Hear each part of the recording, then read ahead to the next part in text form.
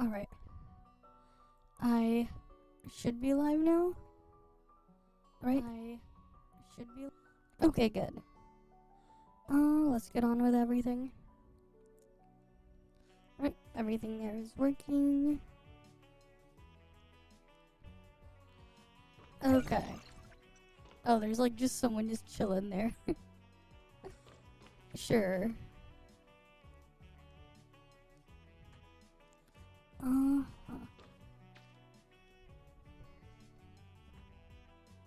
Wait, what the hell?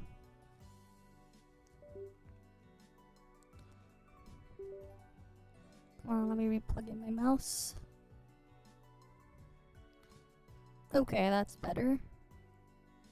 You've been off from ToF. What's happening in 5.0? You made sure you transferred your account at least, right? Because that's, you know, that's over now. We get new mechs. Mech controls are different in 5.0. Void Piercer's getting buffed for all elements except for Altered. Keep in mind though, the Fizz and the Frost buff is on the off-field damage only, but they are getting buffed, right? So there's that. Controls from Mecha, they're changed a bit. Instead of the skill being on the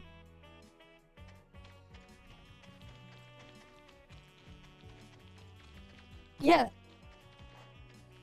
Wait, what do you mean you're parsing 2.2? How the hell is your damage so low?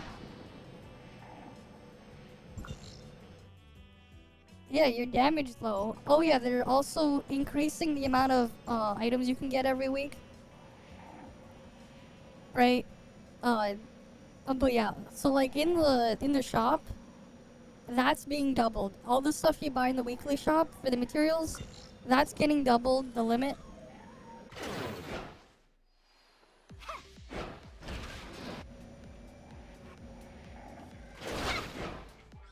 You mean 35G, not 3.5. Why you put the point there? You mean 35G, not 3.5. I'm like, wait, why 3.5? Ah, yeah, rip pad.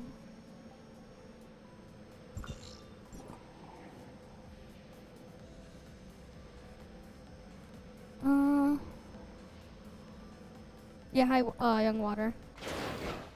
Doing fine. Alright, let me get my account warped over here. Gotta quickly get my dailies done first. Oh, that's loud.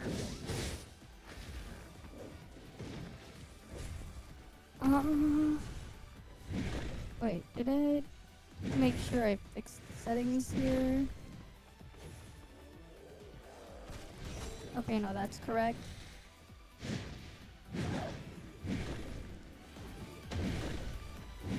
Oh yeah, alright.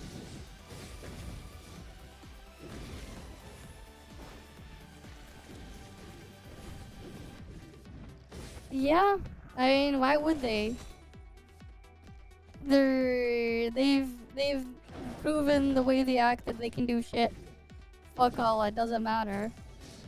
And they will still praise them. Hey, that's their own problem. Right, that's their problem. They can keep getting what's happening to them, man.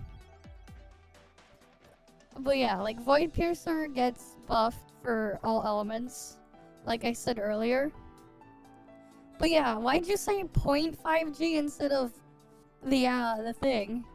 Because it's not 0.5G when you were talking the thing earlier. Yeah.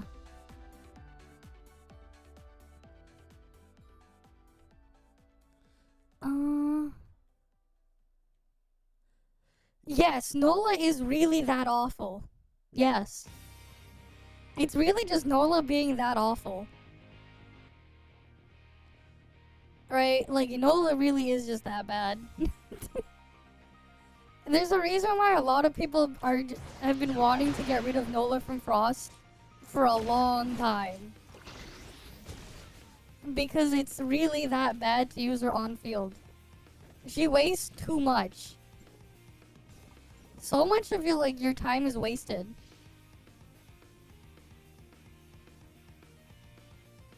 Yeah. Yeah, I know, like, unless you're, like, doing, like, a Bygone, Sequential, Void Abyss, Origin of War, all the, like, longer shit, and then you realize just how painful it is to use Nola. Because Nola on-field is really bad. Actually, like, it's so bad now, right? Even, like, Altered Comp, yes, there is new gear. It's the, well, kind of. Basically, I'm gonna make a video on it at some point. I'm just, working out making scripts for stuff. Because there's, like, I think, like, 3 or 4 videos I'm gonna make on 5.0 before the patch drops. But we're gonna have a new button here. And we're also gonna have a new game mode down here. For the alien hunting thing, whatever it was called. And basically, we're gonna have, like, a new set of gear. You get stuff from the alien hunting ground mode, and then there's gonna be a new shop here, right? So down here, you're gonna have the alien shop or whatever, support shop thing, the space shop, whatever they want to call it. But yeah, and you can buy 40 of the materials every week. You can buy another 50 a week. In here, it'll be like, it'll be next to algorithm data. You're gonna get the new material there. And basically, the upgrade is every level you get 150 base attack or 0.5% in elemental damage of your type, or 1% damage boost in any of the content. And it's gonna be separated for every game mode here. So you're gonna have one for Bygone, 1% permanent damage boost, and it can stack.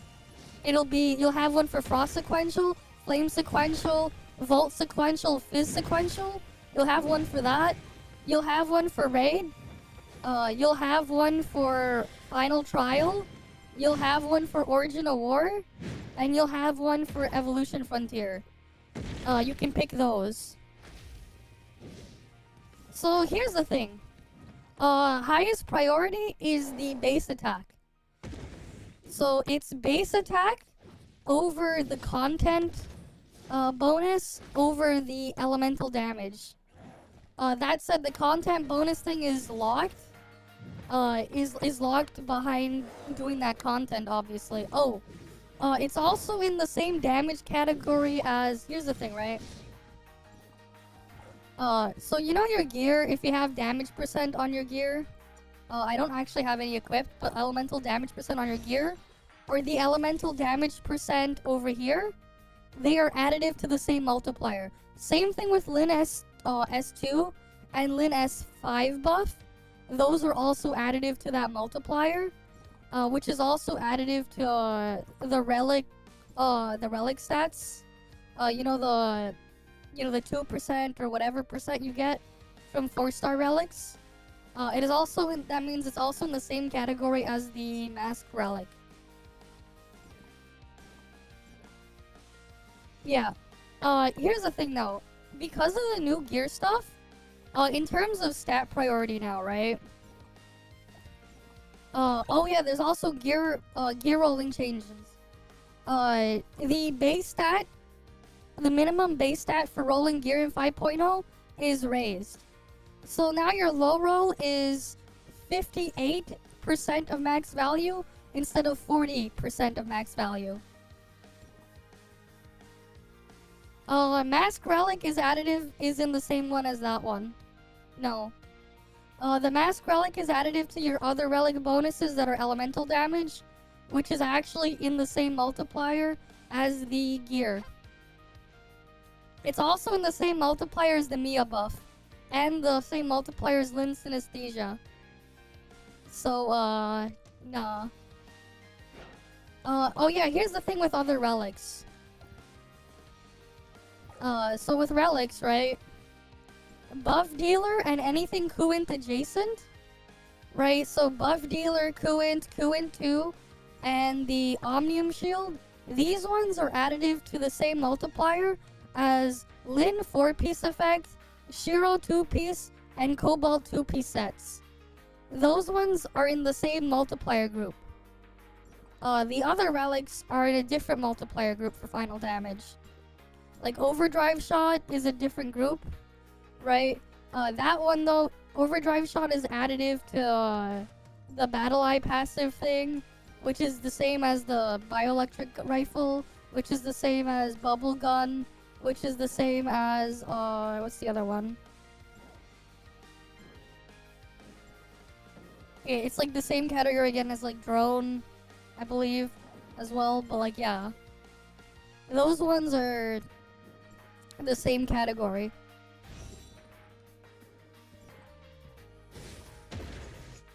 It doesn't matter. The way the game is coded is weird. It ended on Monday. It ended on Monday. It's already closed. No more test server. It's closed. There's no more test server because it's closed. Yeah. But I got like enough footage. I'm gonna be like rolling some of the stuff out into videos.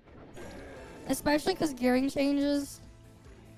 Oh, and speaking of gearing stuff, right? Gear priority for stats when rolling gear, right? It's still going to be base attack, higher base attack and base crit rate, right?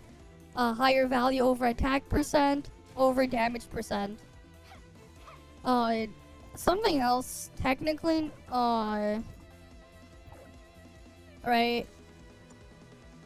Actually having crit rate percent rolled on visor, actually, and trying to get to 100% crit rate, not a bad idea.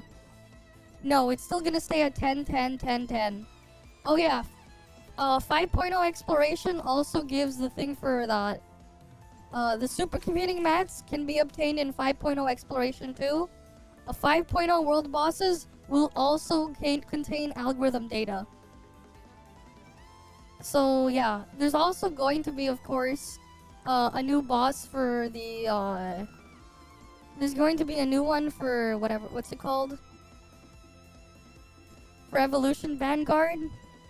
It's like Sobek, I think it was. We're gonna get Sobek over here. I don't remember what it was, but we have a new boss. It might have been Sobek. But yeah.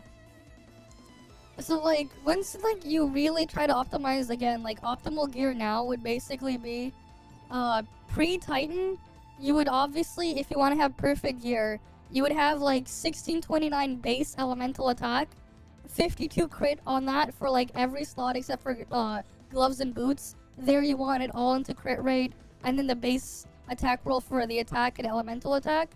And then like, for like visor, like ideally you would basically want 7% crit rate with the base roll for the generic attack, the elemental attack percent base roll, and then your elemental flat attack, assuming you want it to be perfect. And then of course the other bottom pieces, that's where you want your attack percent. You want your attack percent on your engine, exoskeleton, and reactor, assuming min-maxing. If you want to be fully min-maxed. Those pieces want attack percent, while the visor be crit rate percent. Yes, they will be higher. The lowest base attack roll then you can get was like, what was it? I have like the chart somewhere. I had the old chart, but like it ends up being 58% instead of 40%. Okay, then you're good to go then. But yeah, they're making the event permanent for everyone, which is nice. It's going to be permanent. So like, that's gonna be nice. Double join up when? I don't know, man. We might get Domain Guard, because there was data for Domain Guard on the test server. Don't know if we're actually gonna get it though, but we might get Domain Guard. So Domain Guard might also be coming back. It's the super boss, the super world boss. Right? The super world boss that uses a special key. That might be returning. Right? If you want your condoms, you know, it gives 12 condoms per key. And the only reason why you would do them is for the condoms. Because each key is 12 condoms. Because, like, it doesn't drop anything else. Yeah, but you don't need those. You know? If you're, like, at that point, you don't really need them anymore. You end up with so much that you don't care.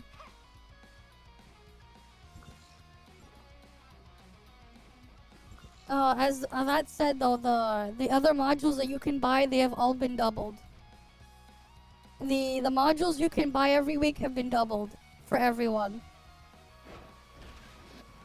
So, there's that too. Double the modules. So, hey, it makes it just a little bit easier for people to catch up with that. How many days? I don't know how long the patch will be, but 12 days until 5.0. You have 12 days. I'll probably get like my Void Piercer buff video out later this week. I'll try to get it out this week. So that if people still want Void Piercer, they can go get her or whatever. Because she is getting buffed for every element except for Altered. Yeah, May 13th.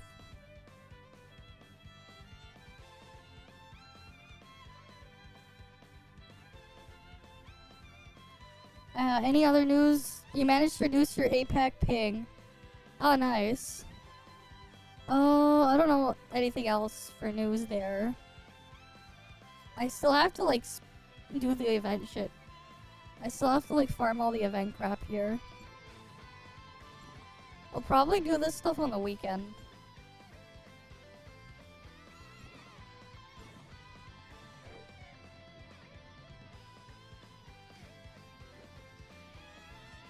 Yeah, I'll probably do the event crap on the weekend. Oh yeah, also, if you have any excess of the current mech parts, you can sell them and exchange them for currency in the next patch. So you can go and buy the new stuff for the new currency. You can, like, sell them back, like, with the recycle menu. You can recycle the any excess mech parts you have for the current mech. Because, like, they're gonna give you a bunch of mech parts for catch-up. But, like, if you already had a lot of them and you already maxed it out, you can just sell them. So that'll be nice, too. Right. That'll be nice. For the people that need it. It's super funny, people complaining about WoWa having 12 banners one patch. 10 pulls being locked after 30 days, the event pulls being locked, yeah. I mean, here's the thing, right? I think the problem is like, the overall cost and how they do it. Because, like, with ToF, they rerun every character constantly as long as it matches. And the thing is with ToF, right? When you do pull, you do get actual shit back. But also cost per pull. So, like, the thing is, the cost of a WoW pull is how much? Right, how much is it to whale in WoW again? You want to pull, like, here's the thing, right? Guaranteed pity for one character in WoW is the same cost as whaling a full A6 unit in ToF and getting a copy of 0-star 4 set of their matrices. It's roughly the same price. Right? It's not like the so, like, there's that. You know, you can get a fully maxed unit in ToF for the same price as one character copy there. But, like, the thing is there, right? Because of how their mechanics work for, like, actually pulling shit, outside of it costing significantly more. Well, yeah, because, like, again, the pull value is a bit different. And pulls are similar? Not really. Not really. Someone made a chart on, like, how many pulls it takes to max out a unit. It's only to get the base unit, initially, the pulls are similar on average. It's just that because ToF has the flame gold shit, and, like, you can actually make use of it.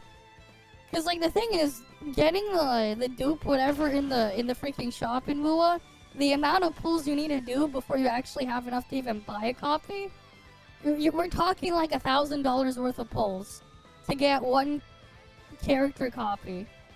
Roughly $1,000 to $1,200 worth of pulls. Keep in mind, it's like what? Exchange rate is what?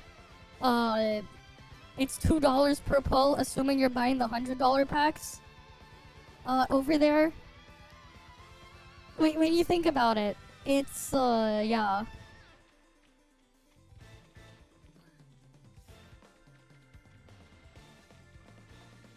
Yeah, like, that's the thing, right. Like, Lua has 50-50, though. Only their weapon banner in Lua is guaranteed. But everything else 50-50. Right? Like, that's the thing, right? Like, when you average out the actual overall cost, Lua is only 10% cheaper than Genshin. It's roughly 10% cheaper. Keep that in mind.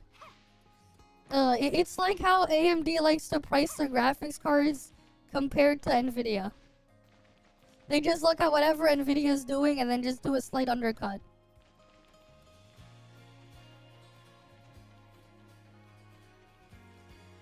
Yeah, like, that's just how it is. Right?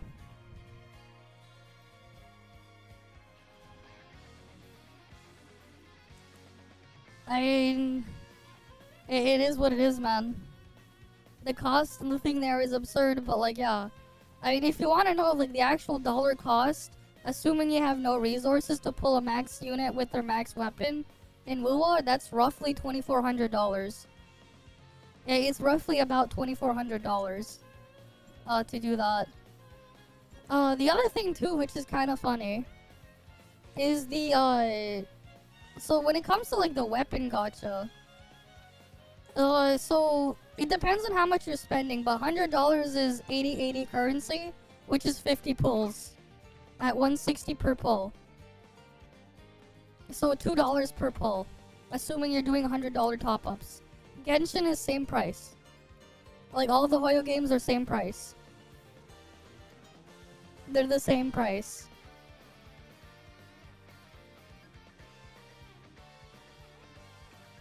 Yeah.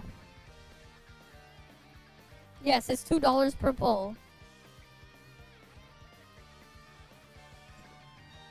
Right, like, we can go look here. Like, how much a pull here? This is Canadian dollars. This is $1. This is $1 in the $1 this thing. This is 2 2/3 of a pull. That is 2 2/3 of a pull for $1. This is 20 pulls, and this would be what, $15 or something? This is Canadian dollars. That's 20 pulls for $15 there. Right. That one's $50 pack, and you get 35 pulls plus the premium currency thing. Right, and like you go here, this is Canadian pricing, so this is what? This is the $50 pack. This is Canadian pricing. Yeah. I mean, like, yeah, like, you have this, right? 2 pulls, $1. That's 2 pulls for $1. Oh, 10 pull for what? Right, this is like $10. Like, this is here, 10 pull. Like what? $8 for this one? Alright, that's $1. Oh yeah. Grabbing that one. Because I still have Tanium there, but yeah.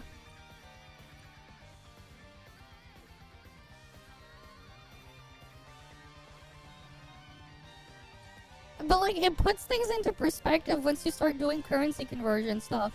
When you look at it for what they truly are, it really puts things into perspective. Right? When you really start to think about it that way, like, it puts things into perspective. Right? Once you start putting things into perspective, it's like, oh, yeah, it's really bad.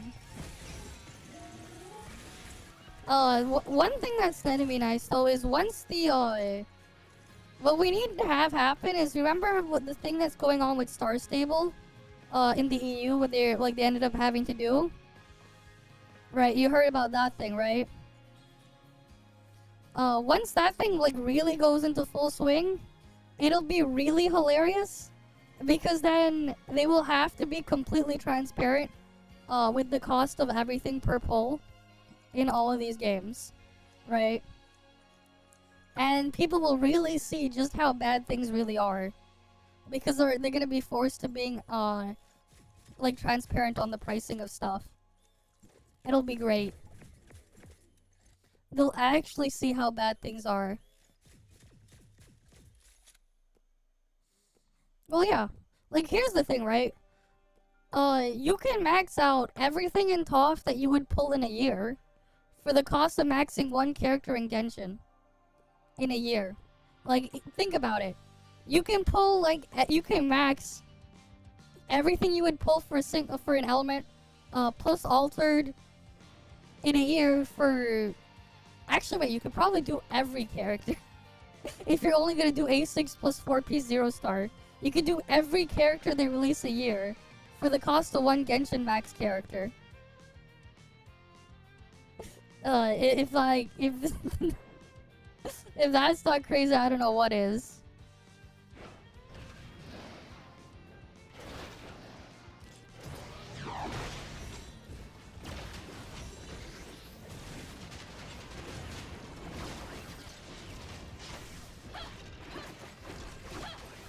And like, if you want to like put things into perspective too, right? You know how many pulls you get from buying the battle pass in Genshin or WoW? The more expensive one even? You get 9.25 pulls. You don't even get a 10 pull. You get 9.25 for their battle pass. 9.25. Oh, and the other thing too is the monthly card in Genshin and WoW doesn't translate to an equivalent like proper number of pulls either, because you get 300 of the paid currency, and then over 30 days you get 2,700 of the other currency, right, for 3,000 total. But it's 160 of either currency per pull. So it's like what? And you only have 1-to-1 conversion, so it's like what? You go 3,000, divide that by 160. That doesn't even get to 20, and it doesn't count evenly. Right? With ToF, you have the Tanium stuff. Tanium, you get the 300 Tanium plus 3,000 Dark Crystal. The Dark Crystals though, they convert, right? Right? It's like one pull is 150 Dark Crystals, so you get 20 from there. Right? From 3,000. So you get nice 20 there. And then you get the 300, which you can do a Pepega conversion, or you can spend it as Tanium. And with Tanium, you can convert 60 Dark Crystals. 60 Dark Crystals. 60 Tanium into 2 pulls. Or, right? You can convert that, each one of those to 2 pulls. So you can get another 10 pull that way. Yeah, Nikkei or Nikki? There's a big difference.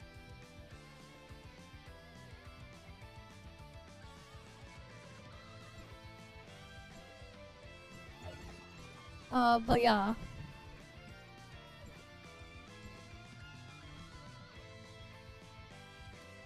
Ah, yes. That's the one where you have the one-handed gameplay, right? The one-handed gameplay. The one-handed one. So you can have one on the game and one on your joystick.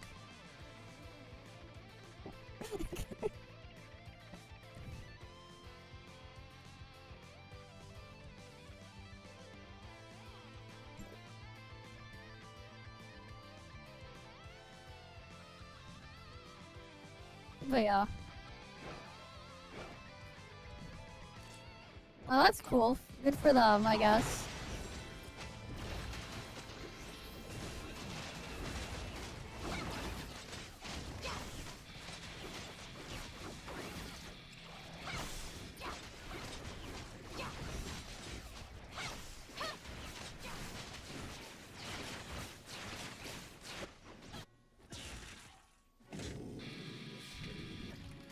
Oh, that's probably because you're not going in raw. I'm talking about like the actual max cost with those numbers. But you weren't going in raw.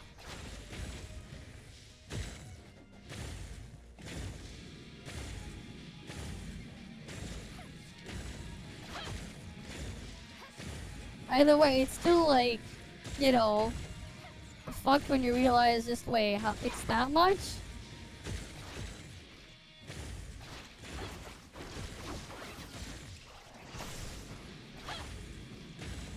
Yeah. Which, you know, it could happen, you know?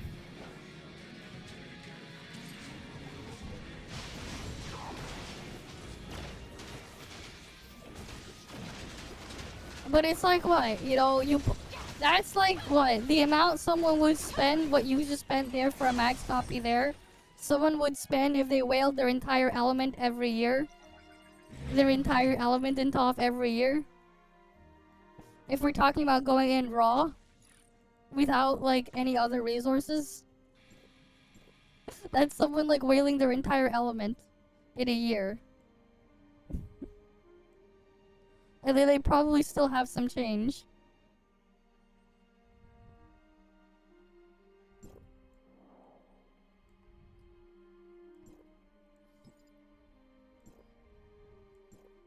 Nita is currently executing food preparation sequence.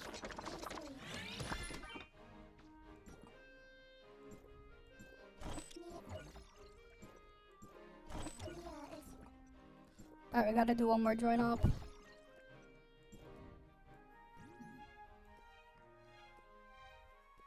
We'll probably kill a couple of the mech first. The eye boss. Because I do want to kill some of those because I still have to kill a lot. Yeah.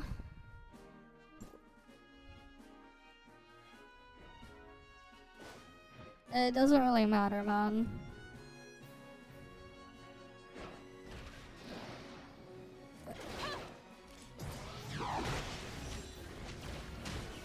Why was why is your latency for Apex so high though?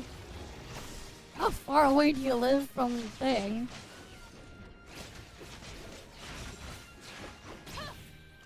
How far away are you for that? You have worse latency than me playing shit on cloud on cloud. Then why are you playing APAC? Why are you playing APAC if you're in the EU?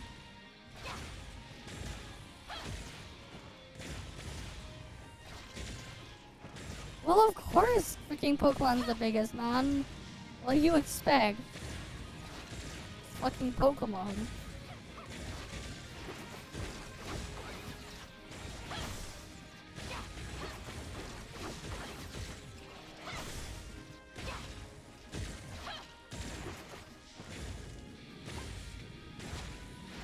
I guess.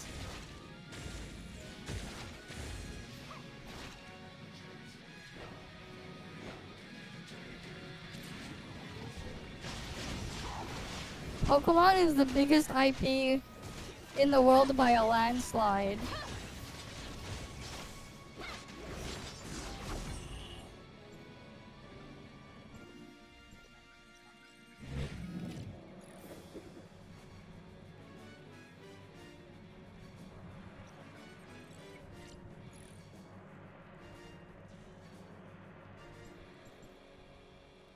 Alright, that's dealt with.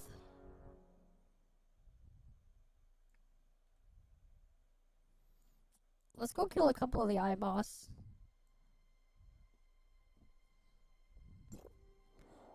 Yeah, fair enough.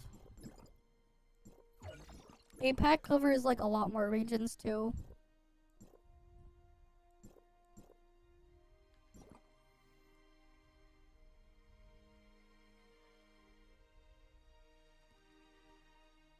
Yeah. I mean, that's the reality, man.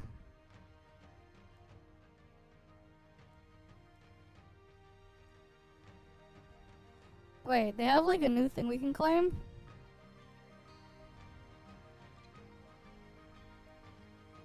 What's going on here? Oh yeah, that's right. The 10 pull stuff here. Right, 100 dark crystals a day, the 1,000 dark crystals, and then here, 2 pulls. Stellar glory, cool. Nice. Free is free. Free resources, very nice. Supply run is still active for those people who didn't claim that shit yet.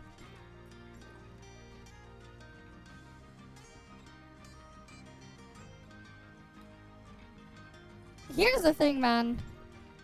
Here's the thing. Here's the thing about gachas, man. A lot of them are extremely boring. Especially to watch someone deal with them. They are very boring. Okay?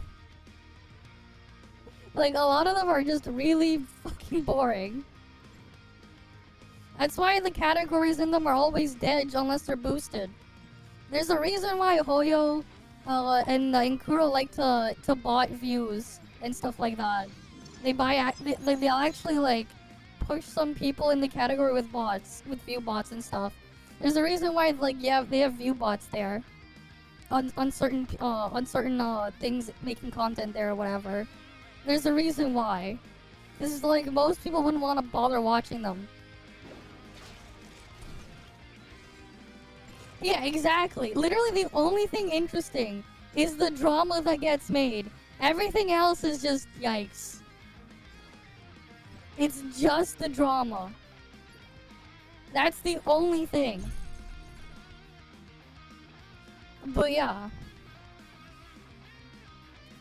I like, just as it is, man, the game itself is extremely boring to watch. What are you gonna do? Watch someone go fight a bunch of crap in a stupid circle with a timer? So that they go do it again and again? Yeah, cause like, the reality is there's no game in the gachas. There is no game.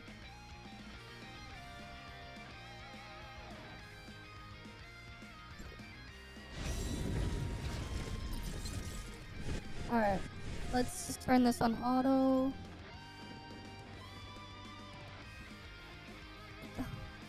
Free target. Raid.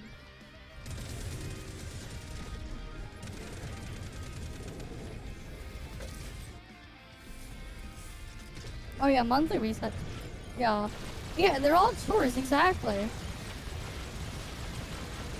ToF is like the only one that actually has the freaking multiplayer shit. It's the only one. Cause like the other ones, the multiplayer and all these other ones are fucking awful. Wilma's multiplayer, for example, because it's a copy of Genshin, it's actually worse than Genshin's. Wilma somehow found a way to make multiplayer in a gacha worse than Genshin's. Kuro somehow found a way to make it worse. And they by copying Genshin and removing a character slot, they made it worse.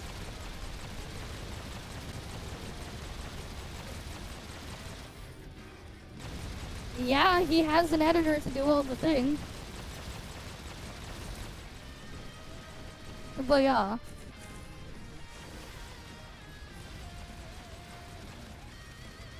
But like, yeah, what happens when you take the Pepega chores away out of the gacha game, man? What's left?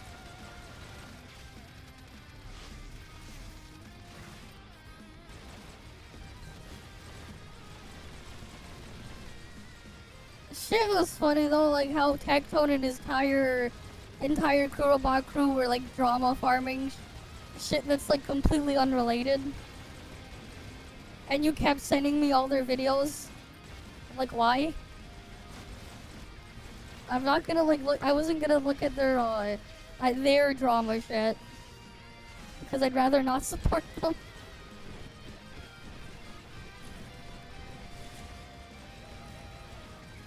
We still looked at that thing because yeah. Yeah, the open world in them are dog shit, man. They don't use it.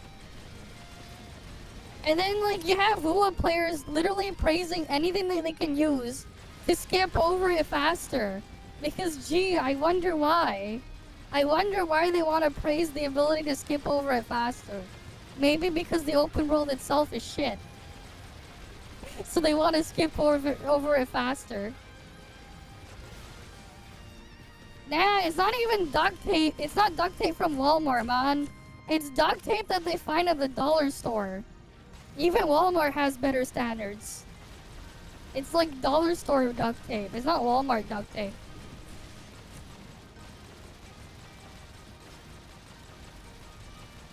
Yeah, the information on that thing is Popega, man. I'm not gonna watch it from them either, because they're not gonna fucking look at the thing objectively for what it is. Especially with like how emotional and shit they can be over the thing, and how they act over this stuff. Like, fuck no am I gonna look at them for information. Fuck no. I'd rather look elsewhere. I'd rather go after the ones involved, or get the information from another more separate party. Yeah. Because it's like, you request the skip button, then what was the point? And like, at some point, it's like, then why are you even doing the thing there? A skip button it's a nice quality of life here and there, but it's not gonna solve the problem. If you want to skip the thing because you don't like it, you know, it's like, what does that say about the stuff there? Like, a fast forward button, and being able to put it at faster speed, sure. Why not? But yeah.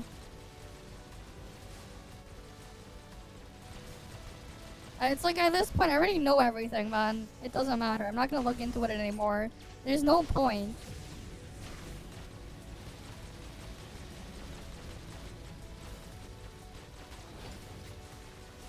At the same time, though, it's like, all sides of the thing that's going on, it's kind of like just Popega. All sides of like everything involved there. Alright.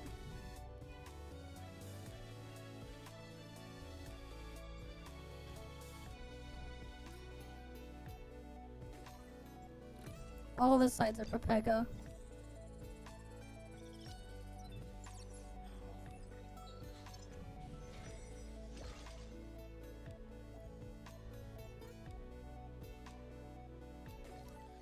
Alright, it is what it is, man.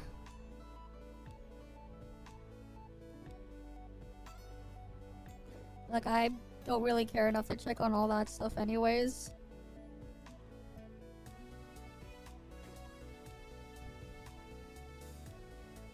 Like, here's the thing, right? The only reason why the freaking thing even happened was because she was just, her and her boyfriend or whatever, they were being extremely unprofessional and not going about it the correct way.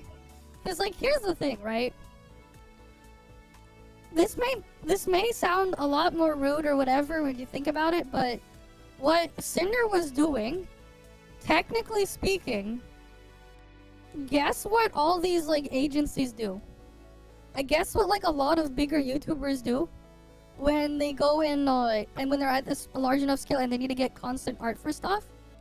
Guess what they do? They do exactly what she's doing, except instead of it being that way, they would formally hire them as, like, an actual employee.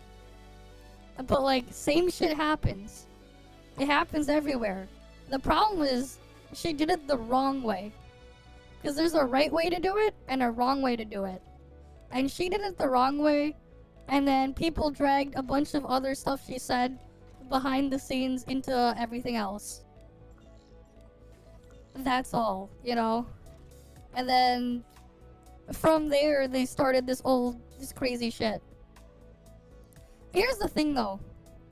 Having someone, like, hiring an editor to work for you exclusively is not anything crazy. Because guess what a lot of the big YouTube channels do? They hire teams of editors to do exactly that. Guess what happens if you're in, like, the entertainment industry? And let's say you're, like in film or something else, or in TV or whatever. They do the exact same thing. It's not anything super crazy. Right? It's same thing with, like, having an artist to do specific things. So, Again, it's not exactly anything crazy. The problem is the way they went about it was extremely unprofessional. So here's the thing, right? If they asked about it in a different way, and more like, here's the thing, right? It's like, oh hey, I like your art and stuff. I want you to make stuff exclusively for me. We're going to have this contract here for you to work with us, and we'll be buying stuff from you and having you do work on a regular basis. And we want all the work you do to be fully exclusive. Because that's basically what they wanted, and basically a different way you can translate what went down. The thing is that type of stuff that I just described there in this sense happens all the time. It happens all the time everywhere. And there's nothing wrong with that. Like stuff like your big VTuber agencies, you know, your HoloLive, Niji Sanji, all those other smaller ones, other agencies as well. They do the same thing. At varying different scales, they all do it too. Right? Except the difference is they hire the people that they have doing the thing as a regular employee. And like they do it formally. There's nothing wrong with that. It's just the way they went about it was not the professional way.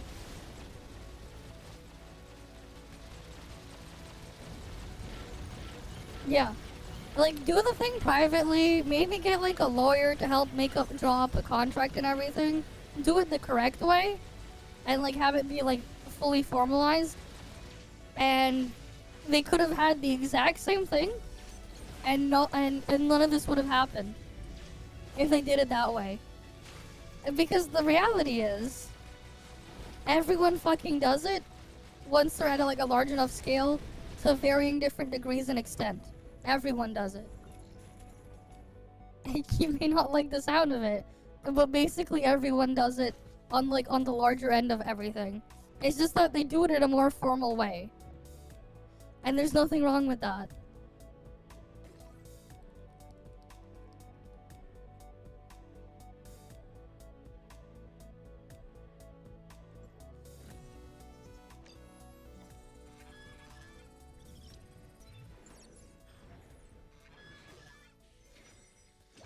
But yeah, like, that's basically it for that. There's no point in going over it anymore because, like, the whole thing is stupid. Like, let's be real. The whole thing is stupid.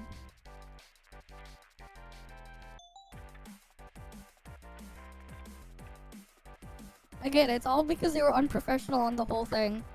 And if they did it the correct way, they could have had the exact same stuff happen, and there would be no drama.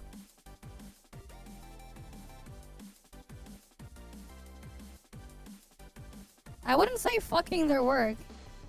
Not exactly, but you can look at it that way if you want. All I'll say is they're just fucking stupid with how they went about everything.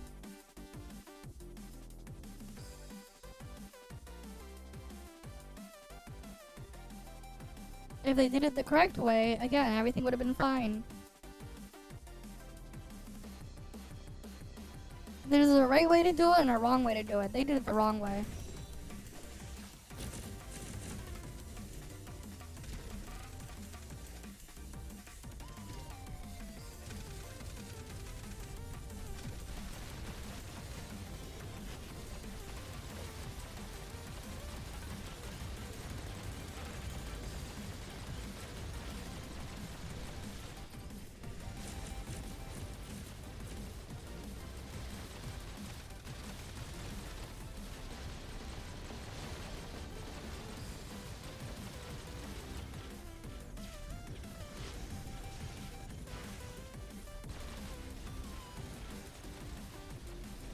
Oh yeah, for like your sub weapons on the mech, the cooldown is basically completely changed for everything there, because of how they put it around your energy bar for like all your shit in the next patch. So like ideally if you want to still farm the mech skin on the iBoss, I'd probably do it now rather than later. Because it's gonna be a lot more annoying until you like get all the new upgrades on the mech in 5.0. If you do it then.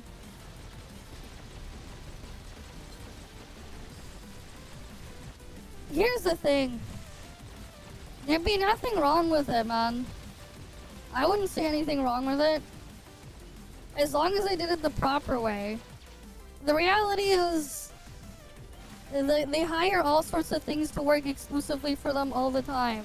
Behind the scenes. Some of them will get exclusive editors and shit. Or whatever. Some of them will hire their mods or whatever to do other things. They might have a company working them for whatever project, whatever they're working on. It happens all the time. The only difference is they should be treating it in a more professional manner. They just weren't being professional about it.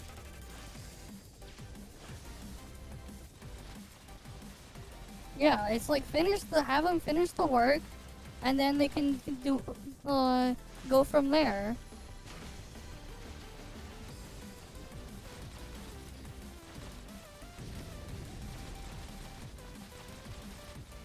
I mean, here's the thing now.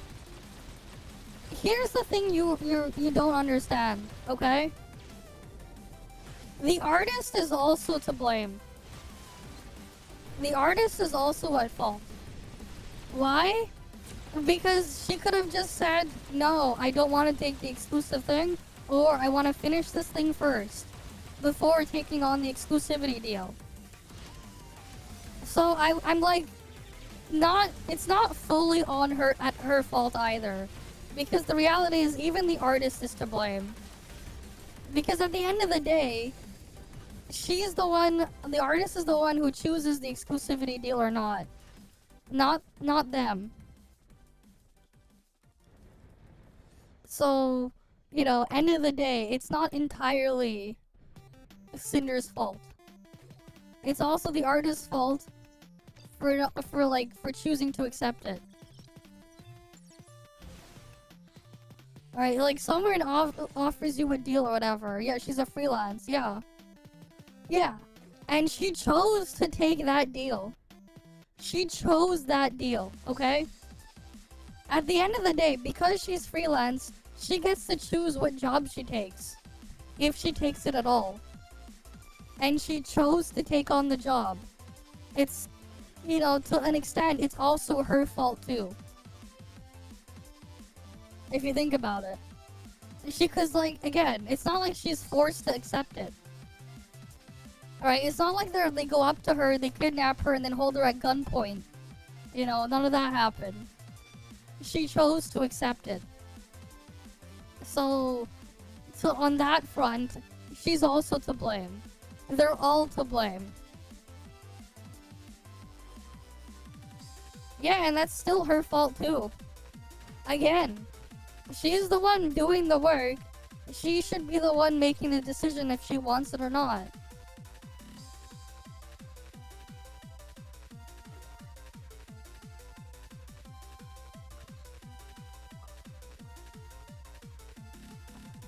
Alright. Are they on the next channel?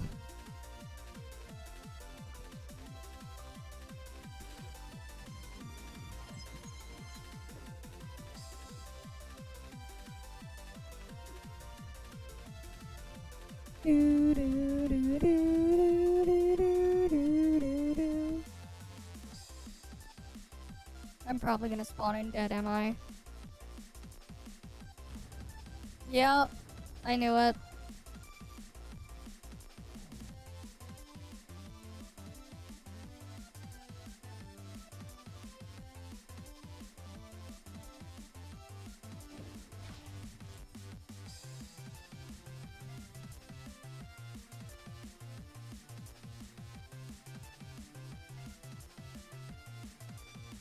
But yeah, at the end of the day, it's not like, she isn't also at fault.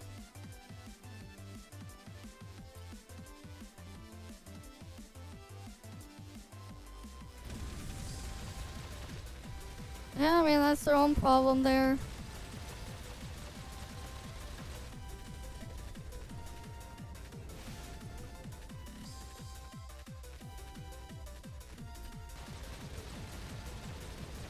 Let's go kill the mech boss here.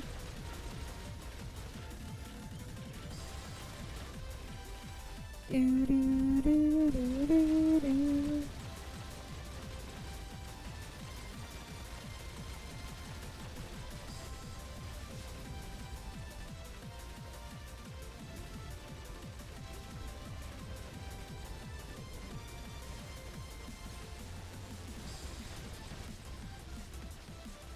Yeah.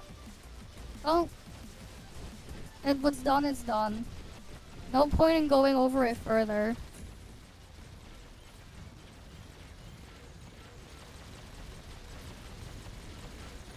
And like, again, like that's what's like, a lot of this like type of drama shit on that stuff is just stupid. A lot of it is just really stupid when you're really starting to break things down.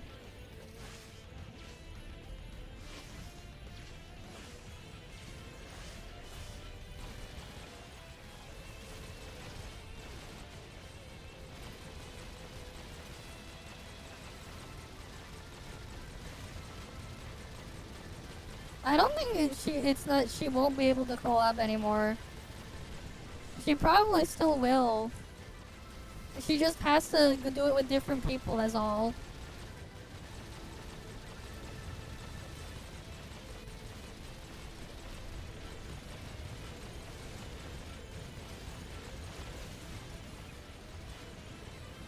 It is what it is.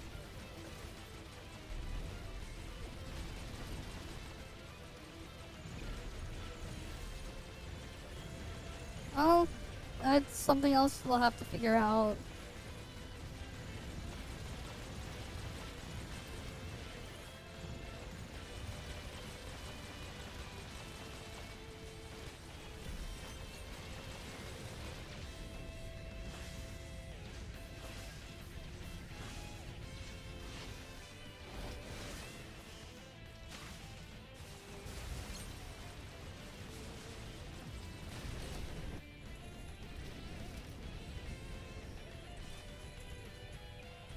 Oh, we'll see how long all that stuff type of thing lasts.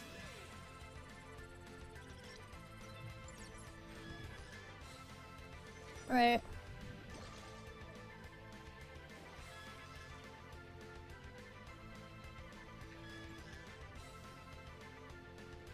Yep. She'll need to get a new one. Pretty much.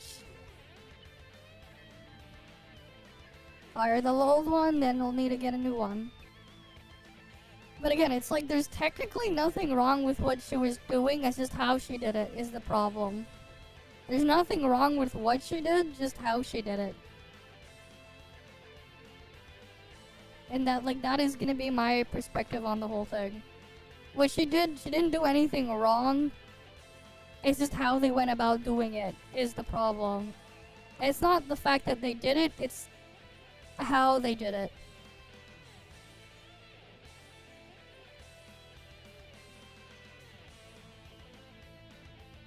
Of course they are, man.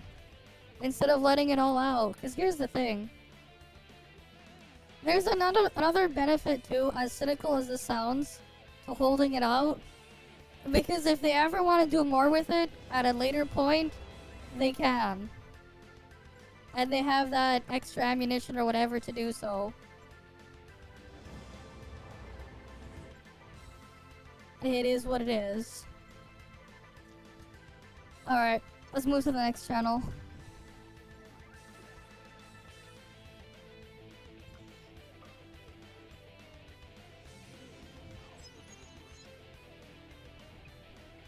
Oh, fucking hell.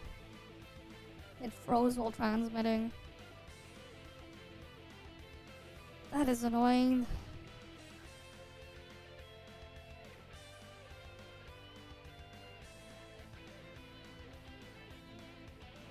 Unsuck.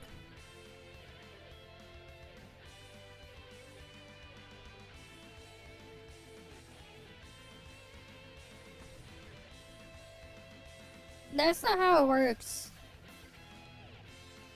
That's not the thing. That's not how it works. That is not how that type of stuff works. here's the thing, right?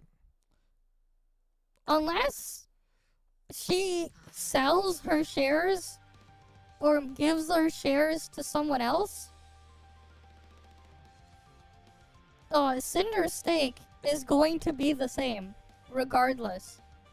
Her stake in the company will still be the same regardless, unless she sells her shares or gives them away or something. It's going to remain the same regardless otherwise. That's the reality.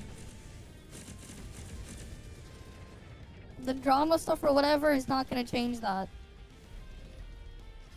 That stuff won't change.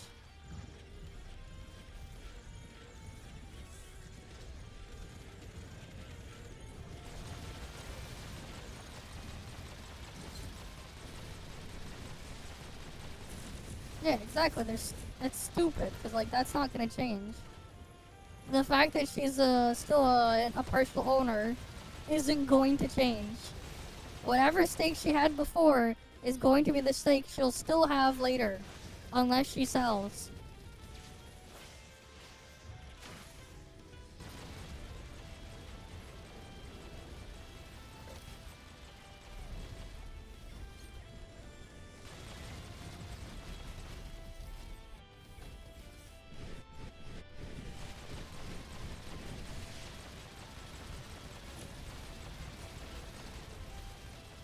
Yeah, but I'm gonna assume a lot of people don't understand that.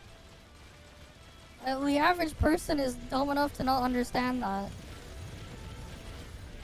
Remember, people are so fucking stupid that they thought when McDonald's had a third pounder sandwich, that the third pounder burger had less meat than the quarter pounder.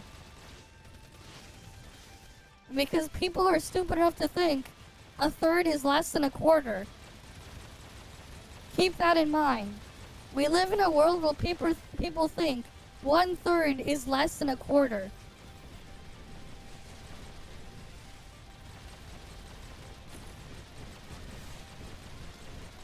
Yeah, they can't take it away from her.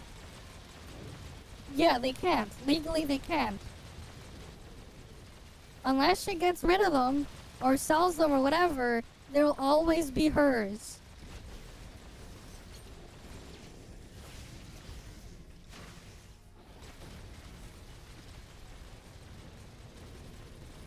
Trying to, like, farm drama off of that is really stupid.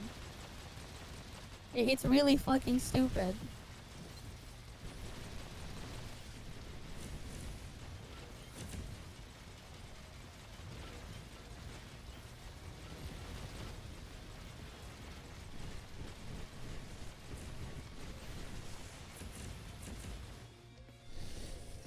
Because people are stupid. That's why.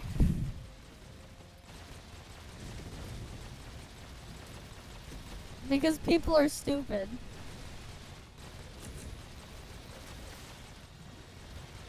I mean, you know, we live in a world where people will try the same thing over and over again and expect a different result. You know, the very definition of insanity. But that's the world we live in.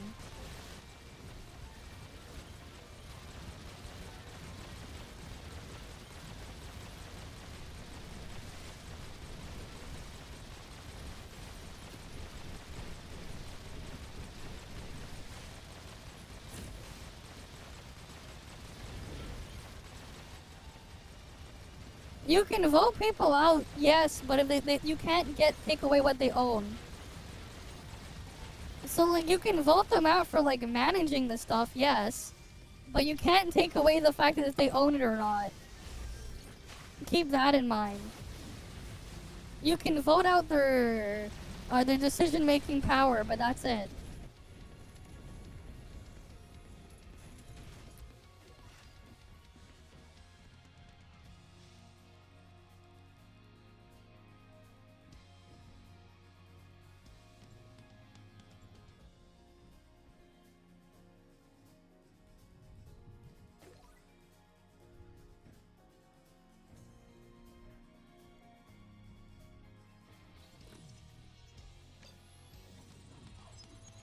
Again, it's why the whole thing is just stupid.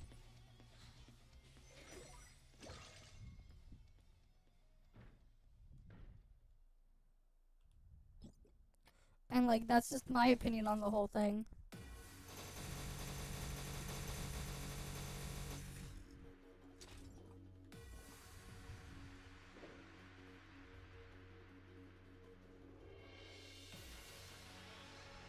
Yep, and they'll still have their voting rights. Exactly, because they own the thing. That won't change either. You can vote them out from like having the initial, like the control out of it, sure.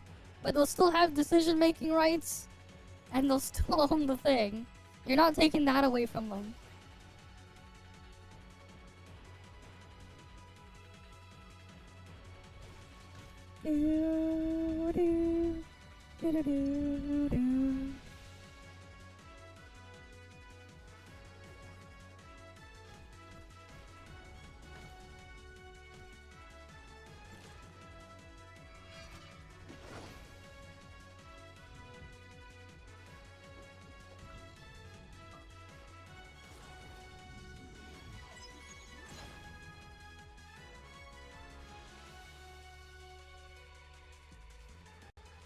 Maybe. I don't know. That's, again, like, I think the whole thing is stupid. I personally think the whole thing is stupid. And, like, I don't want to bother, like, looking at more of this shit there, because, like, again, the whole thing is stupid.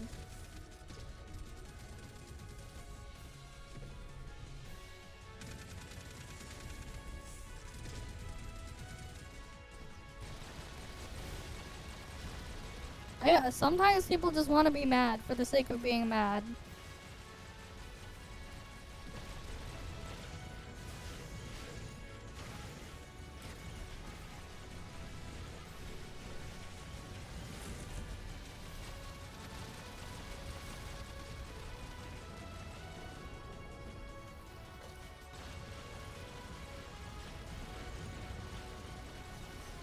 Alright, we destroy this thing. Get rid of this one.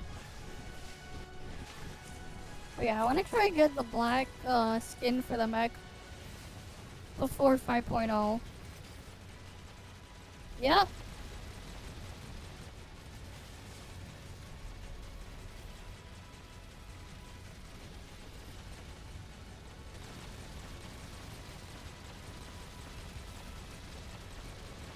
Like, here's the thing with Twitter, right? How do they increase your engagement? The goal of, like, a lot of these sites, so that they can make more money, is to increase user engagement and keep them on there as long as possible. So how do they do it? What do they do? Think about it that way. Right? And, like, getting more engagement is the only thing that matters. Well, yeah, because rage bait equals more engagement. Always. And that's exactly what they want. So they reward that.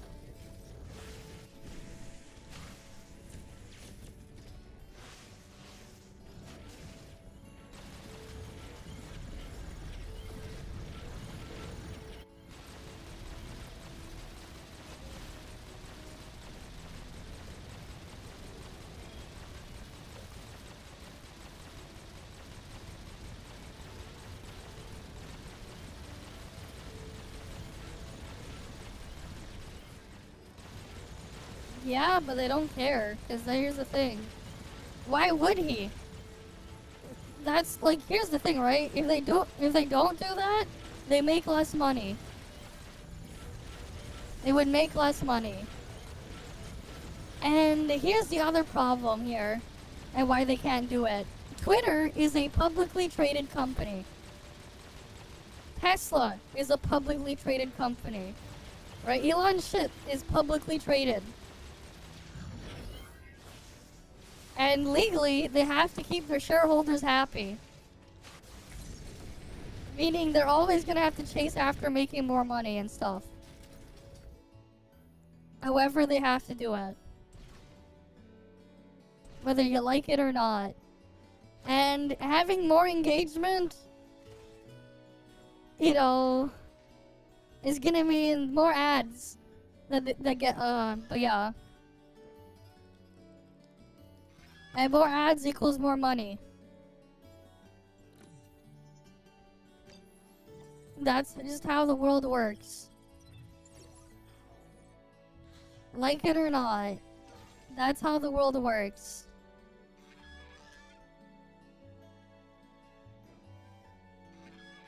Damn, I'm not getting the fucking drop, man. Give me the freaking drop.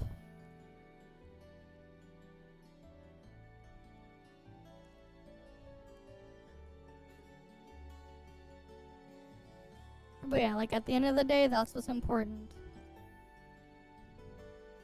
You may not like it, but that's just reality.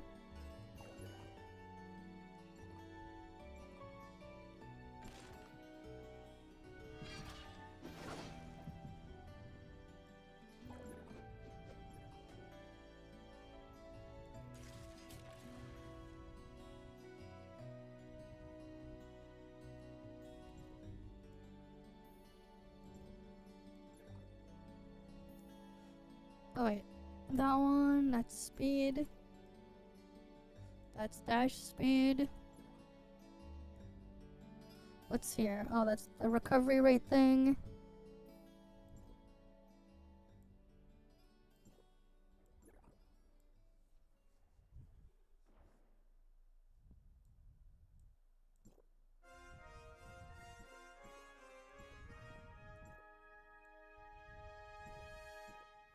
Yeah, I just put that there.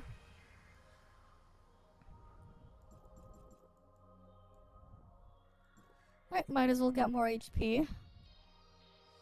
And then we gotta wait till I can dump more again. Oh, and how else would it make money, man? At the end of the day, that's the only way they can. That's really the only reward. Only way to get rewarded. They need engagement to show more ads. More ads means more engagement will result in more ads. That's why they also trap people inside of echo chambers. That's why, like, wherever you go, eventually, once you get deep enough, you get trapped in an echo chamber. That's why, like, everything's a fucking echo chamber. Yeah, it doesn't really matter with community notes, man. You're still gonna, you still have all the other shit going down. Like, it's still not gonna change the fact that this stuff happens.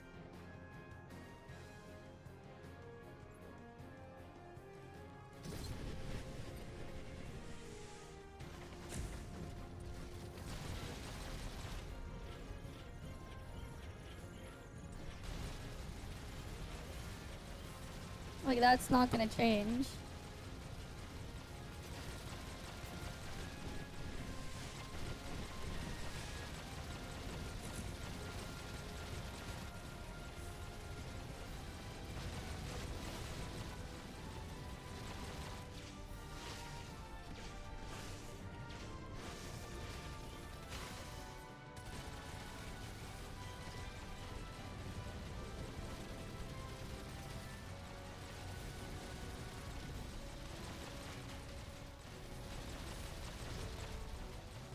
Right. We destroy this thing now.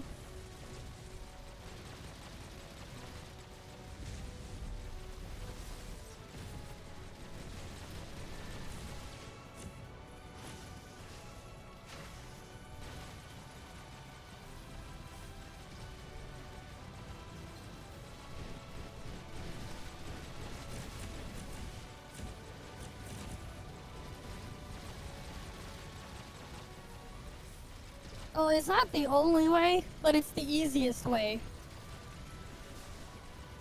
It's not that it's the only way, but it's the easiest.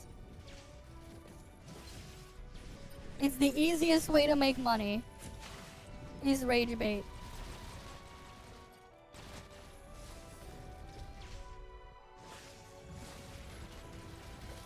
Yeah, there's a lot that don't. The thing is, if you want min-maxed engagement, the ones that do it have the most. And that's what matters if you want to like make money off of ads. Usually the ones that don't go into that type of stuff, they're monetized in other ways. But if you're trying to make money off of ads and that's your main thing, The best way to get engagement and get pushed is through that.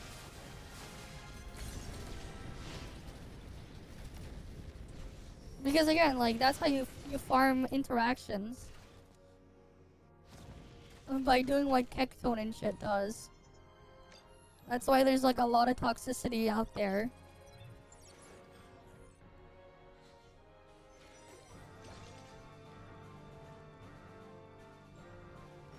Although the team's full, but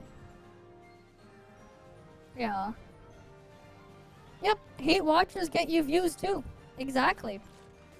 Hate watcher's best kind of watcher. Hate watcher is ironically just the best watcher. Again, if they're hate watching, you can just make whatever you want. Whatever it is, it can be anything. And they will be there to hate on it or whatever. You could literally do anything. They're the easiest ones to farm once you get them. Yep, that's another thing that she could do. Technically, she could. It has its own other issues with it, but it's definitely a one way to do stuff.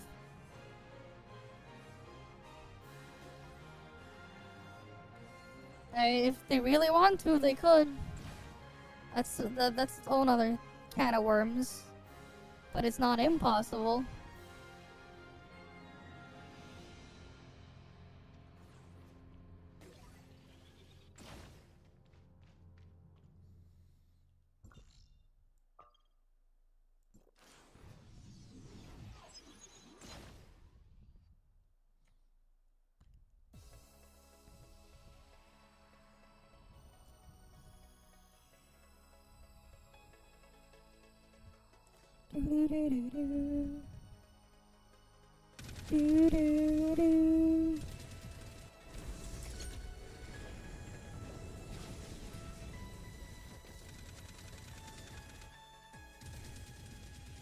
What channel am I on?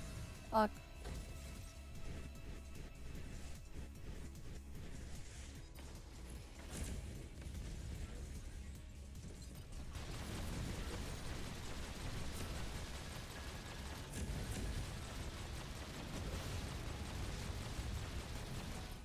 I thought the Nita's available now. We're gonna go look at it in a bit. We're just doing mech farming right now.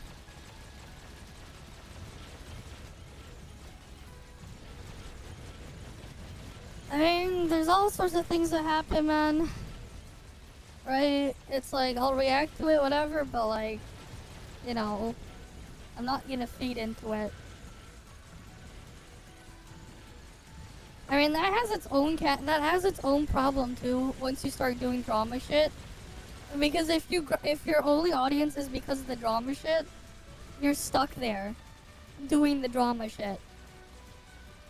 You're basically stuck doing just that. So like, that has its own problems too.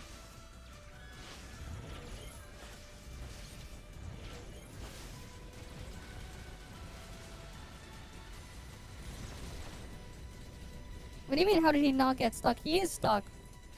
You look at his fucking channel, that's all it is. All it is like all sorts of bait and drama.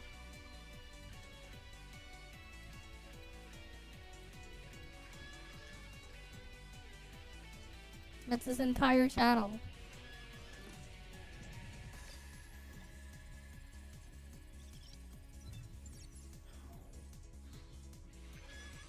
You say that, but then all he does is spits out drama.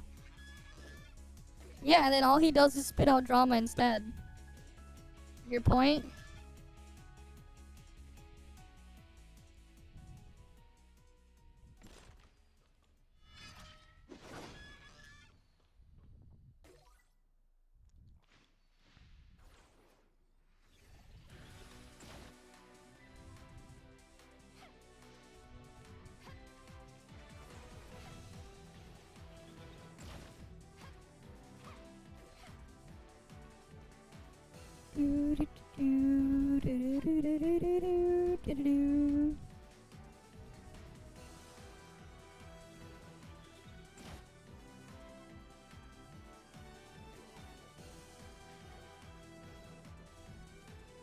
Yeah, I don't bother looking at him live. I don't know. All I know is like his YouTube channel is literally just that shithole.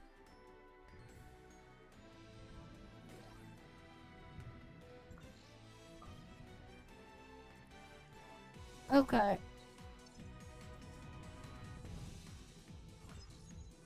On to the next one.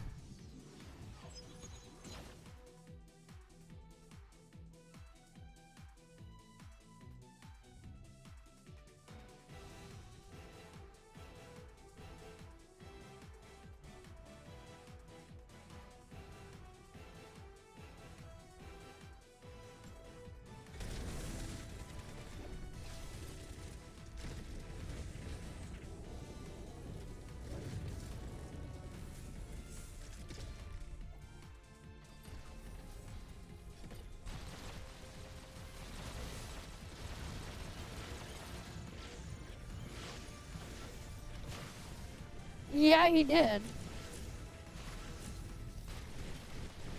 Oh, that's their own mess. Problem, whatever.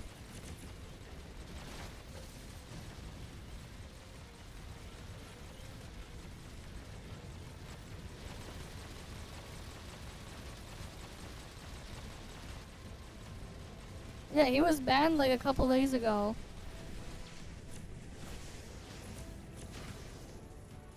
You didn't know he got banned a couple days ago?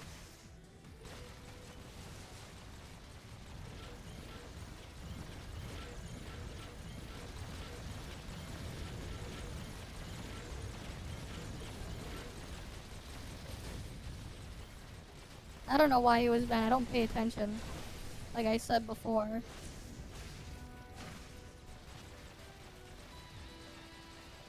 The ceiling crossfield. Just farming a couple of the eye boss. And then we're gonna go into Snowbreak later.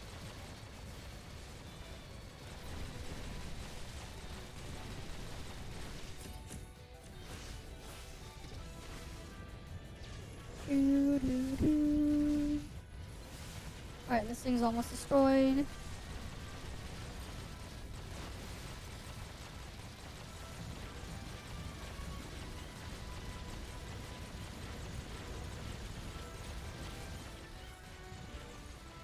Yeah, I don't know.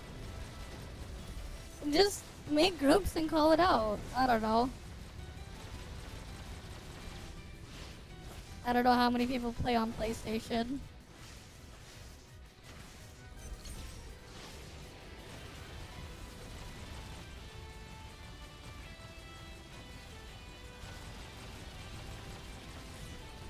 Oh, that's destroyed.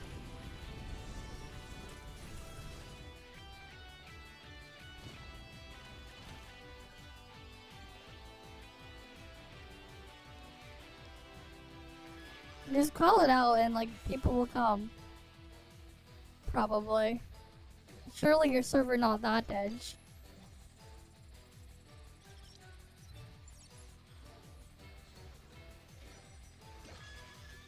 Lord Pegasus made a video on him? Really? Wasn't he the Mr. Beast drama farmer?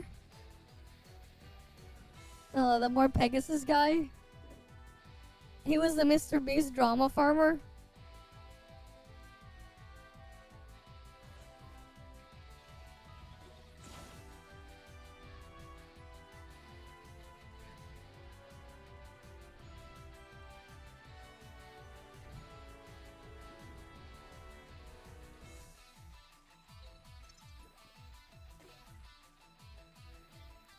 Alright.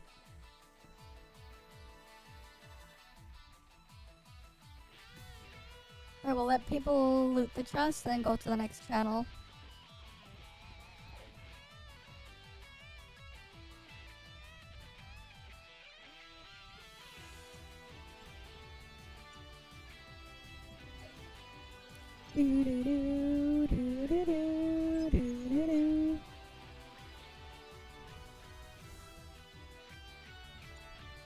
Oh, I have a lot of these keys.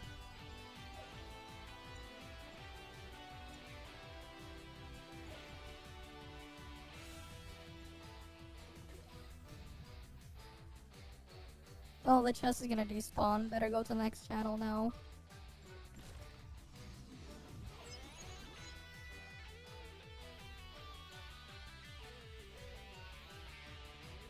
Well, because he's large enough where he can do that, right?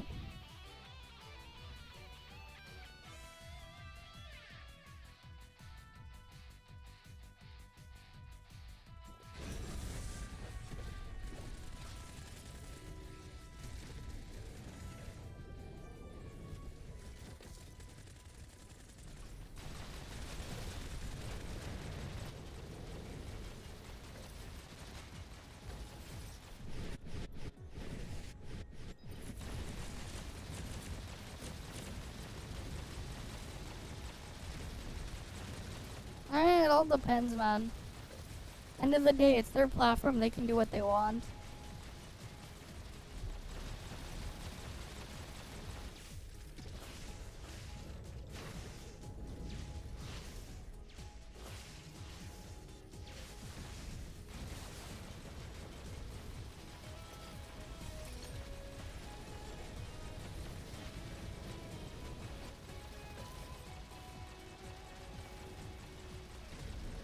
Doo-doo-doo.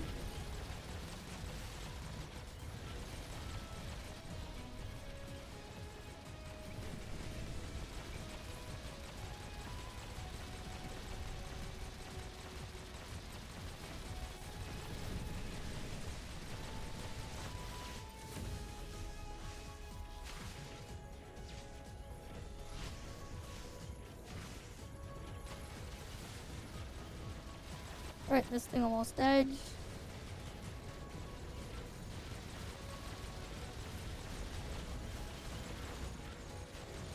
Gotta just destroy the legs now.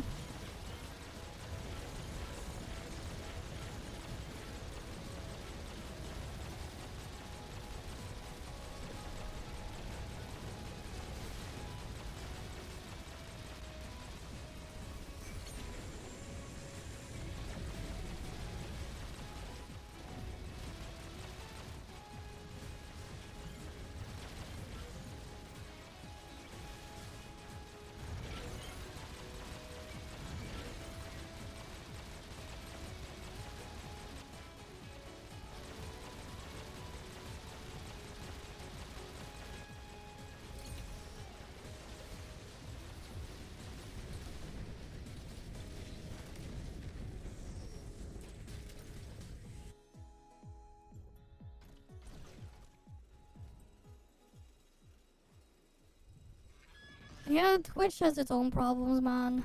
That is what it is.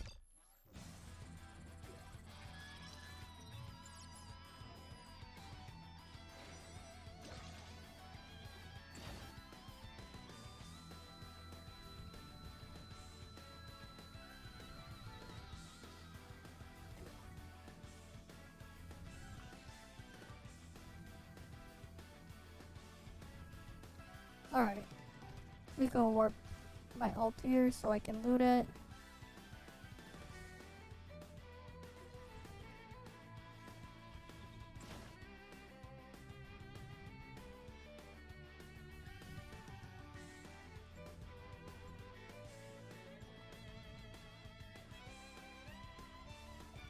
How many keys do I have now?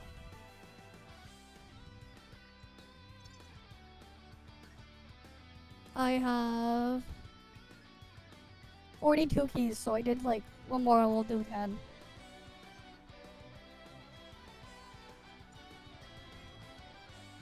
Oh, what's my progress on the other thing though?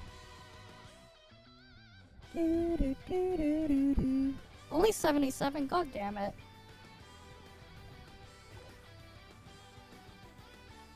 The freaking blueprint drop rate is so scuffed, man.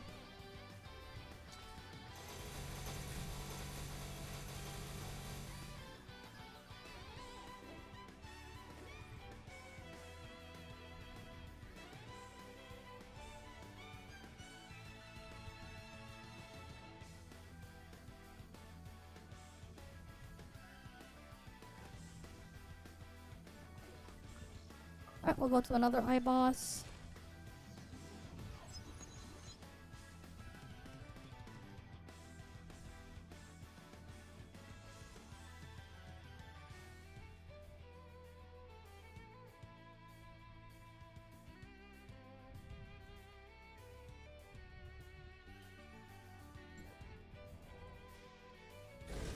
I don't know what's going on there. Not my problem. Alright.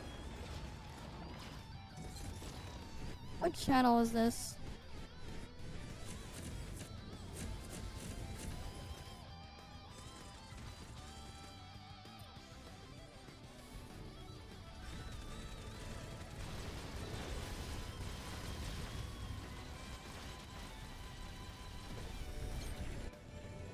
Everything is a mess, man.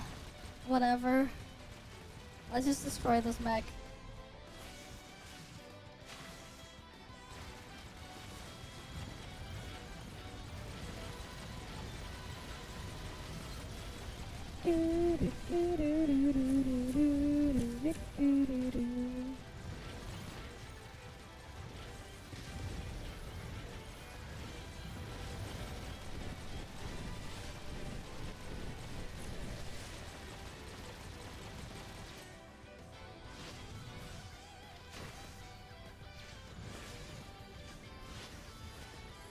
I mean, she's stuck there for now, that's the thing. She's not gonna shift off and leave immediately. It's just that she's there for now until she can move on. She's stuck either way right now. That's the reality. She's stuck for now either way. But yeah.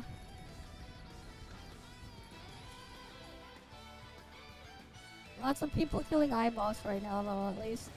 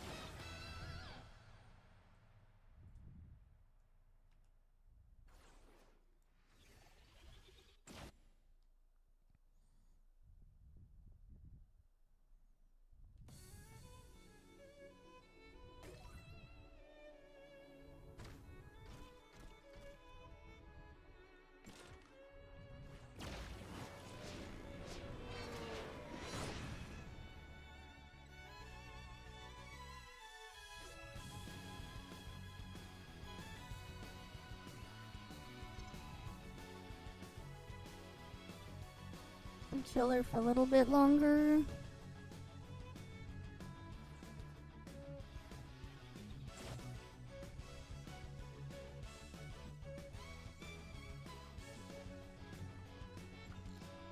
Alright, let's just go to the next eye boss. This loading takes a while anyways.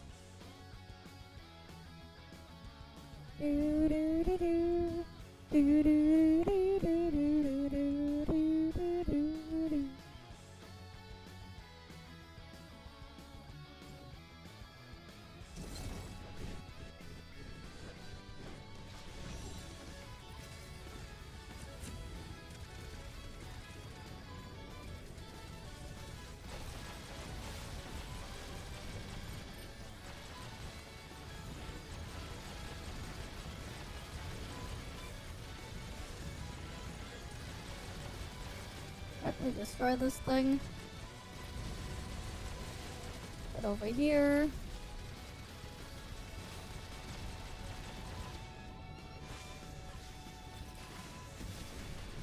Yeah, she really can't right now. She still gets some stuff, and that's what her audience is for now. So until she can, like, actually move on, she's stuck there. She basically trapped herself in there until she can find a place to move on. And trying to convert her audience is also a different problem.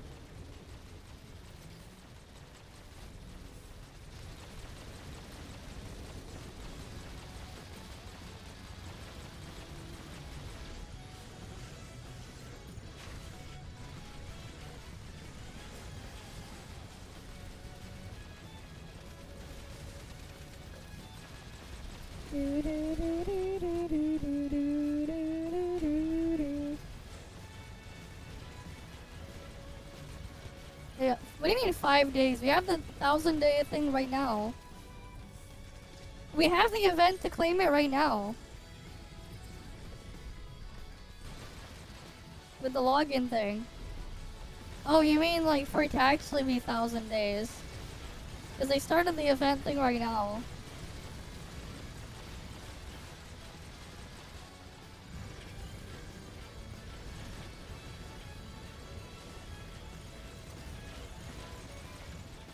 Yeah.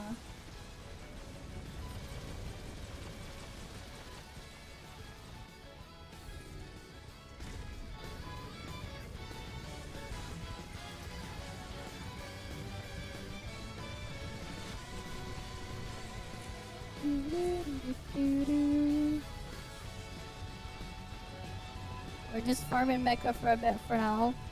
I still gotta do my weekly dream machines and stuff.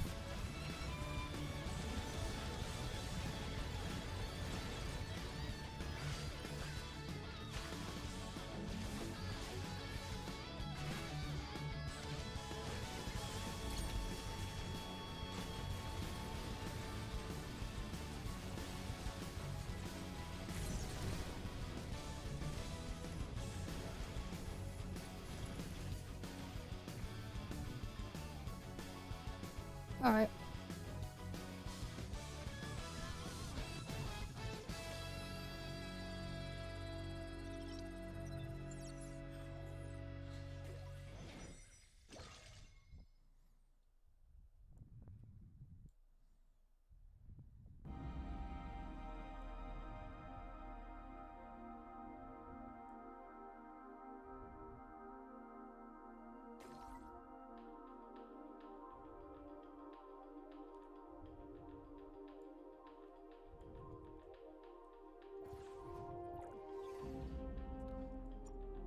Cool, we hit 30.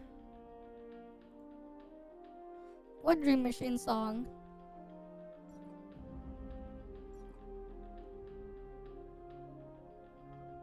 I don't know a Dream Machine song.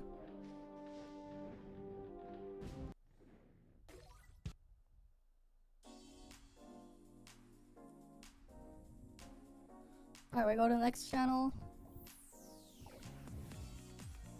Yeah, slowly getting rid of all my keys. 40 keys left. Gotta get rid of all the keys.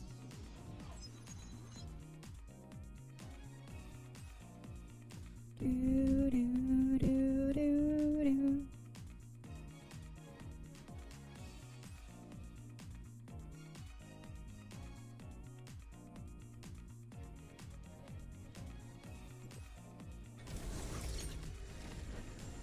Really, there is a song in there that has lyrics? I did not know that.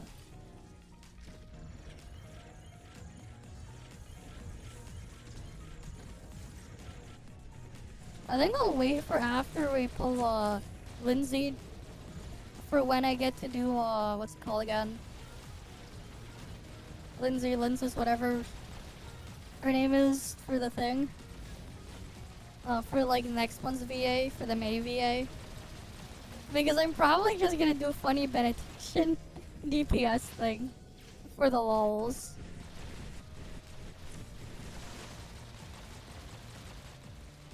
What? Yeah, I don't know what that is. It's this song.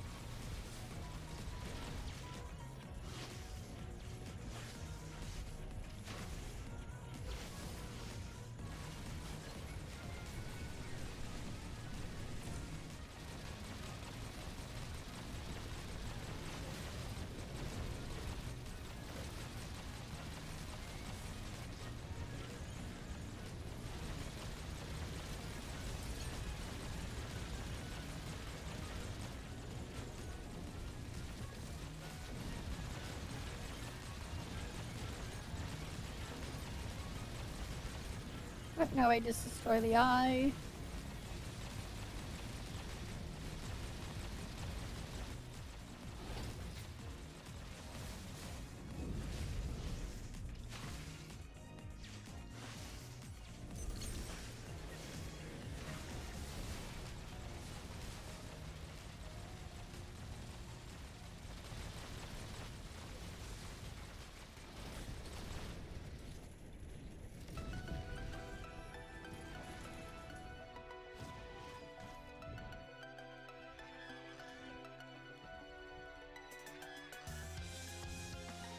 Alright. We go loot the thing again.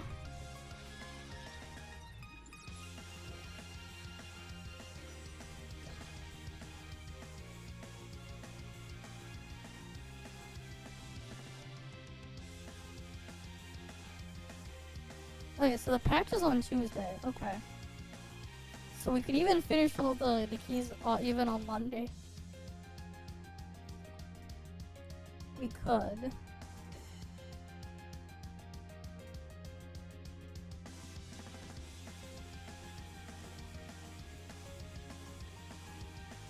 When's our battle pass ending?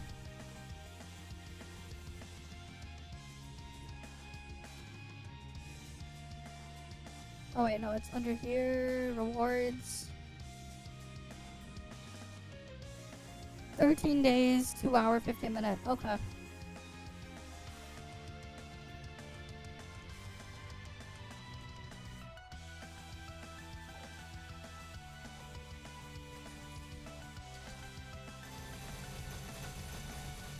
Yep, dump those in there.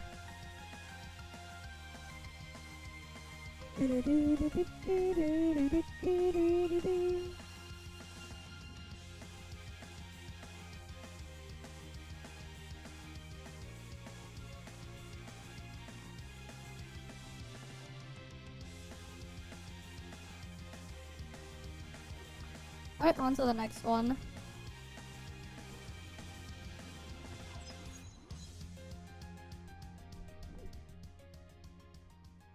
Alright, let's load on in. It's kind of unfortunate how you can't buy the shards for the mech though. You can get the shards for its accessory, but not the mech. The other mech color.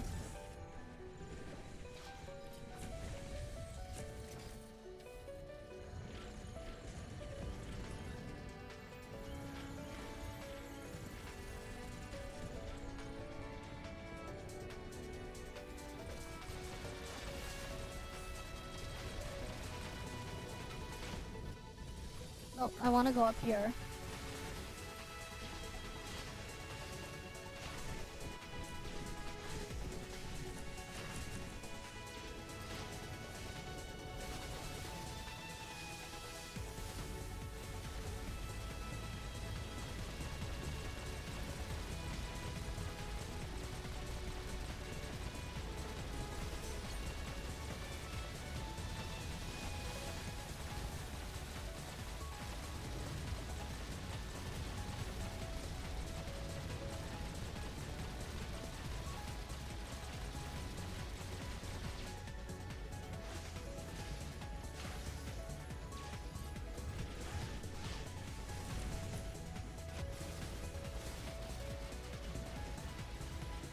Get that destroyed, then down here.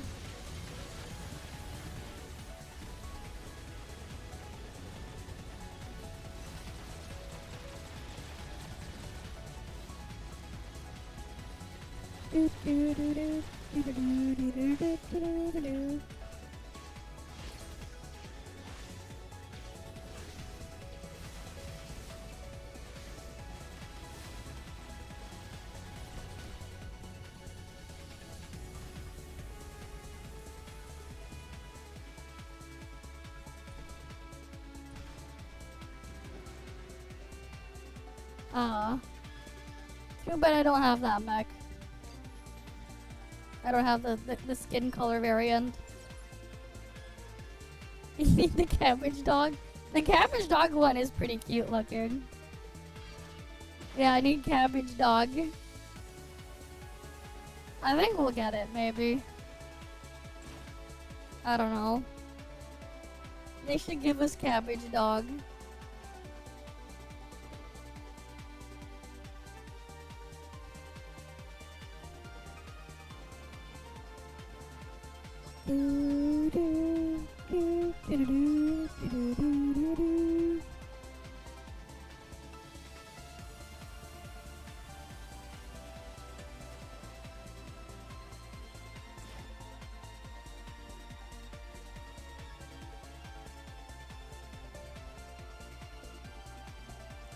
The green neck skin.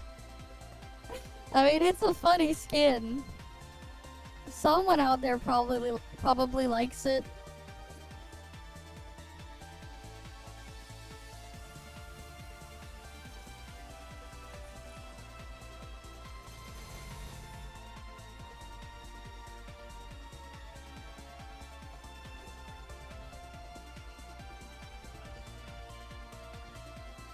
Alright, on to the next channel.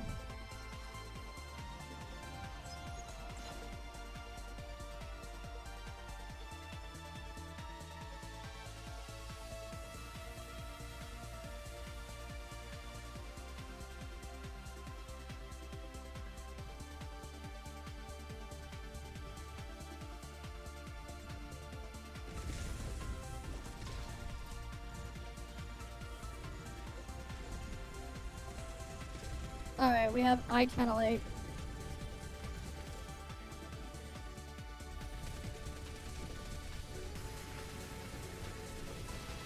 Hey Fabex. Welcome, welcome. Welcome to more farming. We're gonna go on Snowbreak in a bit. Maybe in like half an hour or so.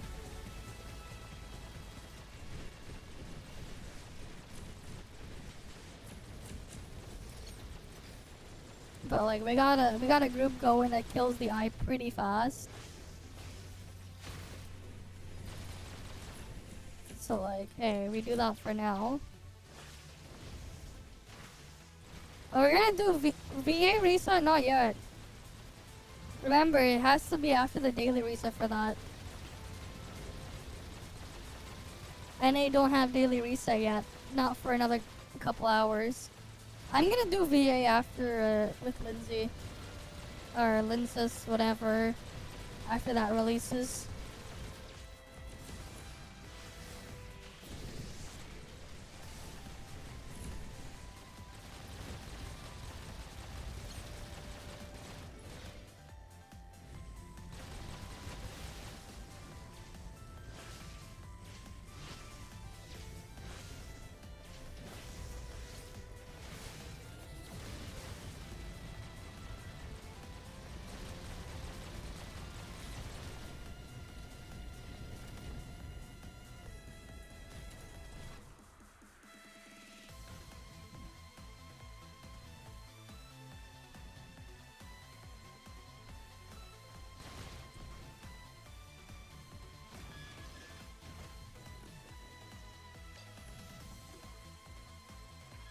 Alright, let me go warp over.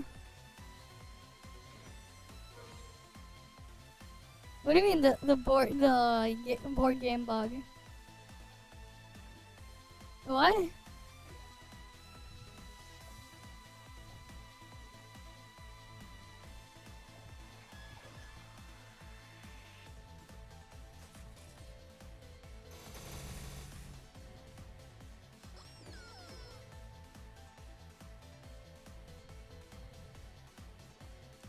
But yeah, at least like we can hit our Snowbreak quota before like we have 5.0 ToF.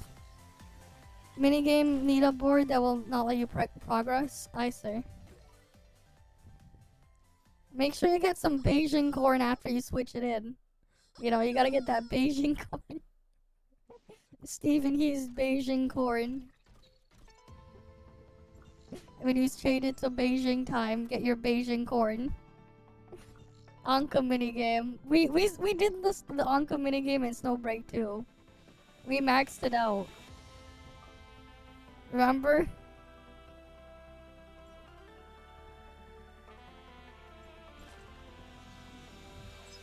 But yeah, we should probably hit the we're probably gonna hit the Snowbreak quota soon.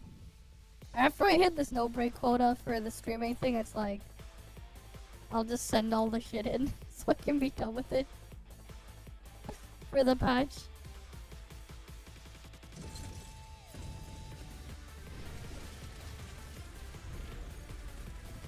Wait, which channel is this? Channel 4?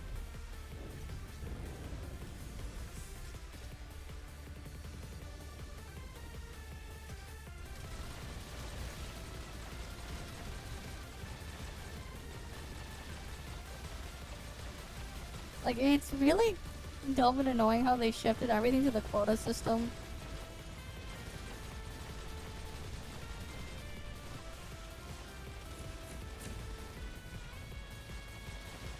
It's like, I'll meet it anyways and I'll hit it anyways, but like, it's a lot more annoying and stressful having to deal with that. Cause it's like, fuck, now I have to like make sure I do it at least X amount of times. The actual streamed hours is whatever. I hit that no problem. Especially cause like I can just double up with YouTube.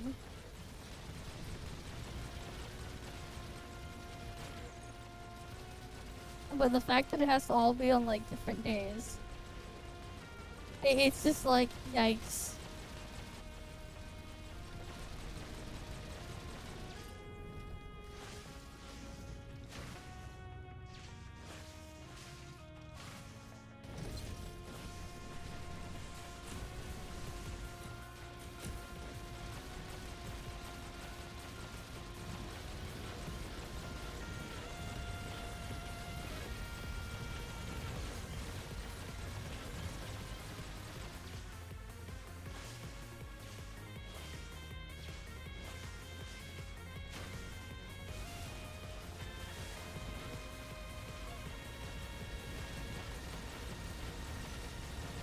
Though actually, I think I found a different loophole for that too.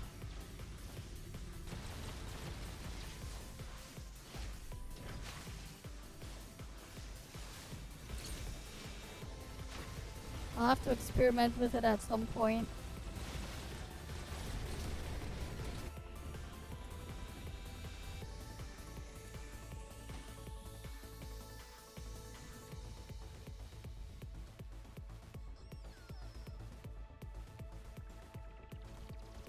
I don't know.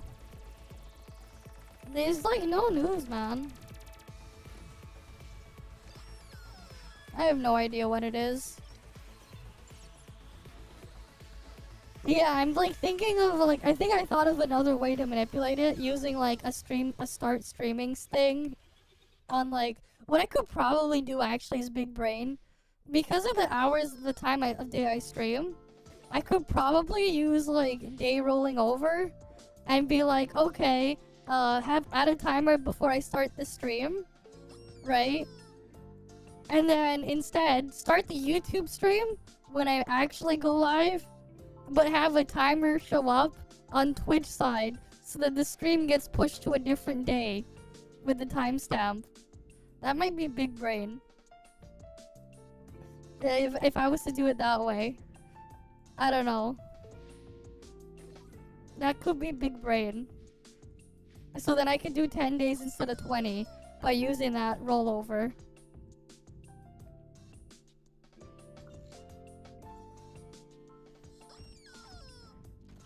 But yeah.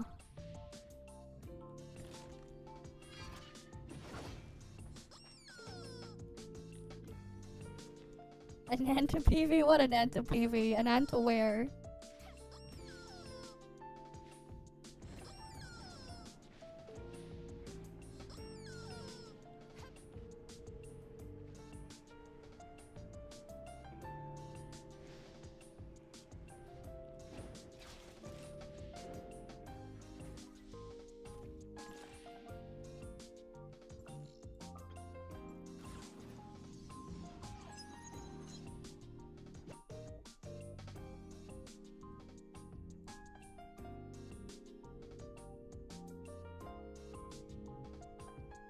Oh yeah, there's a new Gacha Enjoyer video, right? We'll look at that in a bit. How many more keys do I have? Because we've just been dumping our keys.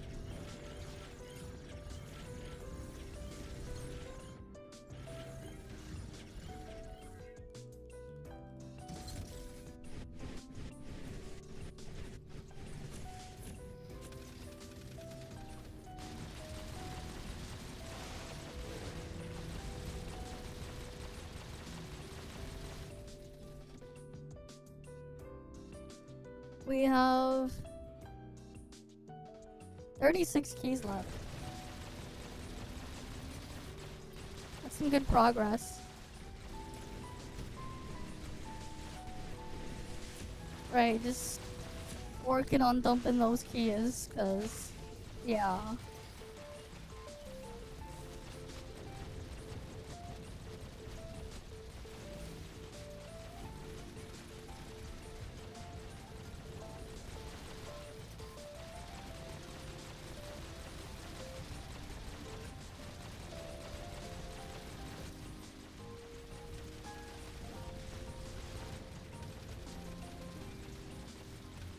You know, I wonder if they're gonna upgrade Final Trial at some point in 5.0.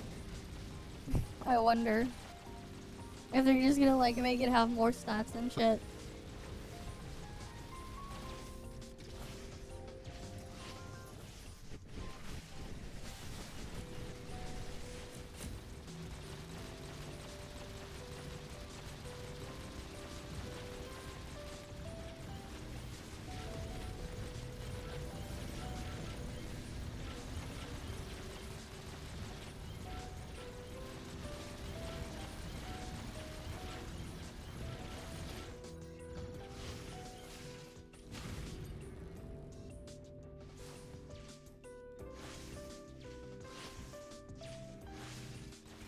Alright, let's destroy this.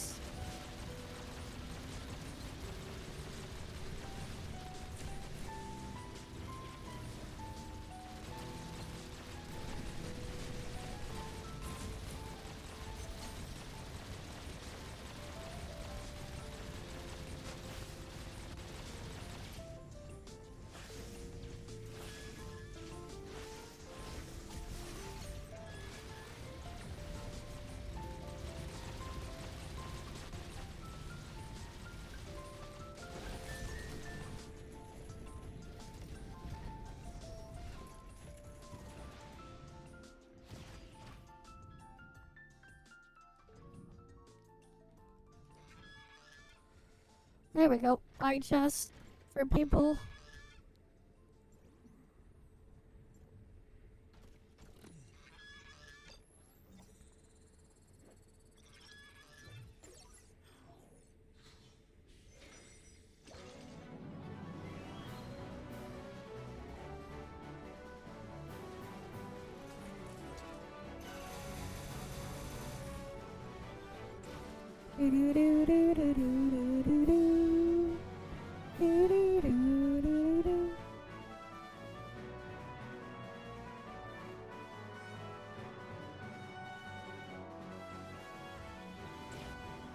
What do you mean, why so quiet?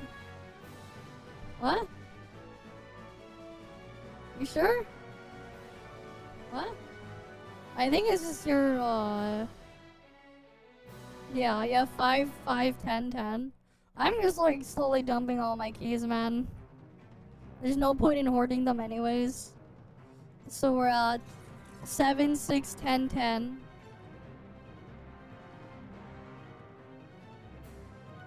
Right. But yeah. We were talking about stuff earlier. It's just that we're just like stuck here right now doing the farming of the stuff here. Oh yeah, I didn't even see how many breakfasts was there. Damn, I have almost 40k DC. 40k DC almost, yeah.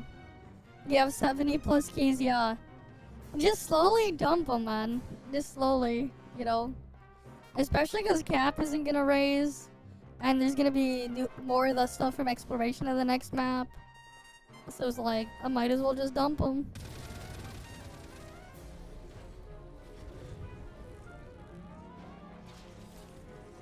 Right. Might as well.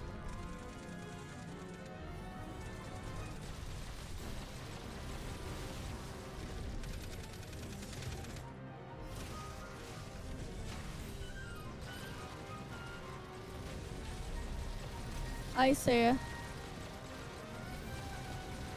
What? We just did a shorter stream yesterday.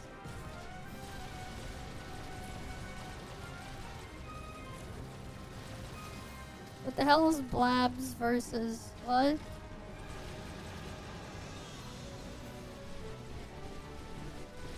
We just looked through that.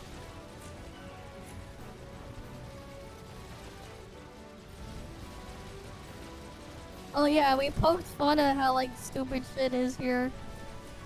How I lived in a country where you make a video about it, YouTube starts recommending a fucking suicide hotline. Oh wait, no, that was the day before. That wasn't yesterday, that was the day before. But yeah.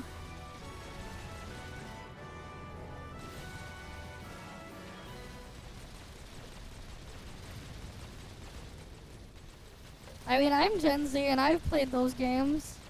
I had no problem. I haven't played those games in a long ass time. But I have played them before.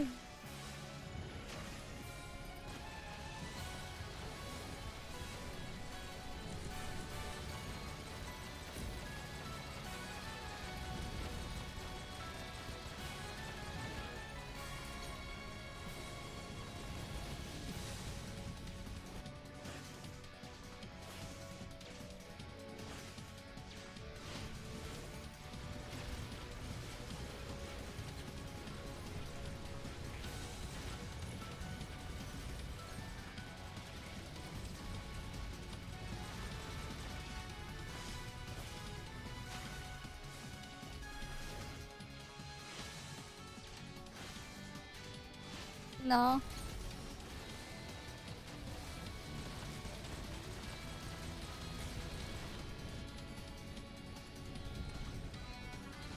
Alright, we go over here.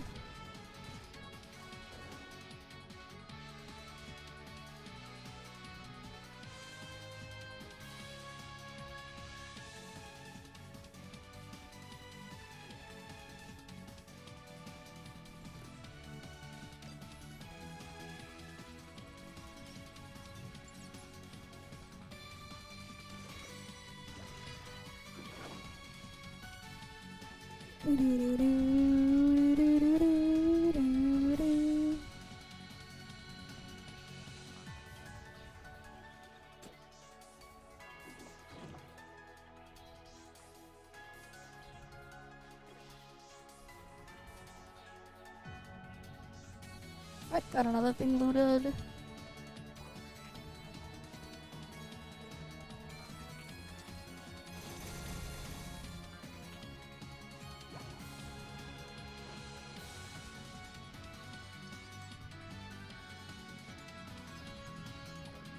Let's make key count now. Well, we'll do like 4 more, I think. We'll leave it at 30. We've just been dumping all of these very slowly.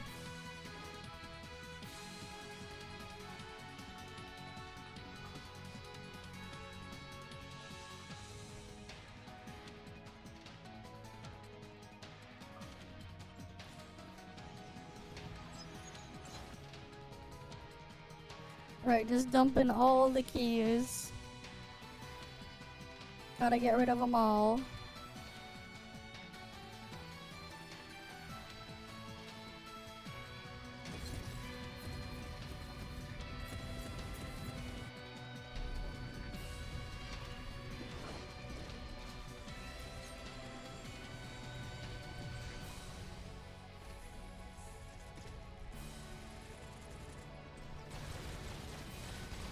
Oh wait, wrong one, I mean... I mean... wrong channel, wrong thing. Which channel am I even on?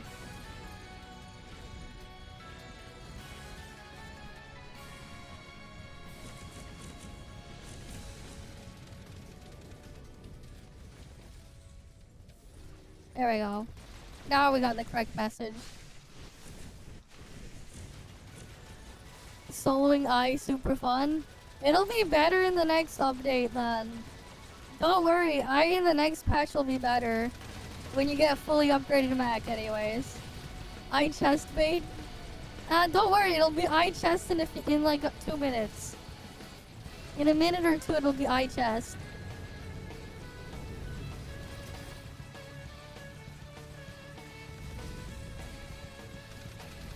It's just constantly doing this shit back to back.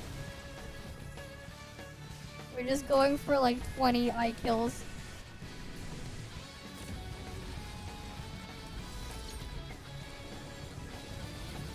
What do you mean smoke break? In a bit. Oh yeah, and then I'm gonna kill some world bosses in Asperia.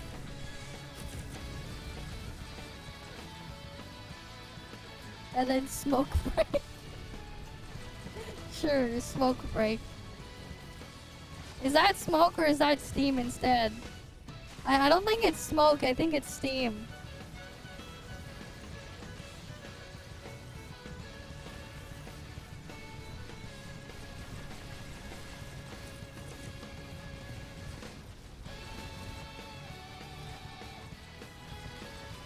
Steam break. Yeah.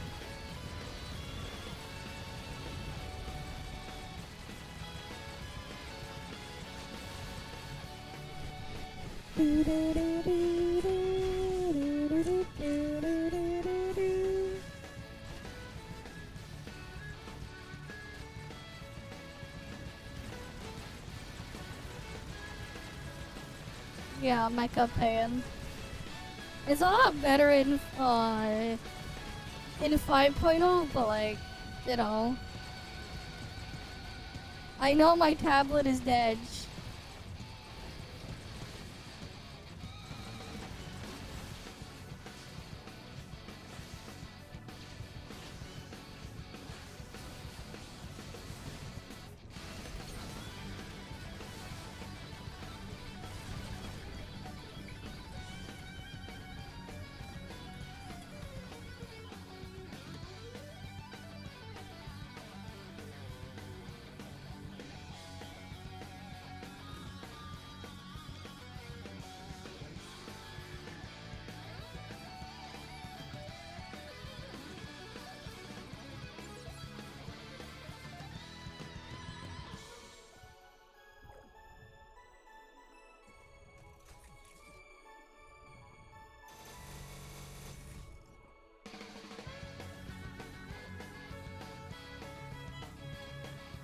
How many of the things do I have? Okay. Almost 10k data sources.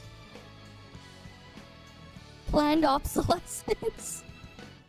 Yeah, planned obsolescence, man. Look at this. I have more Verons than Mira. No. No top. No top-up reset 5.0. We just got one. We just got top-up reset. We're not gonna get another one until like anniversary probably. They just gave us one like thing. Like last patch. We probably won't see it until August. Top-up reset.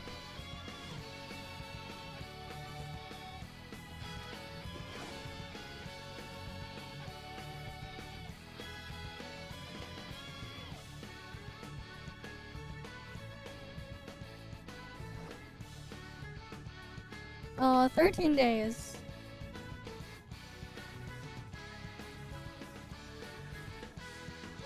"12 days and a couple hours. We'll say 13 days. Whatever.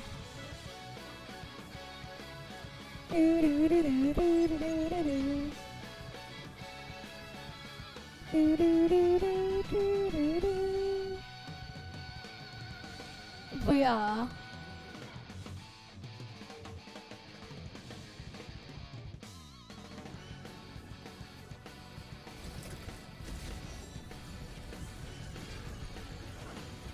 We'll probably get it next week.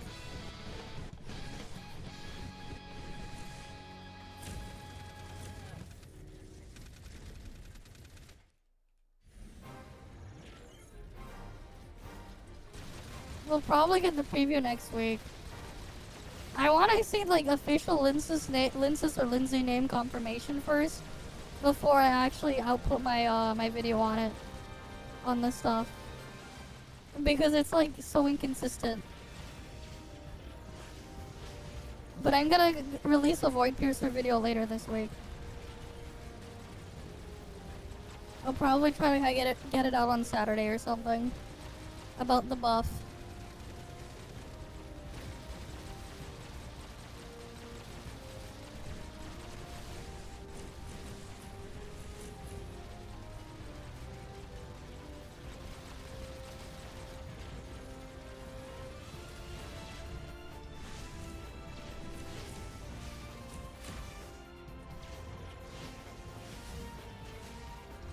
I don't know. We'll see.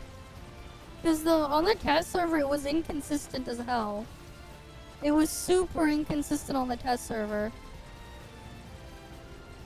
Because they had both on the test server. They had both. So I have no idea.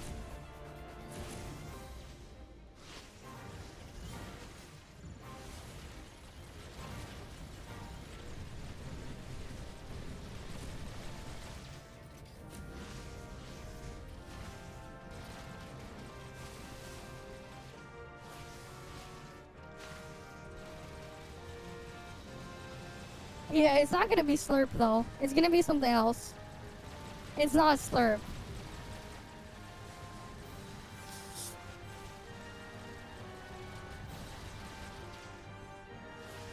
What, you don't want to slurp up all that paint splatter?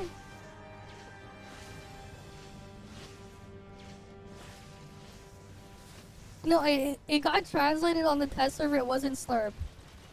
It wasn't Slurp though, on the test server.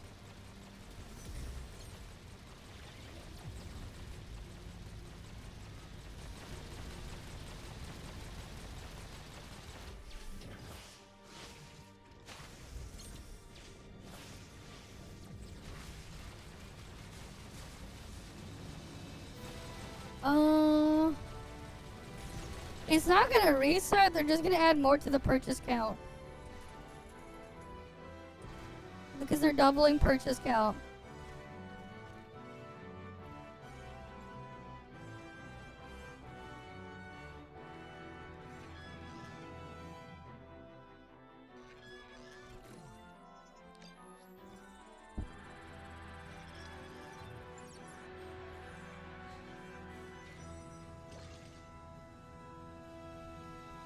Oh, well then probably buy it out all on Monday then.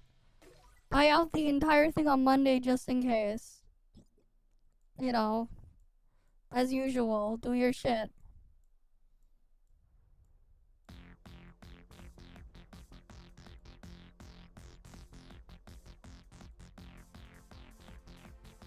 Oh, I only have 83, god damn it.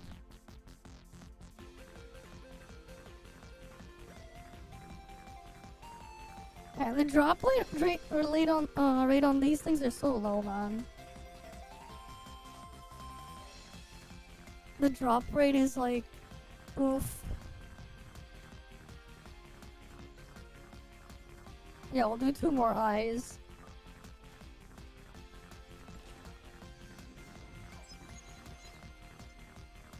We'll do 2 more.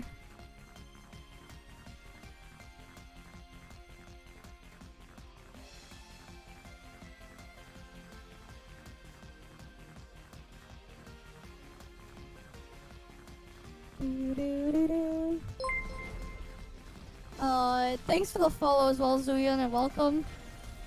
Here, hi, Channel 10. It's going fine.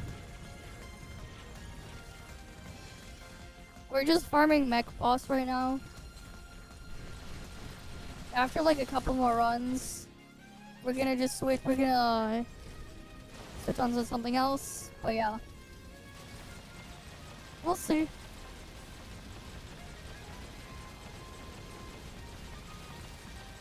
Yeah, I don't know. Just we'll see. They might not reset it until the week after. That's also a possibility.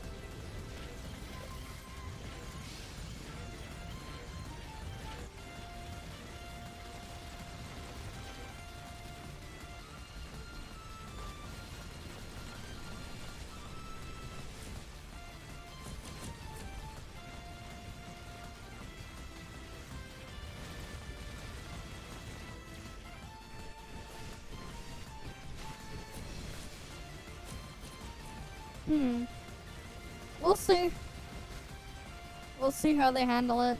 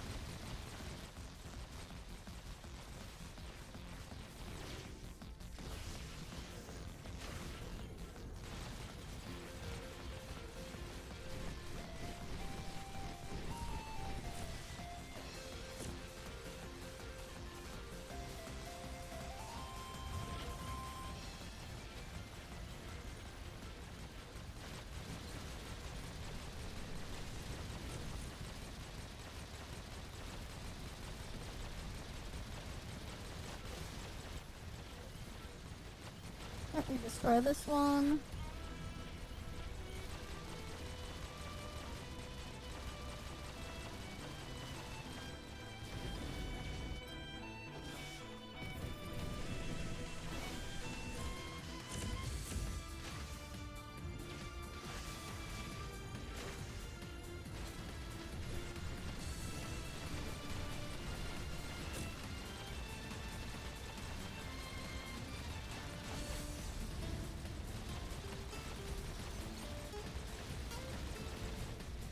Now we go down here.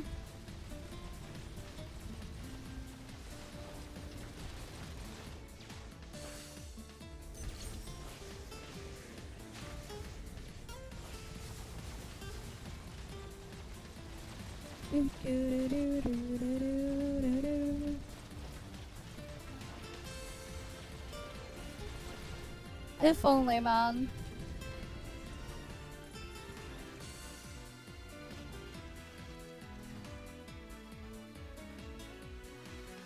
If only.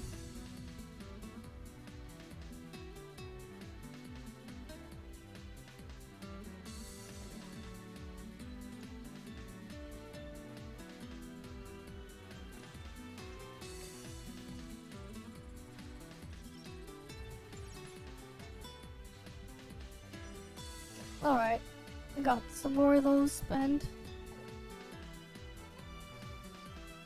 How many of those modules do I even have? Yeah, we'll do one more for the train. And then I'm just gonna go kill a couple of Speria bosses.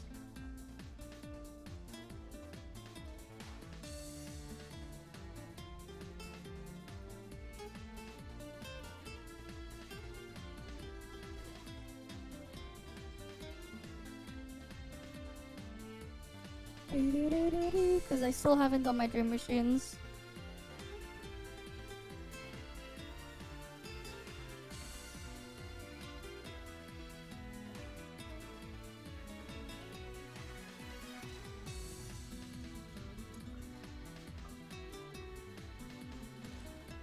Yeah, I'll do one more.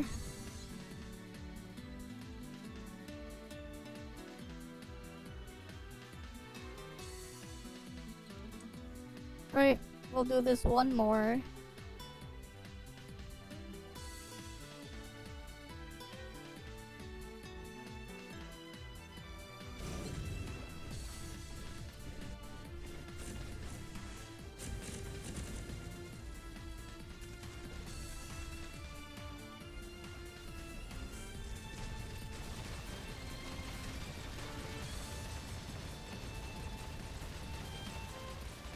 Right, because we still have people doing this thing.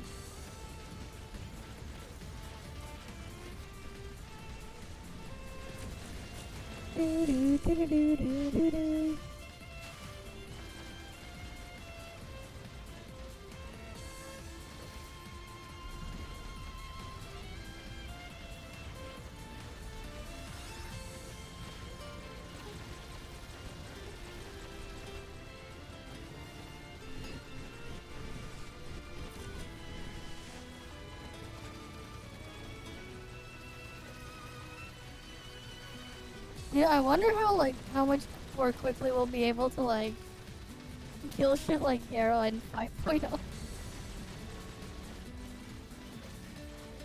How long does it even take to kill Hero now?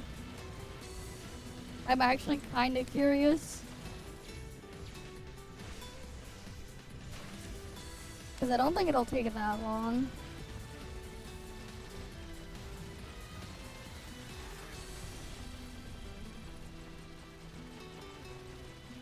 Especially cause the shit we have now.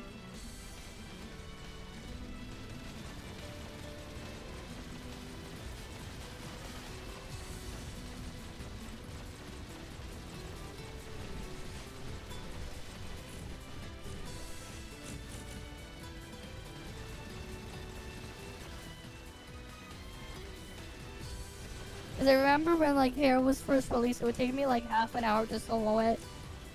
It was either like half an hour or an hour to kill it solo. With the Fenrir shit. Back in the day, back in 2.2.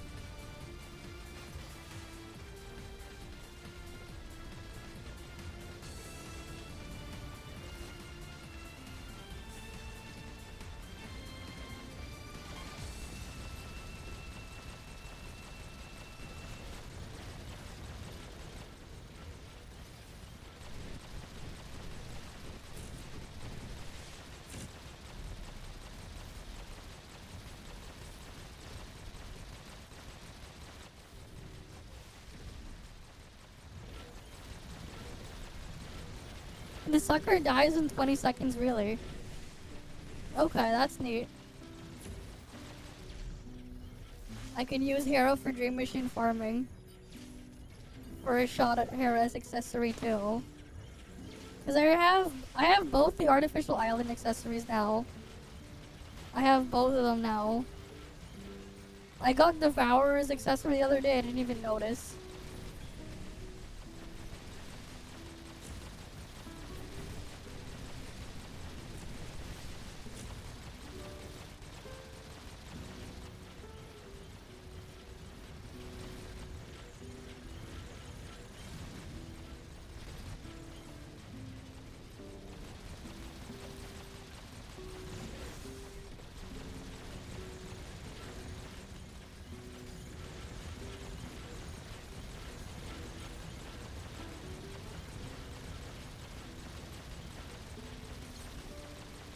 It's the frog boss.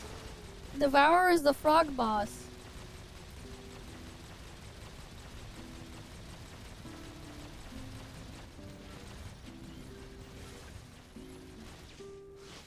Hera is the big thingy in the confounding abyss on the second floor.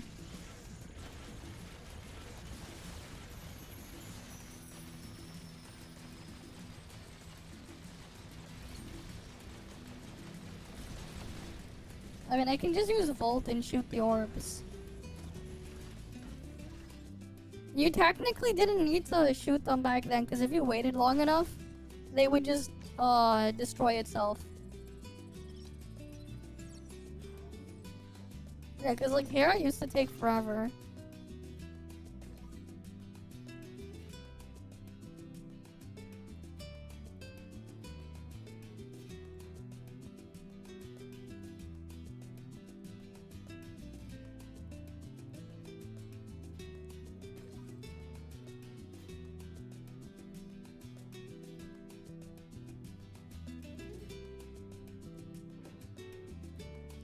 Alright.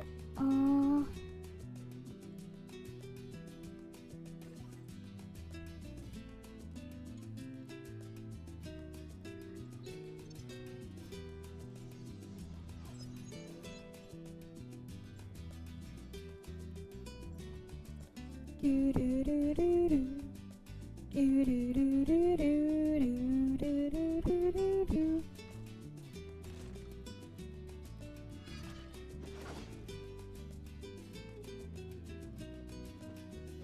Yeah, I'll just let people keep doing the looting thing for a bit.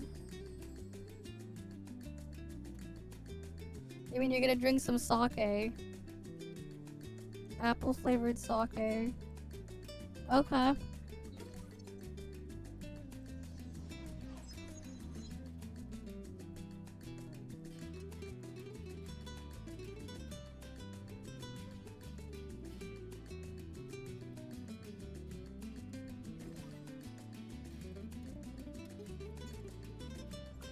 Yeah, hair is weak to fizz. Yeah, just because it's weak to it, like, thing. Doesn't matter. I need to be able to, like, shoot the thing. It's rough, yeah. It is what it is.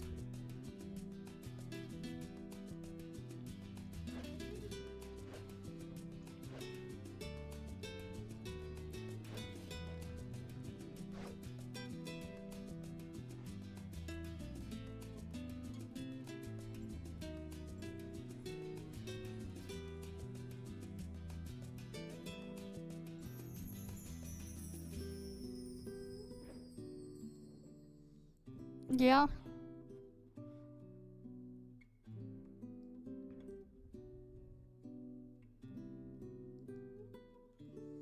You're weak with some alcohol? You're more of a Jack Daniel, thing? Okay. And meanwhile, I'm not really a fan of alcohol, so I just don't. Yeah.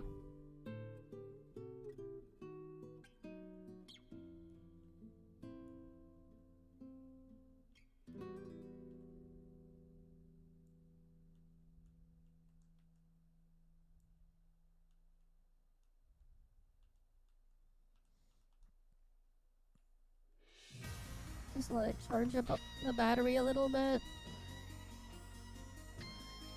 What do you mean how little it narrows it down? I just don't drink alcohol. I don't drink.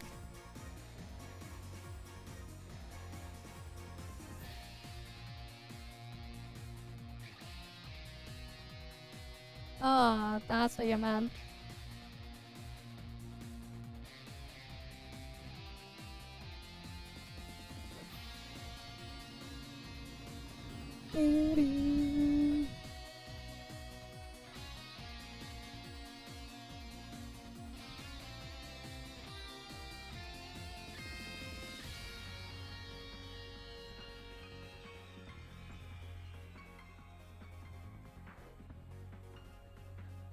Man, this stuff here is just gonna take forever.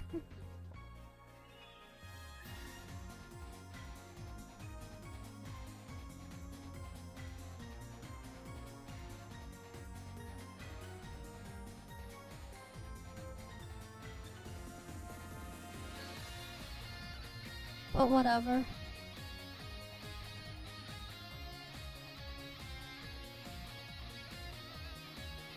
More gold nuclei, yay! We can get more gold nuclei.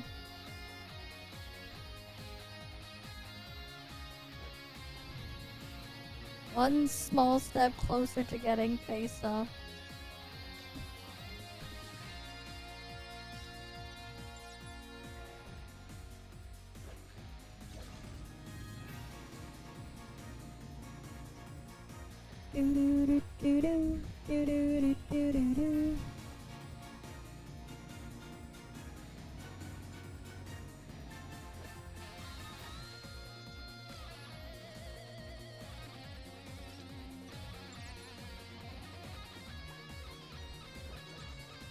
Ah, yes, you tell your dogs they're adopted, I mean.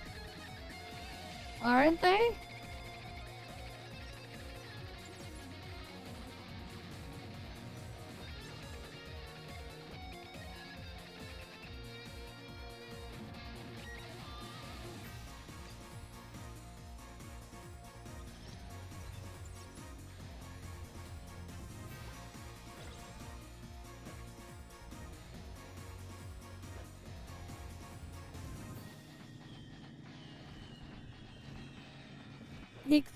Yeah, it's true, he runs a biolab. True. True, running the biolab over there. Got it. Just run a little biolab.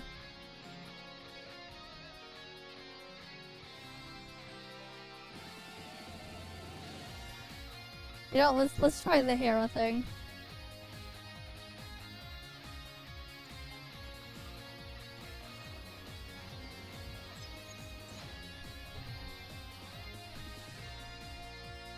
No, I'm in Canada.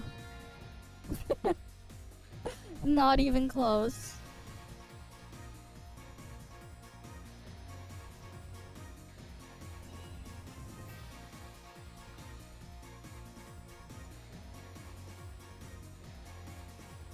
So here it is alive. Okay. Huh? What? I thought it said here is alive.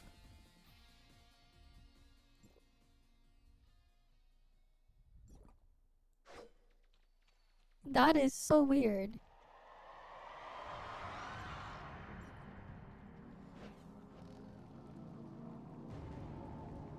That is so weird. Okay, so Hera is not alive.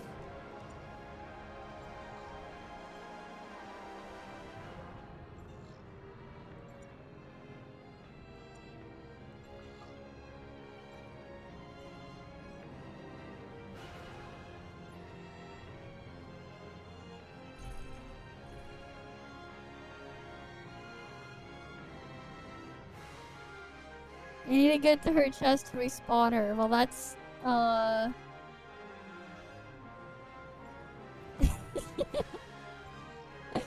of course.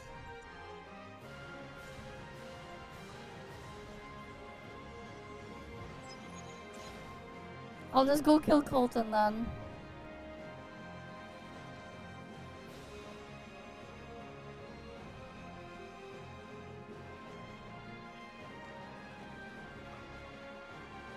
Yeah, you need to kill her to go down below, and then, like... That is so stupid, man.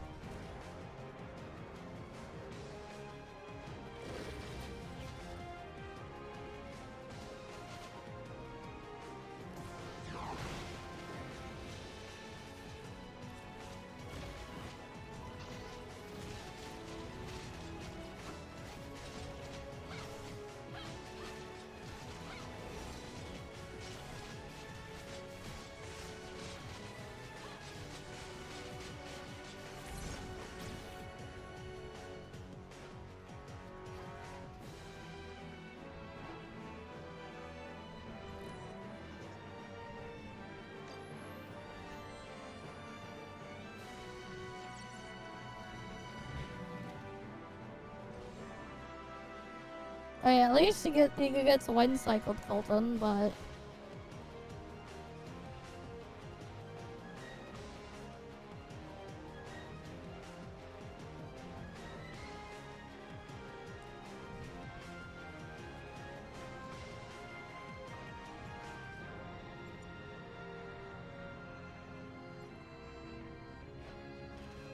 I guess I can try to spawn her.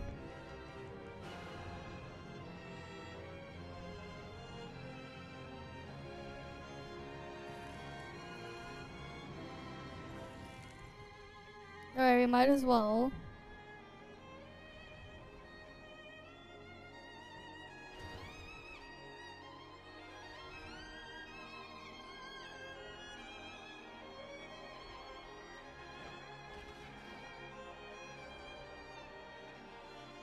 Does going up even do anything? No.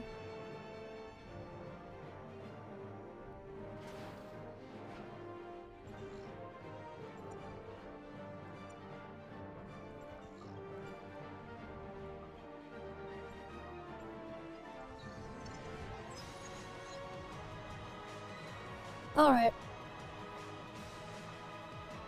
Let's just head on over.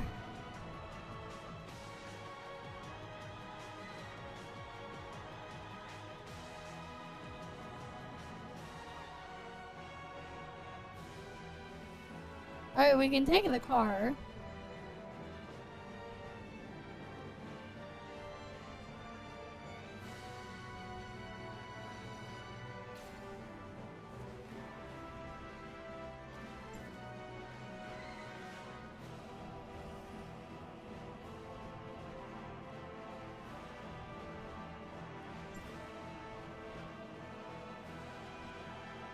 Alright, we'll try with Fizz.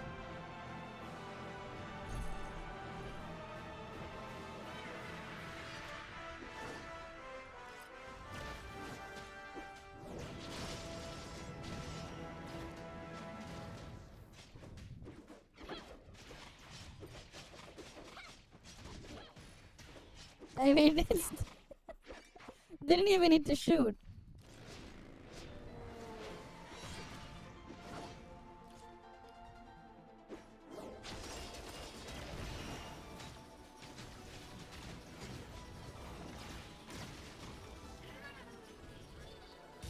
Don't even need to shoot.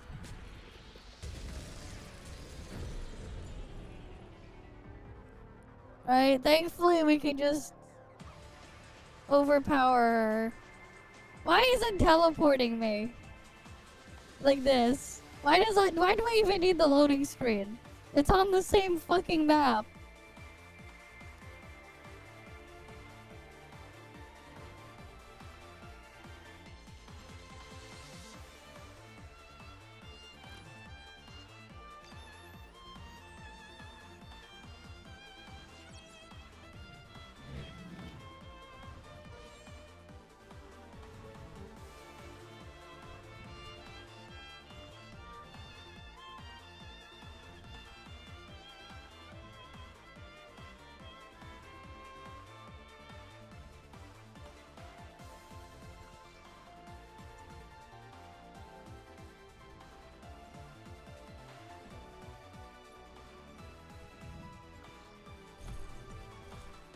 Alright, I'll go to Colton now.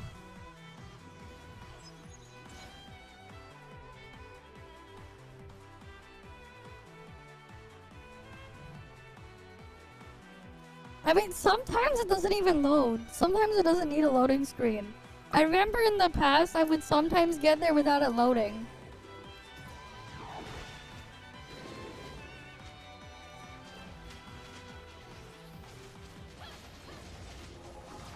But that was on 10-cent server, like 5% of the time. It wouldn't have to load.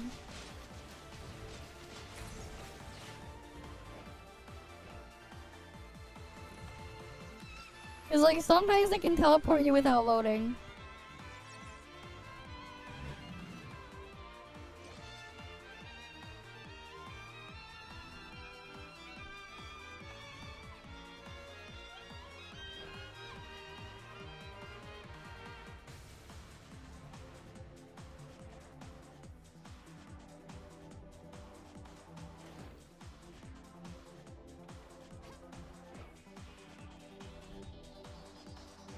Oh wait, is that not the hole? Oh here.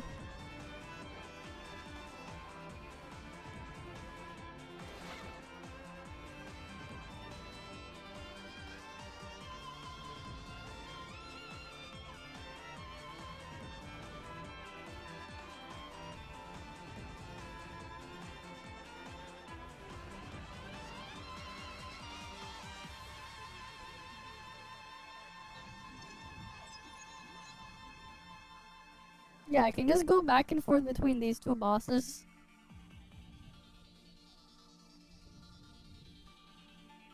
I'll just do a couple of them.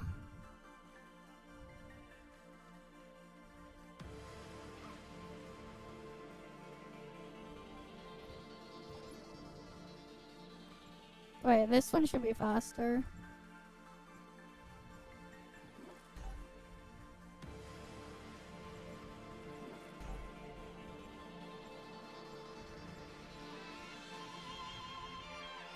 Right, PlayStation car is faster for some reason.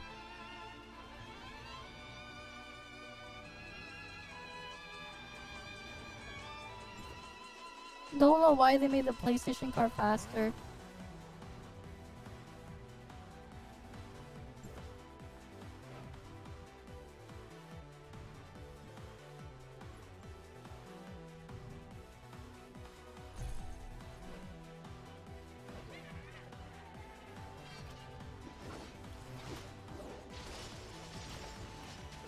Hi, Ozer.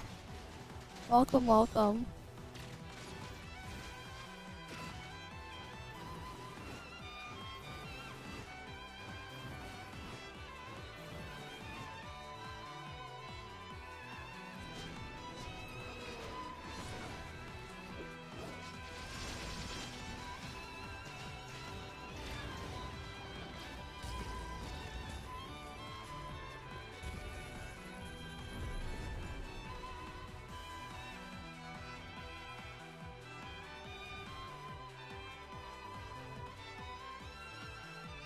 Do, do, do, do, do, do. Do, do.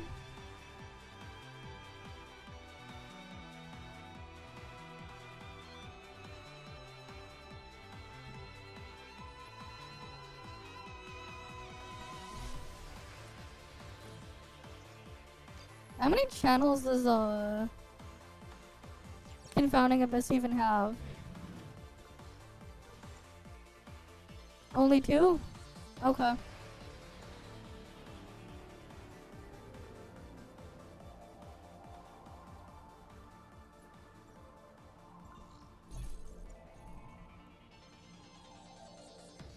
Oh, then we can go to Magma then.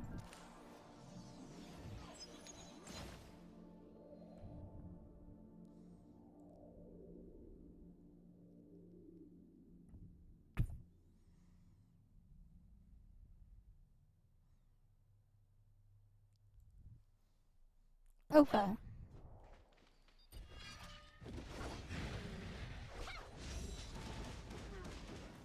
Yeah, I want the accessories from them. These can give me Dream Machine, but I also want accessories, so like... That's how I choose what I'm farming. What can give me 2 things at once. Because eventually I will collect all the accessories from world bosses. That said, like I'm for the what's it called, the inners bosses, I'm just gonna buy the accessory stuff. Because fuck the inners bosses. But the other ones, it's like I'll do them slowly.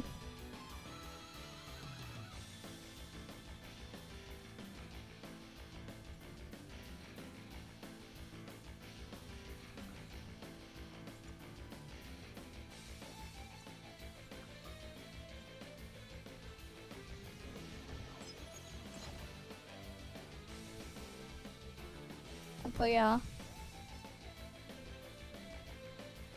It's unfortunate that only Vera and Asperia can get you Dream Machine. But inners cannot get you Dream Machine though.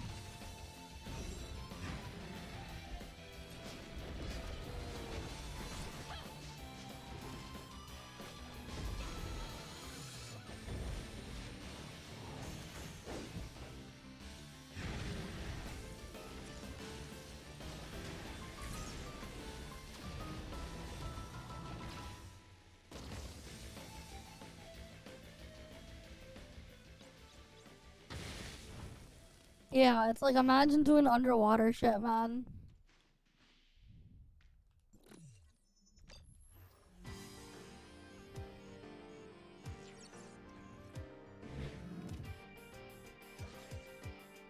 Though to be fair, who the hell likes water levels in these games anyways? Imagine liking the water levels.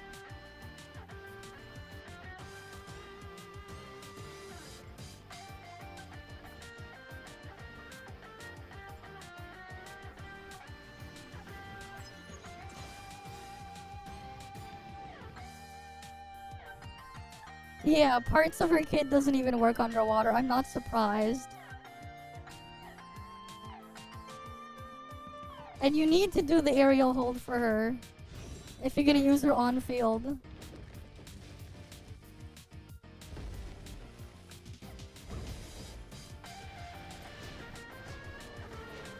Wow.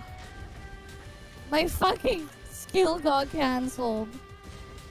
I can't wait to get rid of Frost Nola for good.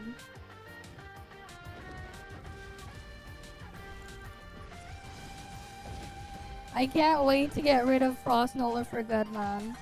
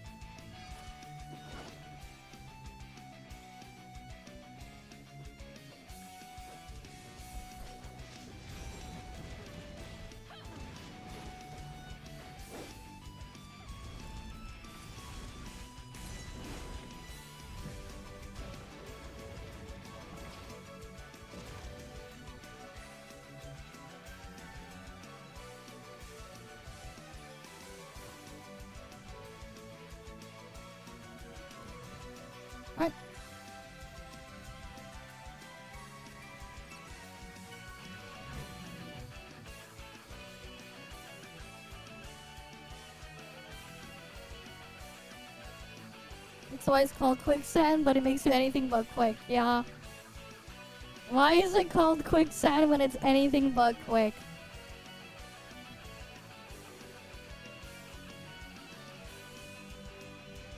Why am I not getting a single dream machine? Where are my dream machines?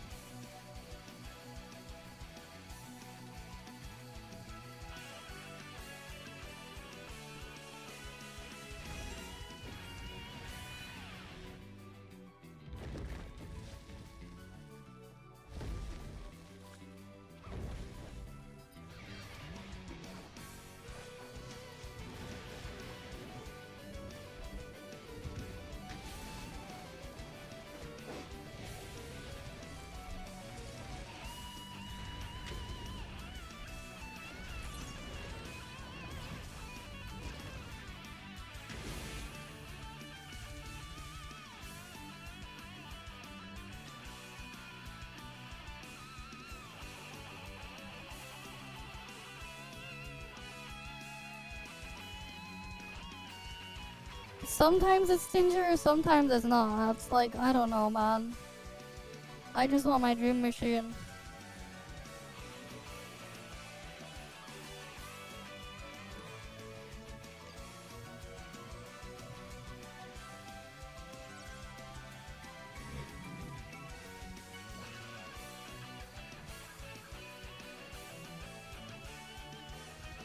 What are my shard counts at? What is my shard count?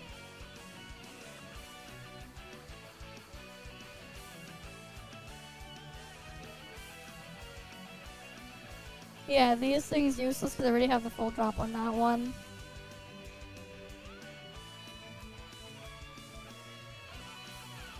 It's at 54, that's at 56.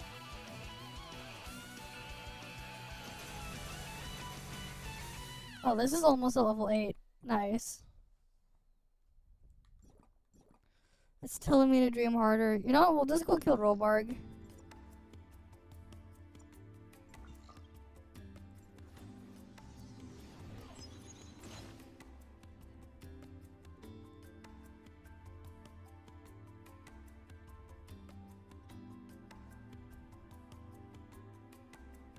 We'll go kill Robarg.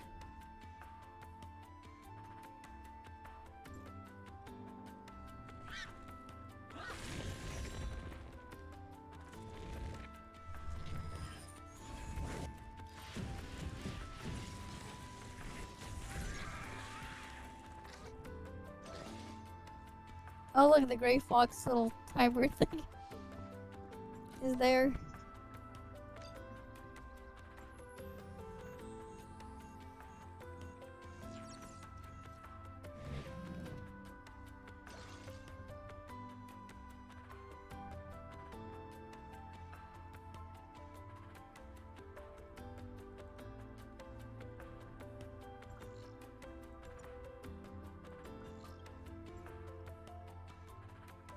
Oh, my alt gets a dream machine. I think. Yeah. I still need one though, my main. Right, after we do our dream machines, we'll switch over to Snowbreak.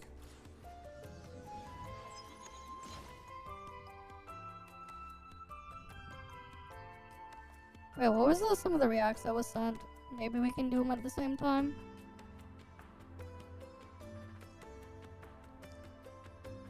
I don't know.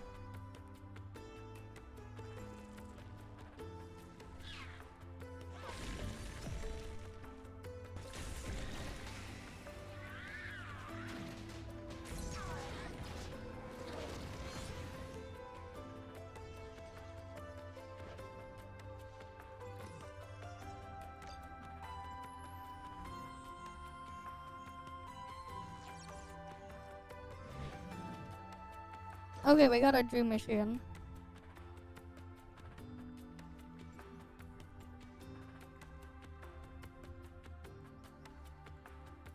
Alright, you know what? We'll do some reacts at the same time. Why not, right? Probably more efficient that way.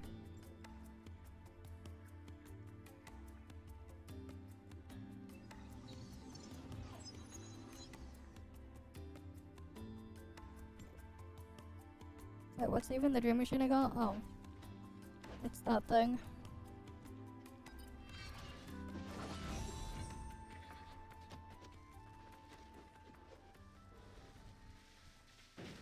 Alright, let's see.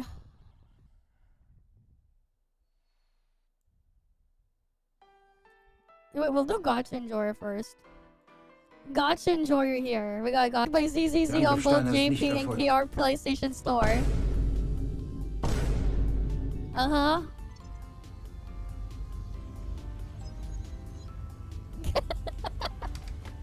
Treats. Das war ein Befehl!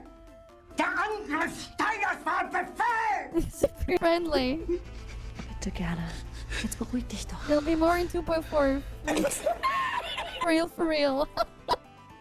This is peak, man. More entertaining than all the Western drama slop combined. Agreed. It truly is.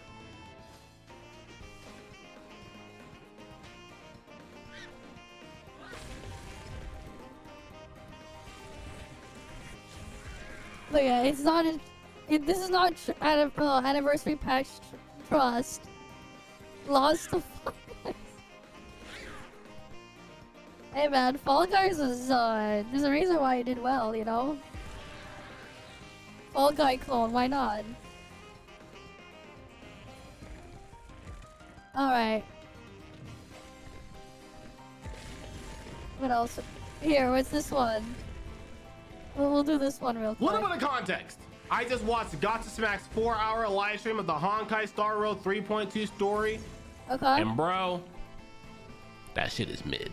So after watching the live stream, I had to make this video. So I encourage anybody to go watch that live stream or don't, because it's 4 hours of mid, but he makes it a lot more interesting. So you should definitely go watch it. But before we get into the skit, let's talk about today's sponsor, Opera GX.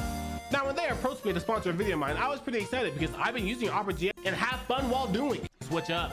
Now, there are some incredible features that you can take advantage of when you get this browser. You can enhance your browsing experience with GX mods, like landing that perfect tempo of your favorite gacha character, customize. Yeah, I don't care about Opera GX. All guaranteed, no pity system, video pop-up featuring anime series. You can just click the button on the other features, but the last thing that allows you to bookmark any other. Thanks to Opera GX for. Almost half the videos of fucking Opera GX ads. What the fuck? Oh, I'm hungry. Heed my call. Yo, this look crazy. What's going on? Oh yeah, the Honkai Star got it like that. Yo, I gotta sit down and watch this. Oh yeah, bet man. Yo, take a seat. All right, let's see what's happening. Okay. Personally return to you the life that you have lost too soon. I know that I'm lacking in confidence, but I hope that you can keep this promise in mind. Please do your best in As expected, one of Kathlee's followers. Are you crazy? Bro, how long are they gonna be talking for? Can they do anything else? Bro, nobody asked. I mean, here's the thing for me personally. I have nothing wrong with games having a lot of dialogue in them. It's just that the dialogue in a lot of these gachas especially are terrible. The dialogue in a lot of them across the board are just dog shit. Alright, like, I don't mind having a lot of dialogue, but it's the way they go about it and the way it's structured and the word choices and stuff, where like nothing is, like, none of it is natural. Yeah, I need the sponsor for a rat, yeah. To say here, like the story is like this because it's about world building. Have you ever seen? Yeah, world building, yes. You can have a lot for world building. But that is not it. That is not how you do it, man. That is not how you do it. That is not the way to go about it. It's the word choice and dialogue choice with how it's set up. It's like, it's not even a fucking story. It's more like you're reading, like you're listening to them or read aloud a college thesis. It ends up feeling less like a story and more like it's being structured like some sort of college thesis. And that's the problem.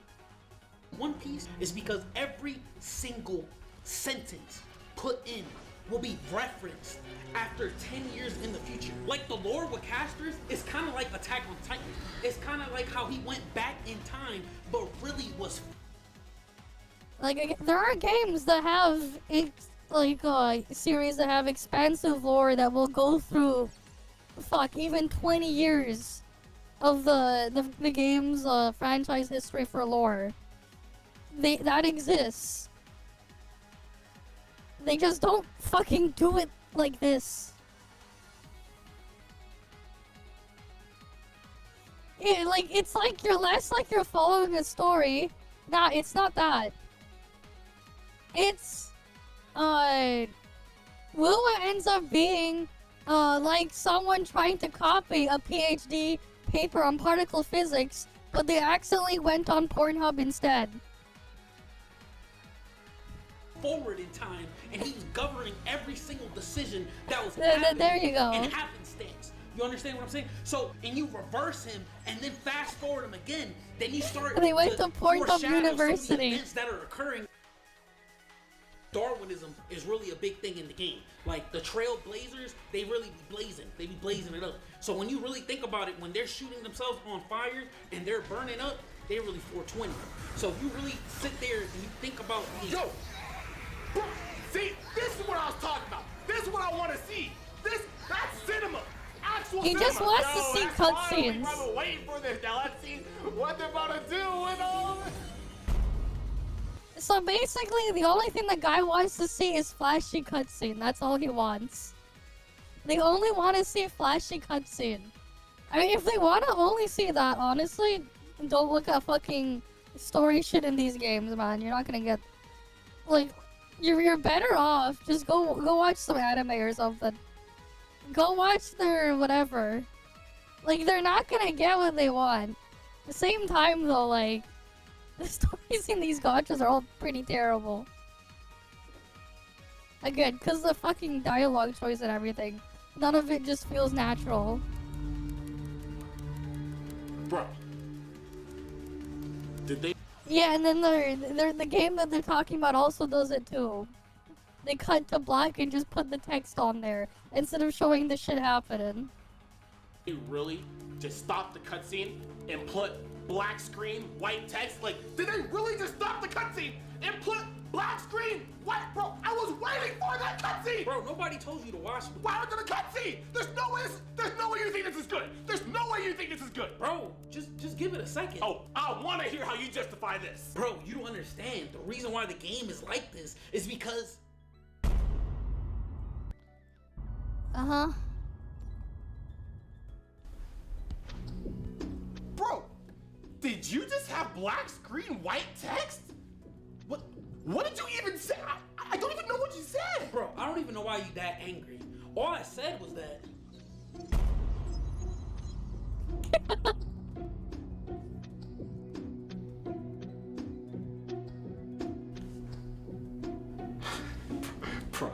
Bro, there's no way. Yo, I must be going insane right now. Because there's no way you really think this black screen white text is actually a feasible way to tell a story. Like, nah, you're gaslighting me right now. You're quite literally They actually said they're gonna make some massive changes to the storytelling. Gaslighted by text and real. There's no way text is even a real. They need to change this shit. They need Honkai Star Rail needs to change the way. Actually, I think the patch is on now. Not a good way to tell. Nah, this is not good storytelling. And if you Okay. think this is storytelling, nah, bro, I'm gonna fucking crash out. You think I'm crashing out now? The white screen black text instead?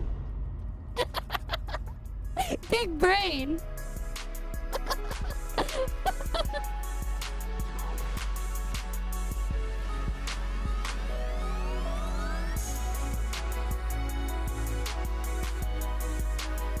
But like again, it's like with Star Rail, it's like why play that one when you can actually just go play a good RPG with actual story and actual good world building instead of that slop. It's like why?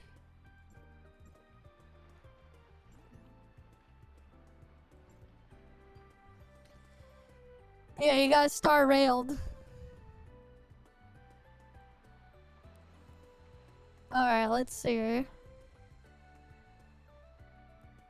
We already saw that one. What's this commentary channel one? I'll have to like organize more of this shit at some point. It's just there's just so much.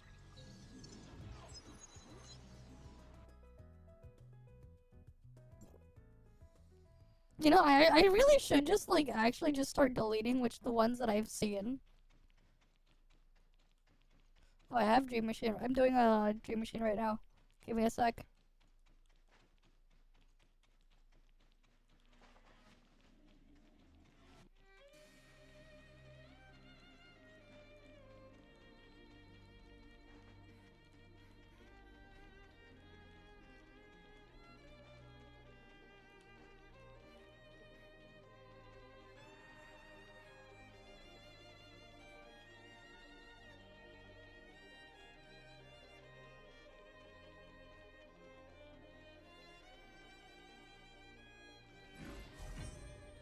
Alright, let's see. You know, let's just look at the Diablo one. Well, I do my dream. Over the dream past few machines. decades, MMOs and action RPGs have become one of the most influential genres in gaming history. Yep. World of Warcraft, Dungeon Fighter Online, Zelda, Dark Souls, RuneScape, Goat Simulator. But one title stands What the out fuck? among Goat the Simulator? rest. What? One that single-handedly changed the genre forever. Diablo. A Pokemon game move so stuff? dark and atmospheric that Where's it was the known as link being to the it? inverse of everything of its time. And a game so renowned for revolutionizing the online gaming scene that all further MMOs wouldn't exist without Diablo's direct influence. Okay. And after 2 decades of Diablo ruling the now dubbed dungeon crawler genre, its creator, Blizzard Entertainment, sought to bring a brand new installment of this revolutionary franchise into the world. One that's announcement brought 40,000 people from all across the globe to Blizzard's biggest annual gaming convention, yes, BlizzCon BlizzCon. 2018. And one that's release would forever go down in history as one of the worst you all and most have aggressive phones? pay-to-win games Don't you all ever have made, phones, guys? serving as the final nail in Blizzard's cold Don't you wanna coffin play some and Diablo spawning one of the Immortal? most iconic clips from a gaming convention And don't you all ever have recorded. phones? For Diablo Immortal? Do you guys not have phones? Yeah, you guys all have phones. But to this understand an just how out-of-season bad April Diablo Fool's Immortal's joke? release was, the impact it's had on the gaming industry, and just how exactly the game got to that state in the first place, we're gonna have to go back to... The year is 1997. Blizzard has just released Diablo 1, and it's a smashing success, being the then blossoming company's 3rd biggest hit in just 4 years. You see, at the time, action RPGs were a dying genre, with those that remained being heavily fantasy-based like Zelda or Final Fantasy. Yep. But Diablo, it was dark, edgy, and addictive.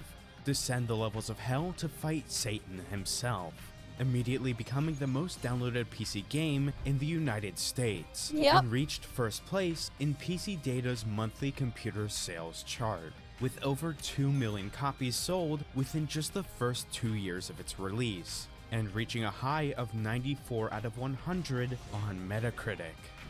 The dungeons are so well designed that first-time players didn't even know they were randomly generated, and with plenty of quests, character classes, and interesting NPCs, with unique enemies to each playthrough, a plethora of magical items and weapons, and flawless multiplayer modes, the replay value was unlike anything ever seen before, with an ending twist like no other. It had single-handedly revived the genre and revolutionized the industry. It was perfect. But Diablo didn't just revolutionize the gaming world through its gameplay, it also introduced a brand new function into the gaming space, Blizzard's BattleNet. You see, prior to Diablo, you had to go through a third-party software and type in IP addresses, and jump through a bunch of flaming hoops while reciting the entirety of Dante's Inferno backwards. With BattleNet, all you had to do was press one button. Then boom, you're in. Playing with friends was easier than ever, and it allowed an entire online economy to flourish. Blizzard had outdone themselves. Then, in the year 2000, Diablo 2 released, and they had done it again. It was bigger, better, edgier. A 4-act storyline, new weapon systems, even more dungeons and quests, even more unique enemies, even more character classes, even better online multiplayer. It was awarded PC Game of the Year, PC RPG of the Year, and Game of the Year, selling over 2 million copies in just 2 months, becoming the fastest selling computer game ever of its time. And just a year later, an entire expansion with a whole new act and 2 more character classes had released, making the game even better. Diablo had been solidified as one of the most influential and iconic series of all time. Then, after an entire decade of the now gigantic cult following waiting for a new installment in the franchise, Diablo 3 was announced. And it Diablo 3 was funny. Different. Diablo 3 was funny because, like, one of the ways they sold Diablo 3 was, like, if you bought a full year of World of Warcraft subscription, you would get Diablo 3 for free. Before Diablo 3 released. There was, like, a thing on that, I remember. It was entirely online. And upon release, it simply didn't work. Players couldn't log in, enemies were too difficult, the game too repetitive, the in-game economy was entirely broken, the endgame was lacking, it was a mess. While it received mostly positive reviews from critics, fans were not happy. It took years for Blizzard to get the game up on its feet, but it never truly felt like Diablo. It was brighter, flawed, and had taken too long to prove its value. Fans were craving a retry, a new entry into the franchise that would return Diablo to its roots, and a new game that would revolutionize the industry once again.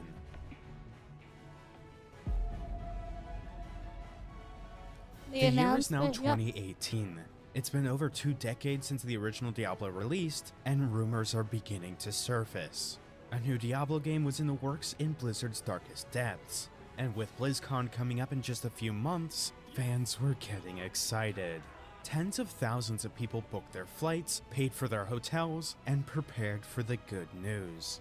And on November 2nd, with over 40,000 attendees and over 10 million streaming the event online, during BlizzCon's big opening ceremony, the rumors were confirmed to be true. Blizzard welcomes Wyatt Chang on stage, and he begins the announcement. BlizzCon, we love Diablo. Yep, and then Diablo 4. We want to use mobile devices as the platform for a new Diablo game. Oh wait, no, that's Diablo Immortal. Wait, what? Not Diablo 4 yet. Hey, just was wondering, is this an out-of-season April Fool's joke? No. Is there any plans to make this playable on PC, or is this strictly mobile forever? We don't have any plans at the moment to do PC. Diablo, you know, the game that's been a staple of the PC genre ever since the dawn of its creation, the game that had primarily remained PC for the past 2 decades, the game that was critically acclaimed as PC Game of the Year, and you want to make it a mobile game? People were not happy.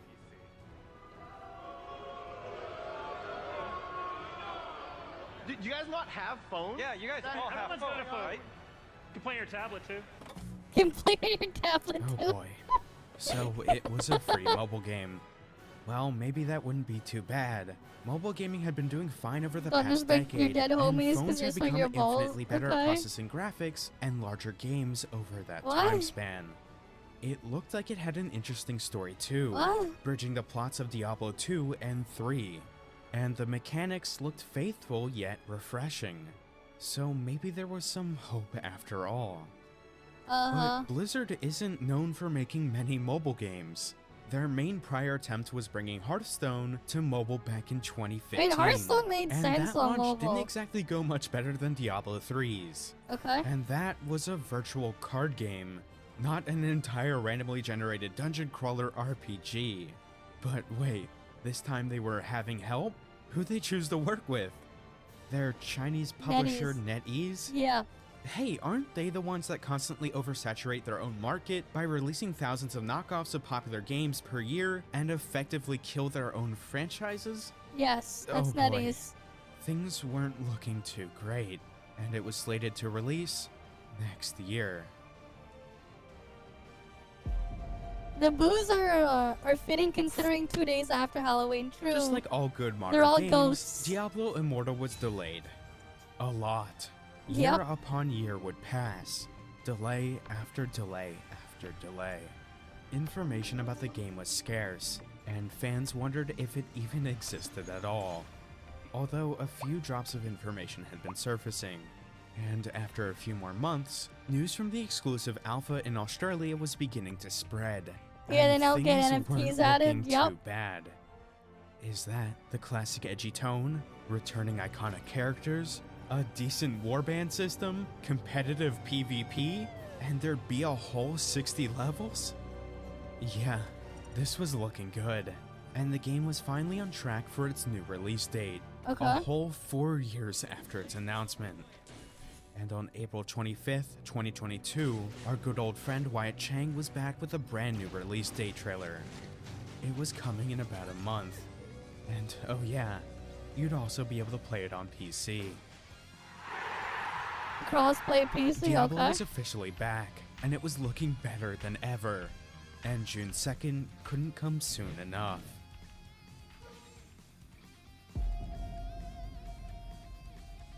It's June 1st, 2022. Okay. Almost 30 million people had pre-registered and were eagerly waiting for the servers to open and to jump in. And as the clock struck midnight, over 10 million people dove into this brand new Diablo experience. Okay. And it was... holy shit, it was good.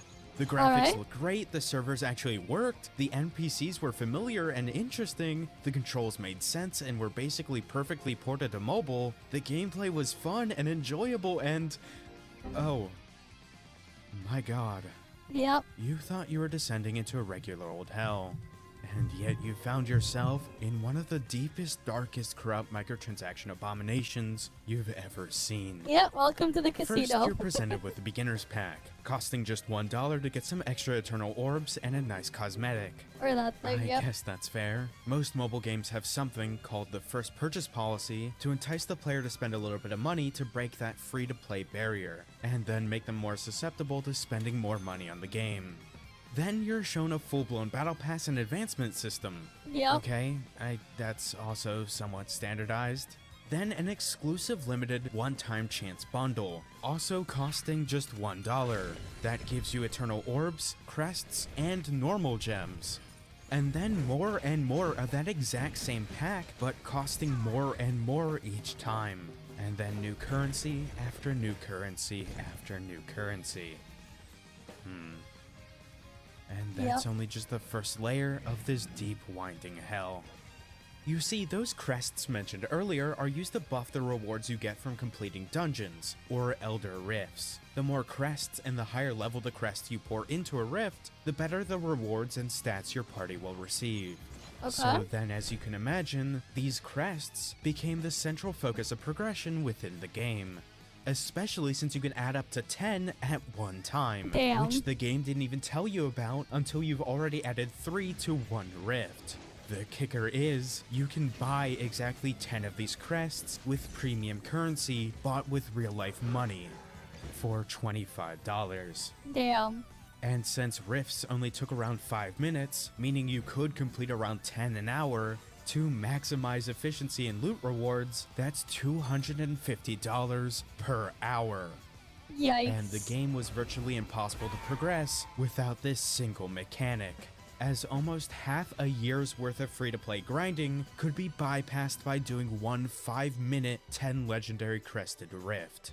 That's crazy. And those rewards are randomized, and took some people over Yep. $10,000 worth of legendary crests to get the actual item drop they wanted, if they even ever did at all. And since these rifts required gameplay to beat, they legally weren't considered as loot boxes, despite them functionally serving as one, meaning Blizzard wasn't legally required to display drop rates. and a game where randomized loot boxes that are purchasable with real money highly impact your actual gameplay and progression is called a gacha game, categorizing them as virtual gambling. Now we got the gambling part. And this was the core of Diablo Immortal's gameplay, to such Not an extent surprised. that it made actual gacha games like Genshin Impact or Clash Royale look like a playground. Yikes. So how's that PvP going? Play a few matches, you run into him. Finally feel pressure to buy some crests to get some gems and upgrade your gear? You only get a few rounds of victory before matchmaking kicks in and pairs you up against other Schrodinger's people who've Gacha, yeah. bought crests. And now you're with him. So you buy more, and more, and more. Because no matter how much you spend, there will always be someone who spent more. And matchmaking can't measure skill while it's too busy measuring someone's wallet. But hey, at least you can't just straight up buy overpowered equipment since you have to go through that whole randomized crest system. Oh wait, you can? You can just pay to progress the pass system in general to get the included free legendary weapon that comes with every season earlier than everyone else? It was like they were building a Thanos gauntlet of all the scummy ways for a mobile game to make money. Yep, they Next, you're learned. gonna tell us that there's even a whole cosmetic draw system that gets progressively more expensive with every time you draw. Seriously? That upon first kill awards, even more daily login rewards, advancement systems that cost even more money, a literal level wall where you could simply no longer progress without pouring weeks upon weeks into leveling up, or hundreds upon hundreds of dollars into crests and gear, and other entirely broken systems like everything just mentioned only counting towards one character and not the entire account, meaning you'd have to spend several thousands of dollars per character. The entire gaming community was left speechless. This was single-handedly the most absurd microtransaction pay-to-win hell that anyone had ever seen, with headlines calling it predatory, and hardcore fans in the forums recommending you to just go play Diablo 3 instead. Then there's the absurdly priced cosmetic shop, the same daily chores over and over, insanely oppressive UI, and a whole bunch of connection and performance issues where would that we made seen the that game before? infuriating. Oh, and just like nothing properly worked on PC, most of it still had the same UI and features meant for mobile devices. It was bad. Nice. The game was already worse than what anyone could have ever expected. And we haven't even gotten to the worst part. You see, those crests from before were initially only thought to have two variants, normal and legendary. But when you completed a legendary rift and went to sell your newfound gems on the market, you couldn't. They were bound. This goes for all legendary crests found throughout the game, except if you bought them straight from the in-game currency bought with real money. Unless you buy the actual paid entitled one. Eternal Legendary Crests, and were the only way to get sellable legendary gems for the in-game market. Meaning all legendary gems on the market were from players who paid to play the game, letting whales solely control a central part of Diablo's in-game economy. And there wasn't even a UI slot for them yet. They were entirely a secret. Yeah, welcome to hell. Yep. As you can imagine, the community wasn't happy. Of course Numbers were not. being thrown around online of just how much it would cost to fully max out your character. The most common answer, $110,000. So working a minimum wage job? Great, you'll have to do that for about 10 more years before you can even max out your character in a mobile game. But some news outlets went on to claim that a single character could even cost as high as $500,000, depending on your luck with those undisclosed drop rates. Oh yeah, that's While right. the total number of how much it'd cost to max an immortal character is still widely unknown, a single player alleged that he did actually spend over $100,000 on a single character over the course of a year. Damn. And became so overpowered that the PvP system stopped letting him into matches for months because there were simply no opponents in his power level. That's leaving him crazy. with nothing more to do but beg for a refund. Diablo Immortal was in absolute shambles. Immediately, Blizzard was met with riots, boycotting, mass internet hysteria, the overall renouncing of the game's name, and even threats of a class action lawsuit over a bait-and-switch case with one of their bundles containing a gem with a wildly false description of what it actually did. Diablo had gone from a game that revolutionized the industry to one that infinitely tarnished the morals and values of the gaming space. So what exactly happened during those 4 years of development? This is crazy, man. Back in 2018, Blizzard That's wanted the to world build a we new live in. Diablo from the ground up. They'd seen the success of the growing mobile gaming industry, and they've got an idea. They grabbed their decade-long Chinese publisher, who are already known throughout the mobile gaming industry, and they get to work. NetEase provides their special mobile Messiah engine, does some asset conversions from Diablo 3, provides some basic MMO templates, and dips. Yep. Blizzard is left to develop the rest of the game, but they end up going through some issues. Firstly, the reception. Fans were not happy with the mobile announcement, and Blizzard goes into panic mode. Time to figure out how to plug a controller and keyboard into a phone. Then in 2019, the global pandemic hits. Time to work from home. Then in 2021, Blizzard's parent, Activision, is hit with a wave of sexual assault, gender discrimination, and general misconduct allegations, resulting in mass staff walkouts and layoffs. Time to not do that.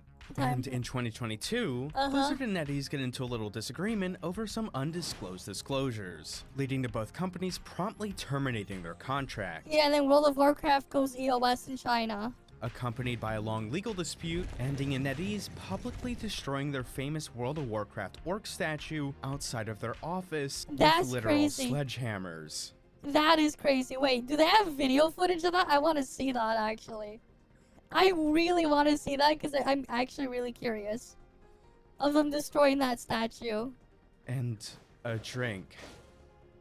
Despite all of that, Blizzard pumps out a pretty decent mobile MMO, but it wasn't mobile enough, and they were running out of time. So they take a look at the market. All of the new hit games have this fancy new thing called a battle pass. Yep. Add that to the alphas. And to no surprise, it's also a hit. So they hit copy and paste a few thousand times, throwing in a few extra progression enhancers to make gameplay easier. Okay. Also a hit. One big issue, those alpha players only got a few months to play the game, and never got to see how these purchases would impact the economy and PvP aspects long term. But Blizzard was already on a roll. Mobile gamers love cosmetics too, right? Add those. Crests are annoying to grind. What if you could just buy those too? They learn it's how a to mobile cash game. grab. Nobody has time to actually play a mobile game. What if you could just buy everything? And by the time that Blizzard realized that they have absolutely no clue how to develop a mobile game, they had already released it. Blizzard was an outsider to the mobile industry, misunderstood the fundamentals of how these systems worked, and built one of the most initially horrid mobile abominations to ever grace game stores around the world. It wasn't some outside corporation corrupting a stand-up company. This was a homegrown eldritch horror. Yeah. And this misunderstanding has been evident from the very beginning.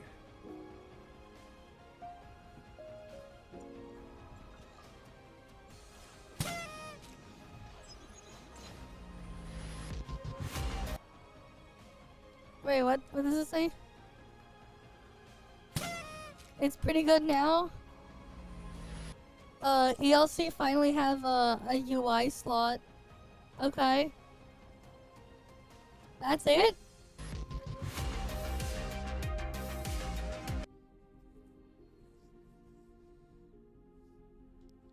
Out of seasons, April Fool's joke is something else.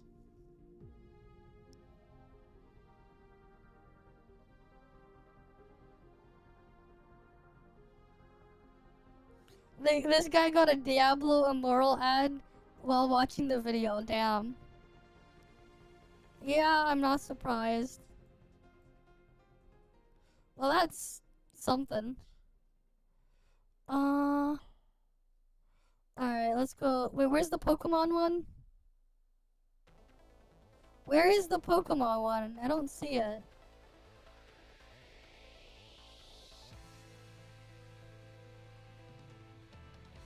I don't see the Pokemon one. I scrolled past it.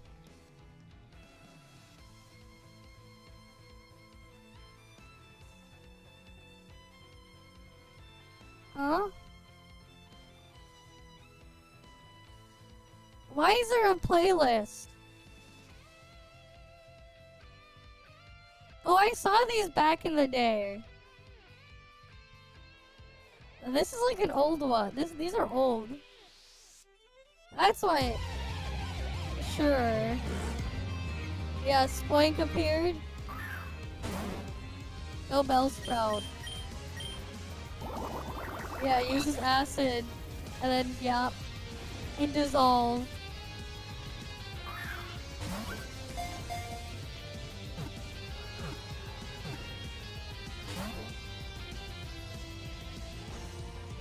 Shoot, it was close to. Yeah, I mean, look. And it started crying. Yep, Confuse Ray. Tauros became confused. Tauros is confused. We finally attacked this trainer, yup.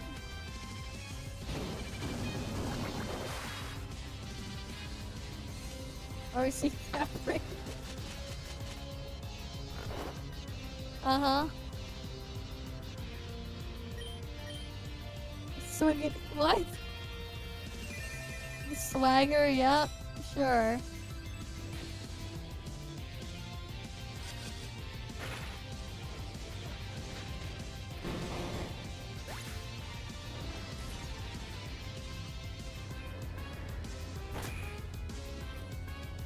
Yeah, it's a one-hit KO now. Oh, badly squished. It should be until one-hit KO.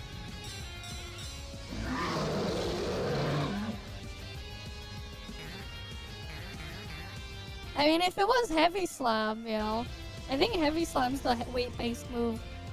But Slam is not. Neither is Body Slam. Heavy Slam is. Surf, yup. It drowned.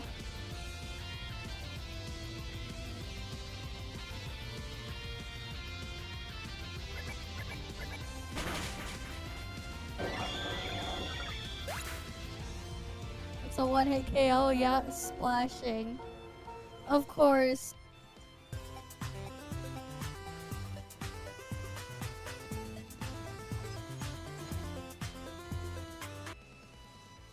Wait, does level up still, like, do things? Oh yeah, no, they're still around. Okay.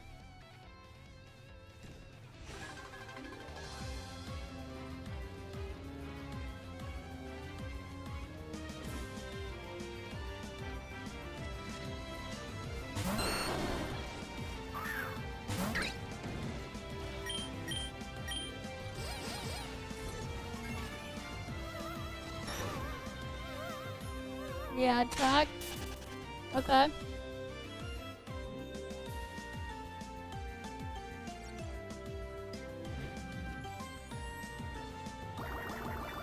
Then he uses bubble, playing with bubbles.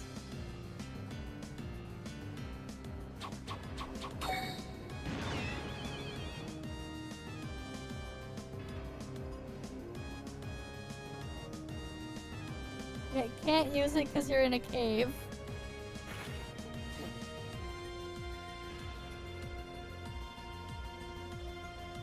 Nose peasant during crippling division. Flamethrower. Uh-huh.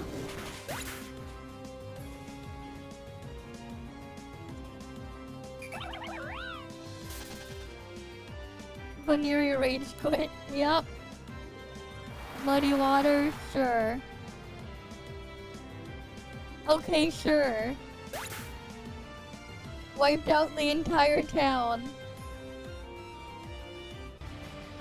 At that moment, Rupert realized that without even having fists, he was the fist. Yep. Pikachu's attack missed. Guillotine, yep. Executor. Self-destruct, yep. Mirak fainted.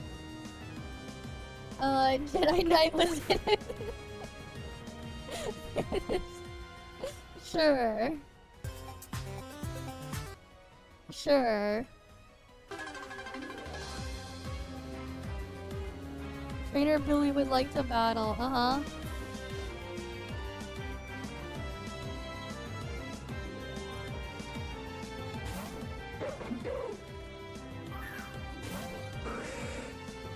Alright, like a tongue versus the trash bag.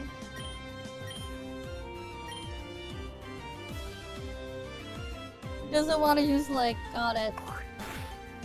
Because it's gonna be licking the trash. Yeah, it threw up. It should have said it was badly poisoned. It would have been funny if it was like, oh, it's badly poisoned now. Diglett used dig. Diglett drowned. Bone Club, yup. Growlithe loves the bone. Alright, fly. Copycat.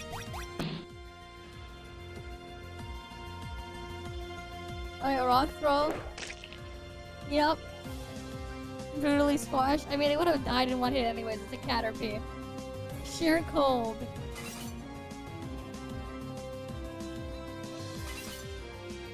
I mean, that is a one-hit KO move. Drifloon shattered.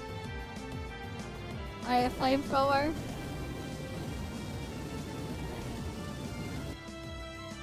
Hey, we got KFC! We got some nice KFC, some nice fried chicken.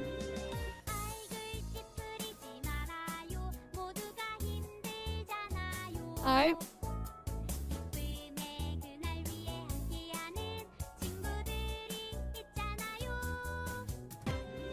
I mean, your chat-on can actually do that in the Gen 4 games if you use the move Chatter. Right? You would use the move Chatter instead if you wanted to do that. Because you could record a sound for it to play. Well, there goes Meowth. It's taunted.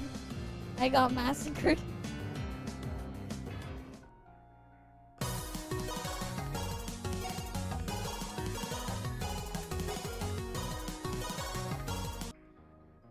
Wait. Before it was level up and now we're on Conoco? What the hell? I just realized we're on a different channel there. Okay.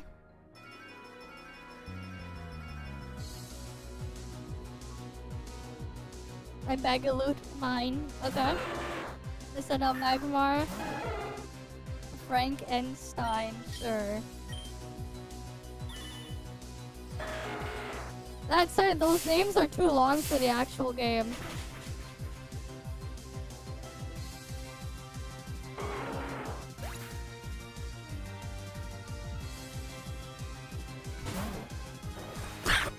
Yeah, Golem sank, yep.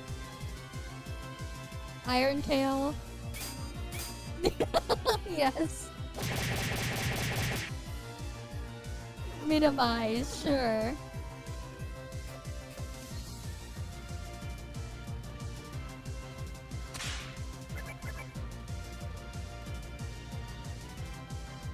Alright, Ember.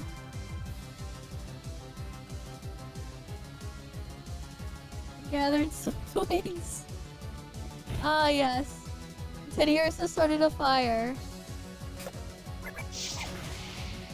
Teddiursa threw some members at Oronish and fainted. Yup. Recycle. Put it in the recycle. Wait, we recycle for reusable materials. Sure. Psychic, okay. Alakazam told Mr. Mime Jr. its future. I don't want to be a Mr. Mime. Alright, payday time. Yep.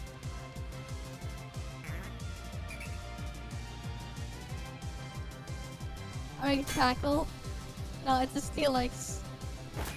I mean, it's not very effective because, again, it's a steel type.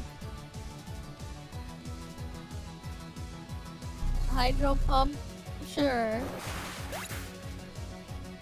Get a whole fire truck.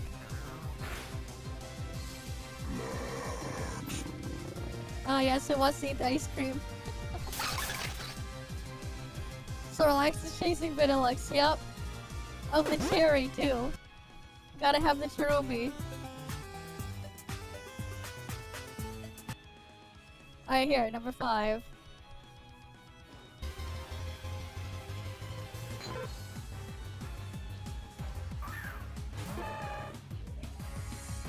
Little Macho Canoe. Bulk up? Sure. Macho started lifting weights. Alright, rock throw.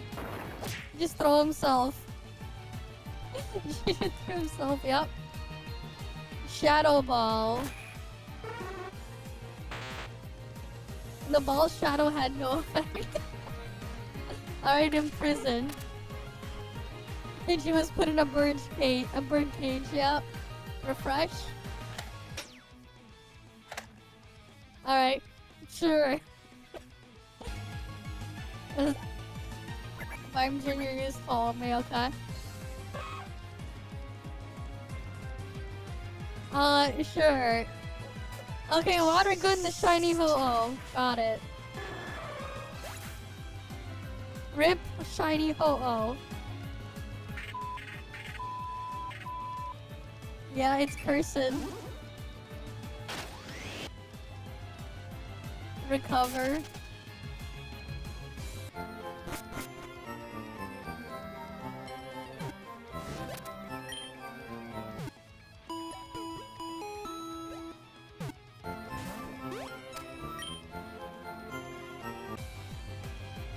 Alright, absorb.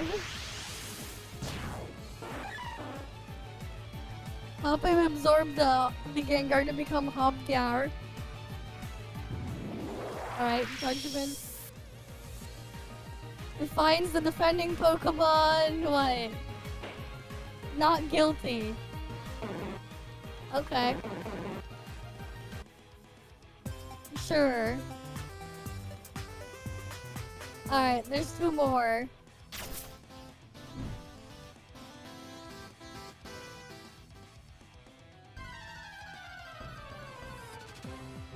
Sure, this is like the battle. Okay, they get a Haunter and a Charizard. Sunny day, sure. Sunlight turned harsh. Haunter used Nightshade. Haunter is enjoying the sunlight. Okay. Soft boiled now. Execute is slowly being cooked alive. Of course. Then we got Reflect. Yep. Machamp uses... Machamp uses Reflection... Reflects, okay. Pidgey hit the cave ceiling. Dragon Breath, it's gonna sting. Probably. Toxic, okay. Self-esteem harshly fell. Getting got banned. Alright, Octazooka, yep. Azumarill fainted. Became encased in glass, unable to move. Rock polish. Gotta clean it up. Rhyhorn is squeaky clean. Alright, attack miss. Yeah, Sand Slash used shift gear, got it.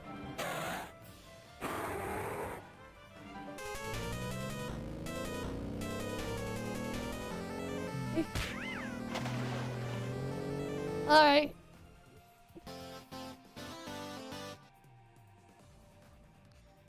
Alright, here's the last one. Super realistic now.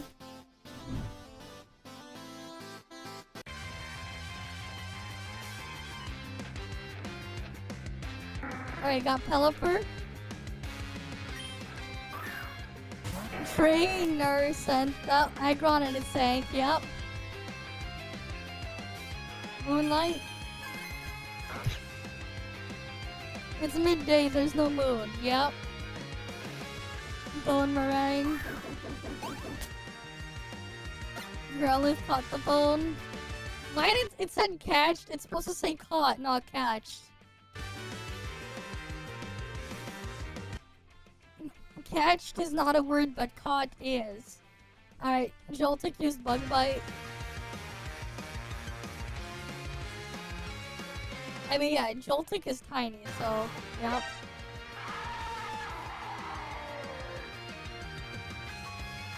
Alright, Magnet Rise.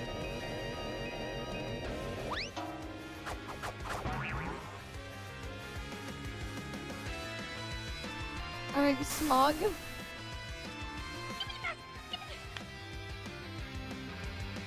Wooper is now safe. Uh-huh.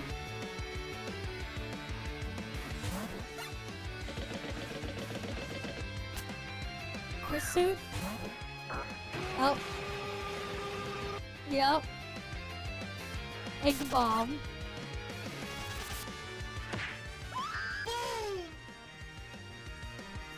Alright, Doom Desire, yep.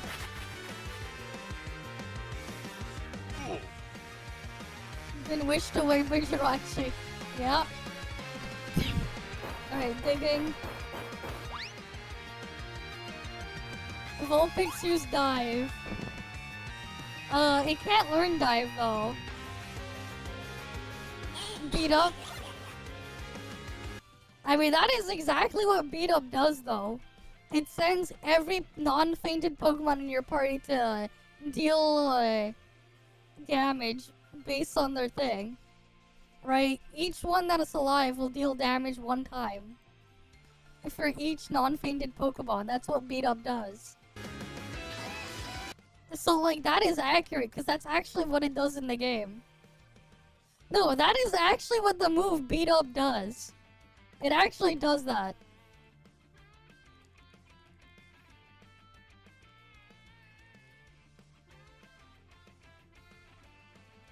Like, that's actually what the move does. Alright, Gen 5 onward, instead of using each party member's attack stat, the user's attack stat, attack alone, is used to calculate the damage of each strike. Alright, it is now effective by boosts like Swords Dance and stuff. Before Gen 5, Beat Up will use all your Pokemon's like attack stats for each of them. Beat Up also ignores Wonder Guard because it's a typeless attack back then.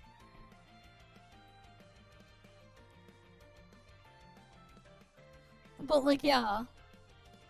Right? Summons party Pokemon to join in on the attack. That's what it does.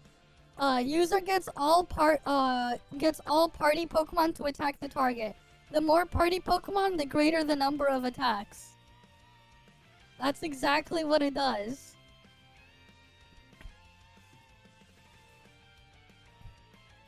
But yeah, base power equals base attack the party member divided by 10 plus 5. That's how it's calced. Whatever their attack, whatever their base attack is of the party member, you divide that by 10, and then you add 5. That's how it calculates the damage there.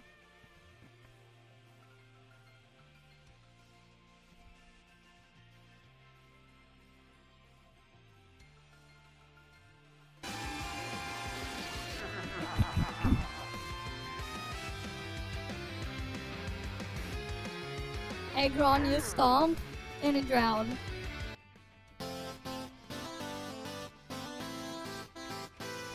Alright, that's the end of that one. Okay, I think we're just going to do the Snowbreak stuff now.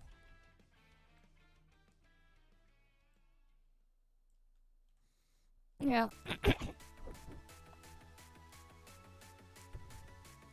I mean, it's an old thing that we've seen before, but it was cool for what it was.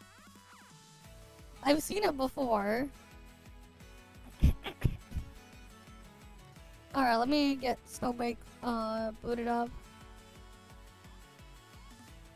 Where's the Snowbreak launcher?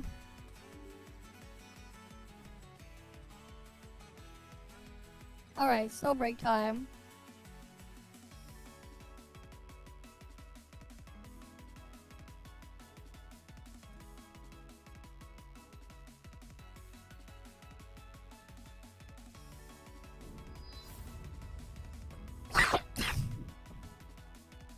Right. Time for Snowbreak.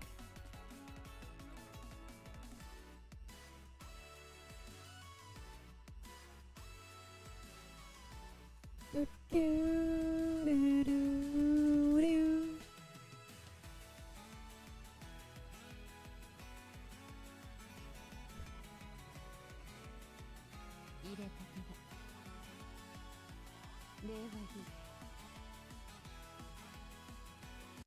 Alright, here's what we'll do.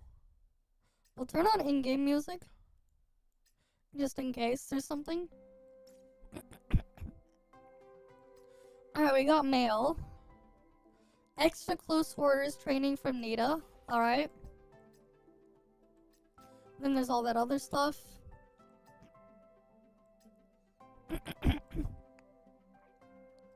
The Nita trial thing.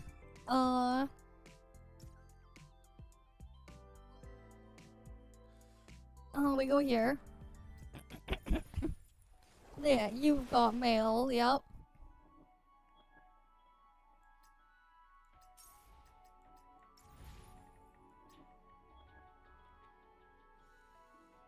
Oh,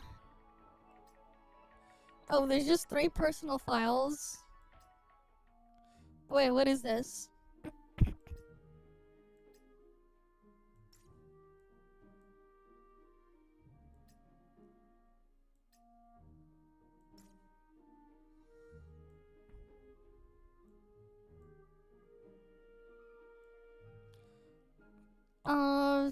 Sure, build a hideout thingy.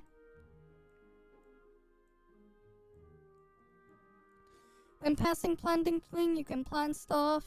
Got it.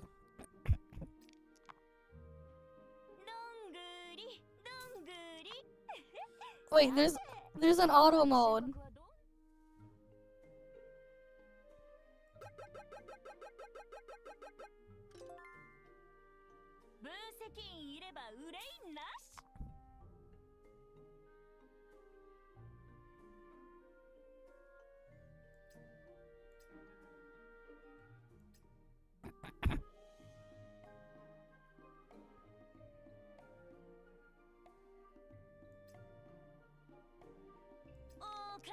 Alright, we'll just put that one. For each dot plant you own, increase rewards from that thing.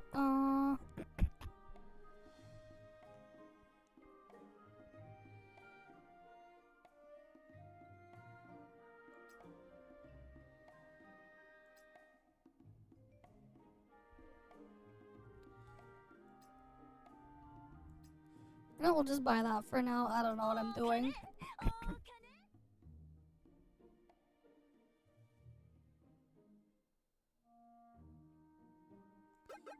Screw it, let's see. Another high tier, let's go.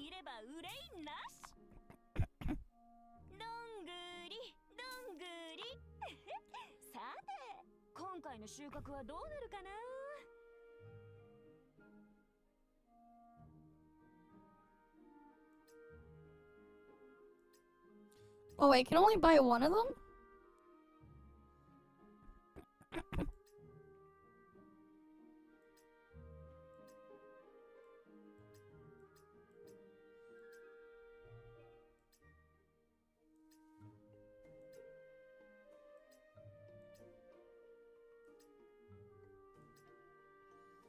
Okay.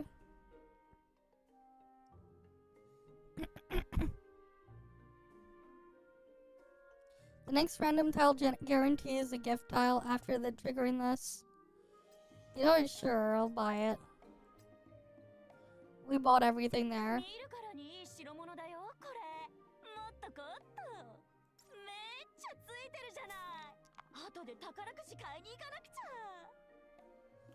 Alright, let's see.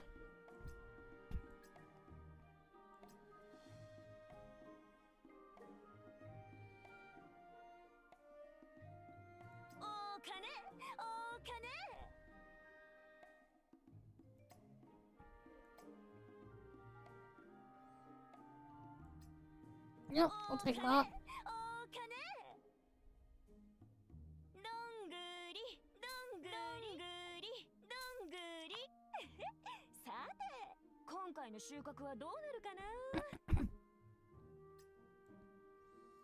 We got nut plants, random tile 4-leaf dreamland, stackable.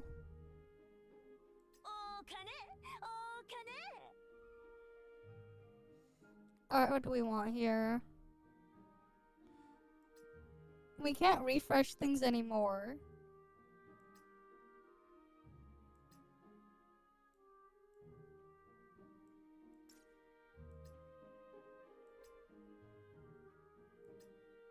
Alright, so we can get that stuff from nut plants.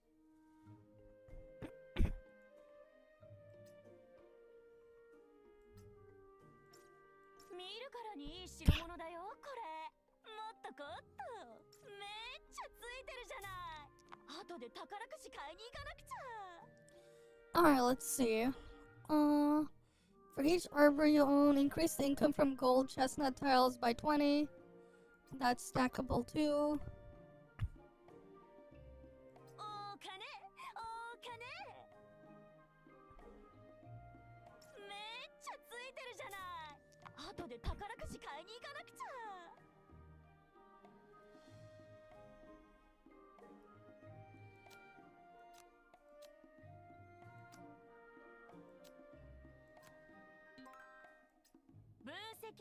Okay.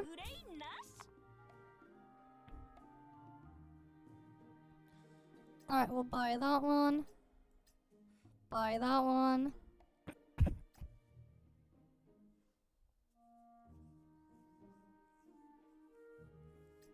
Sure.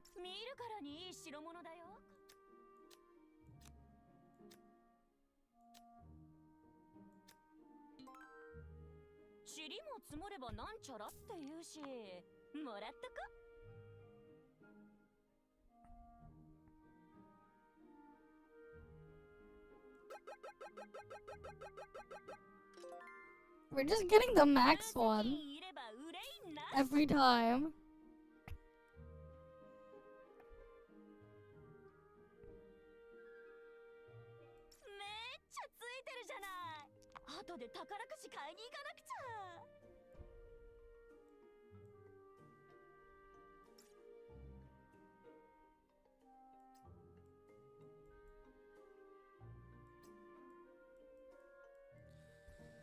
Alright, how long does this, like, minigame thing go on for?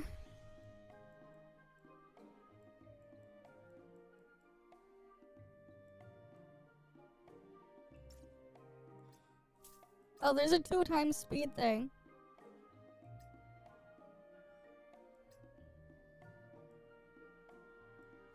What the hell is this for?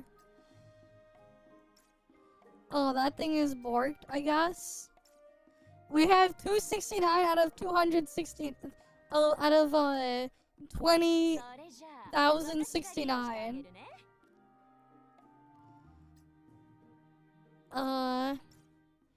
Sure.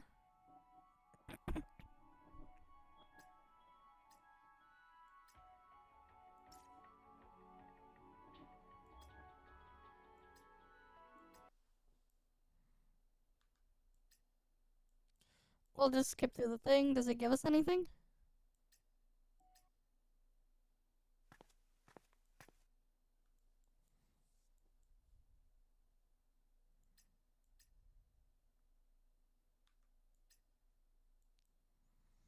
Alright, like, it looks like a lot of things are just borked.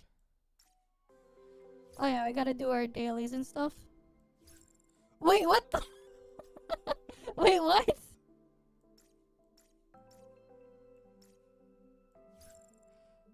Um.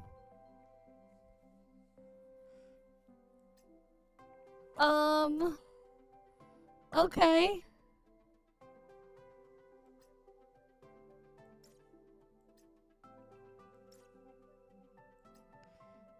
Yeah, something's not quite right.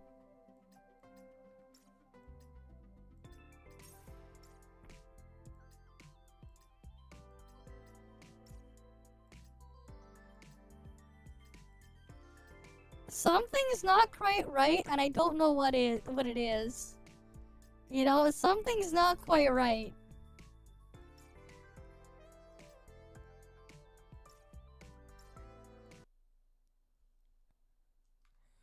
I don't know what it is, but something was not quite right.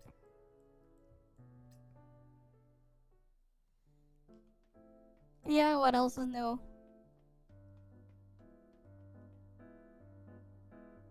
Oh, adjutant.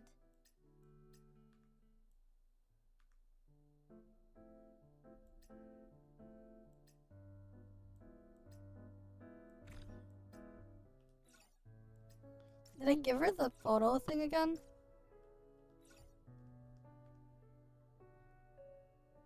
Wait, what?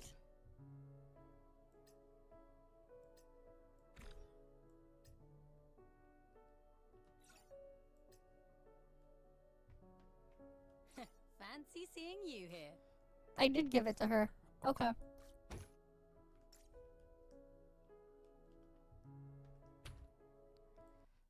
When do they not break?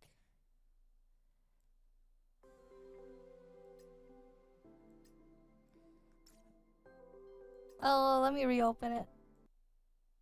That was, something. When are they not broken?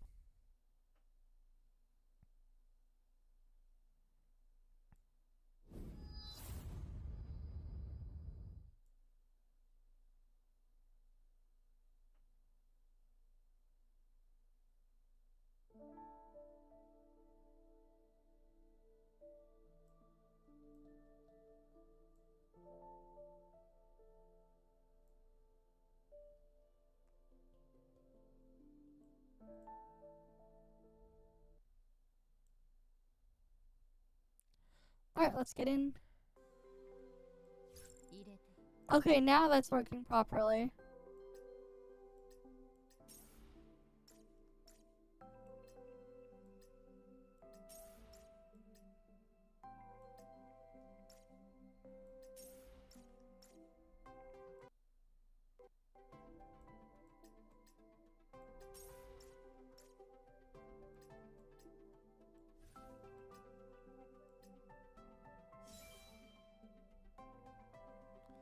Right now she's M2. Cool.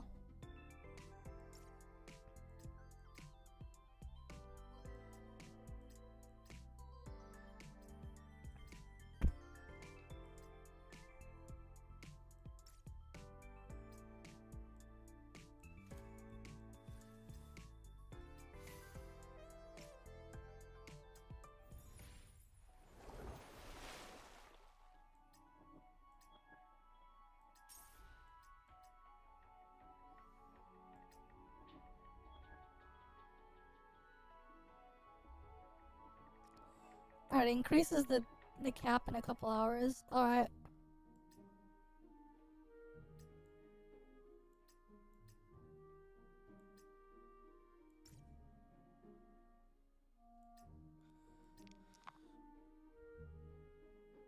Yeah, we can at least speed it up.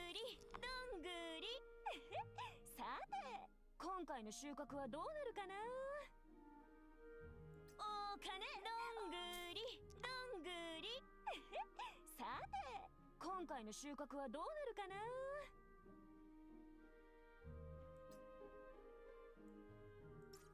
めっちゃついてるじゃない。後で宝くじ買いめっちゃついてるじゃない。後で宝くじ買いに行かなくちゃ。お金お金。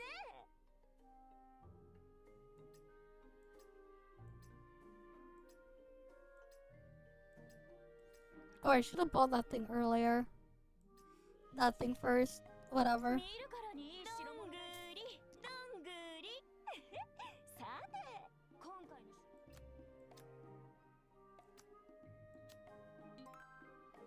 塵も積もればなんちゃらって言うしもらっとこ Let's see.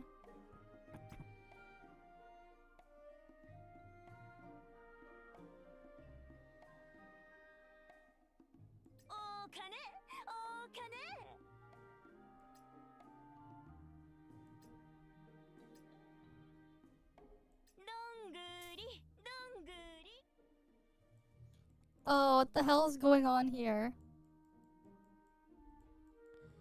Did I win, guys?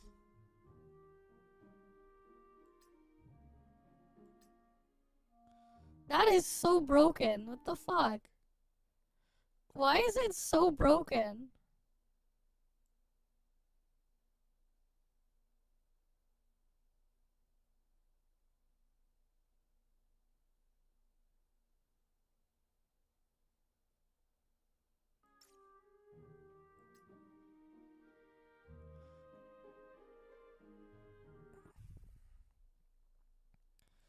That is like super Pepega, man.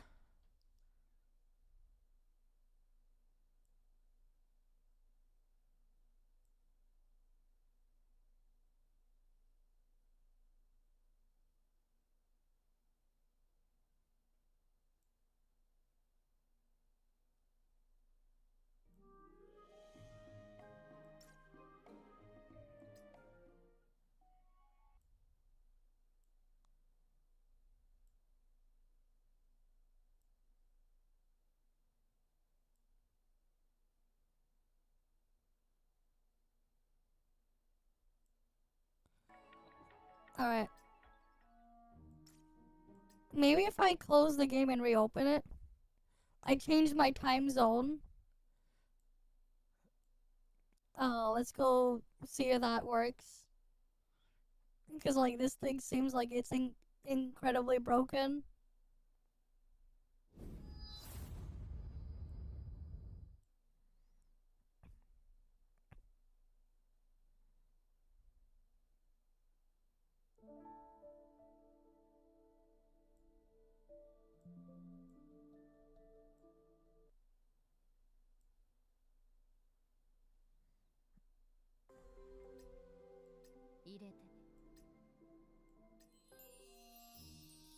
Oh, 一気にこんだけ来ると全部持ってけるかは不安なくらいだよね。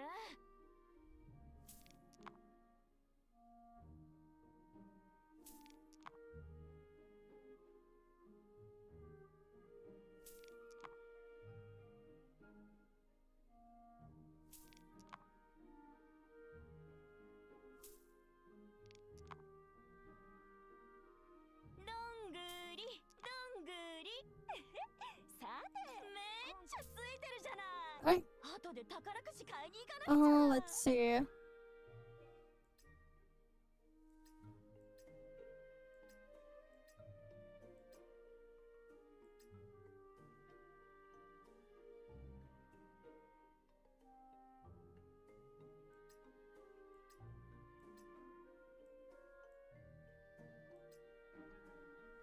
Consumes all refresh attempts. I don't have any refreshes. 見るからにいい代物だよこれ。もっとこっと。お金お金どんぐりどんぐりさて今回の Alright, we'll take a chance. 分析員いれば憂いなし。めっちゃついてるじゃない。後で宝くじ買いに行かなくちゃ。めっちゃついてるじゃない。後で宝くじ買いに行かな。 Rip. 塵も積もればなんちゃらって言うしもらっとこ。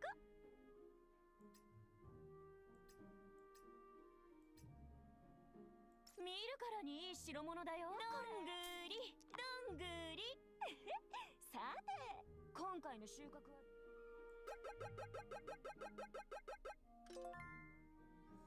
分析員いれば憂いなし。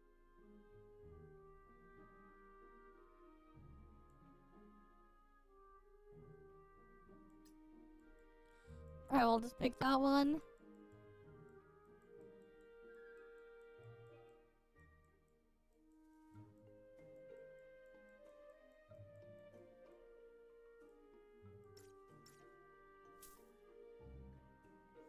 Alright, we can claim all those. バルコニーはちょっと広めに作りたいんだよね。そしたら天気のいい時に What are these buff 星を眺め things? てたり。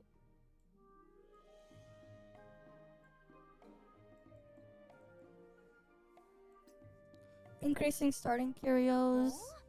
Increases refresh attempts. So as the cap raises, you can get more. からに決まってるじゃない。私たち二人の Okay. So her weapon is at 60,000. But we don't get her logistics and stuff till later. 作った理由？そりゃ家が欲しいからに決まってるじゃない。私たち二人の Is there like any other way to get her logistics though? Because like when they give these logistics away, you can't re-roll them for better stats. For some reason. 私がリードしてあげるね。 They lock re-rolling on them.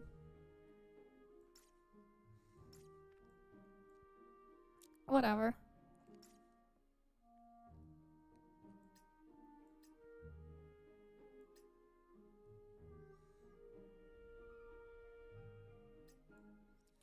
Increase the chance for arbors to appear in planting tiles. Increase gold chestnut tiles, sure.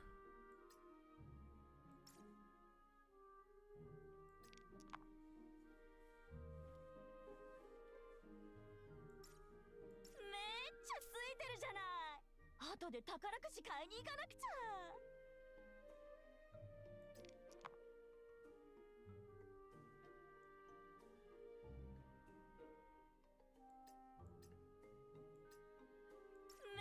ついてるじゃない。後で宝くじ買い。 Rip. 塵も積もればなんちゃらって言うし、もらっとこ。お金、お金、どんぐり、どんぐり。さて、今回の収穫はどうなるかな。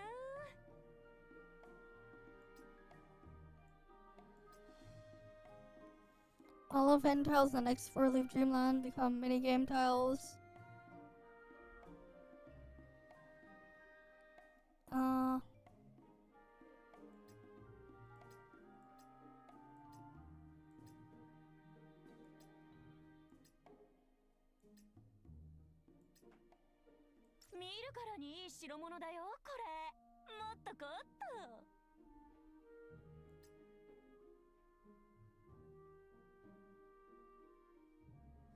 That gives me a gold chestnut tile and give those rewards.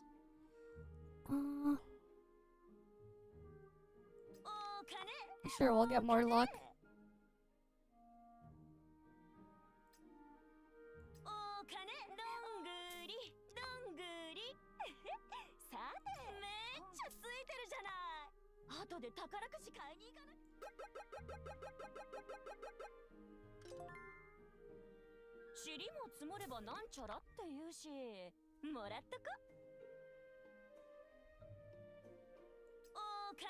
Alright, we'll get boosted luck multipliers on.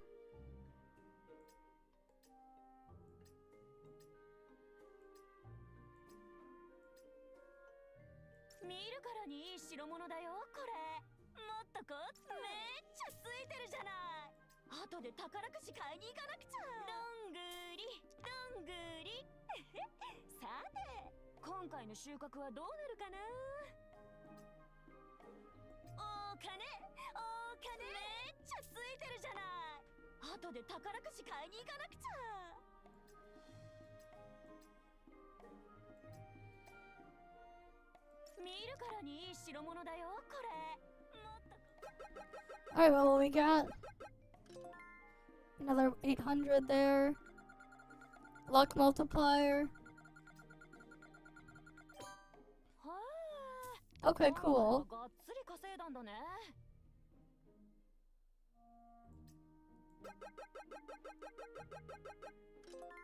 Rip. 塵も積もればなんちゃらって言うし。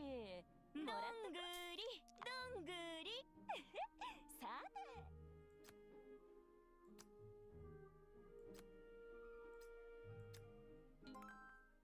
Okay. はあ、今回はがっつり稼いだんだね。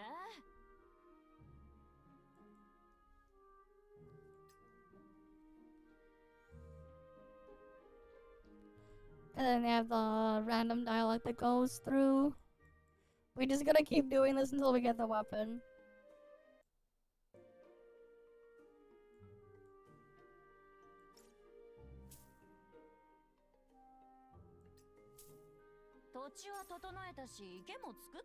Oh, you know, we get one copy of the weapon there and then the other one after. Okay.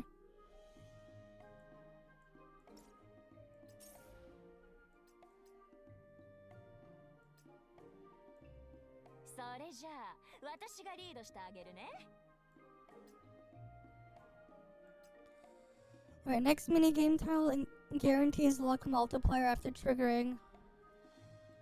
Okay.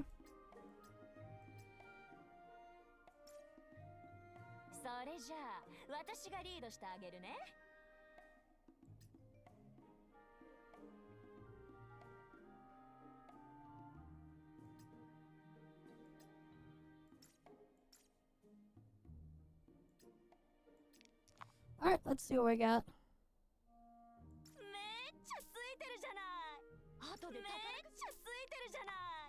後で宝くじ買いに行かなくちゃ。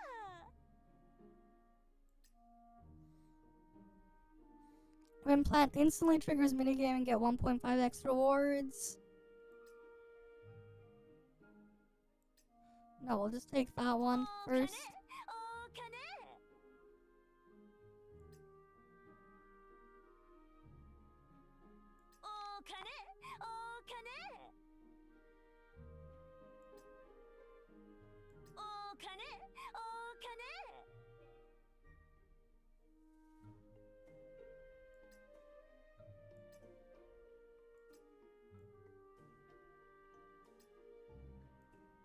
We don't have any more gold chestnuts.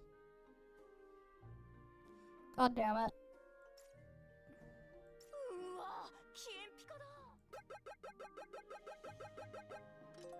Oh, rip. はあ、今回はがっつり稼いだんだね。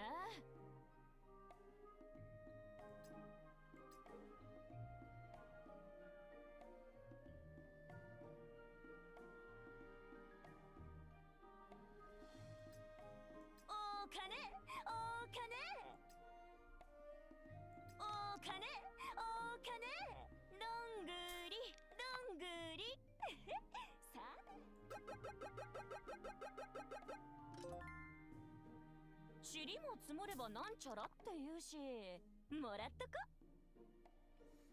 Alright, let's see. Take that one.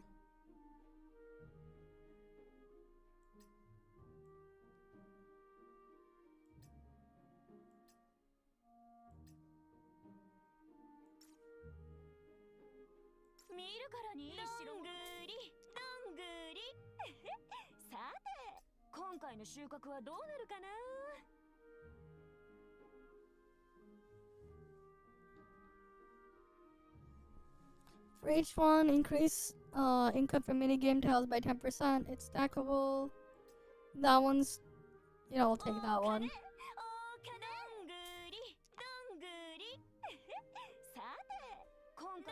Why won't it give me minigame tiles, man?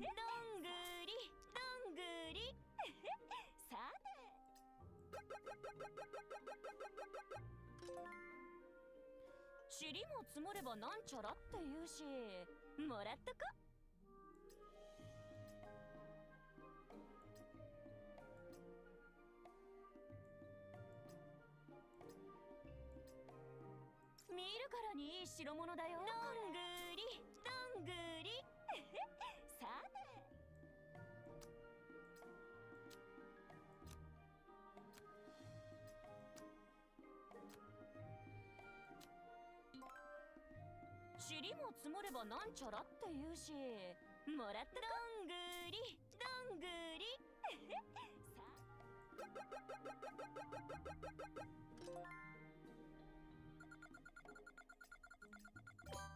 はあ、今回はがっつり稼いだんだね。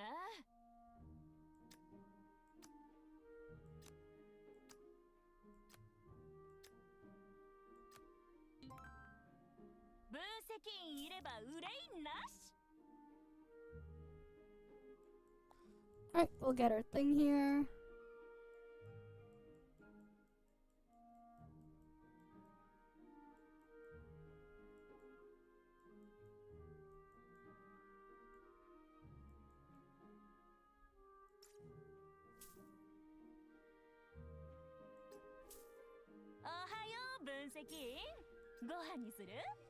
Alright, then there's like 2 more there. We can... Alright, we get another buff here. Alright, we got more. スリーハウスを作った理由？そりゃあ家が欲しいからに決まってるじゃない。私たち2人の Increases the chance for flowers to appear in the planting tiles. Flowers boost income from gift tiles. Okay.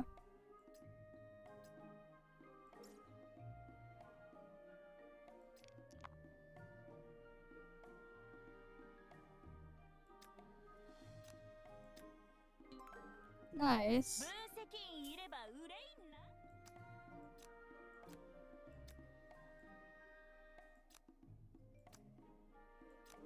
Oh crap, that's the stupid flower, yellow one.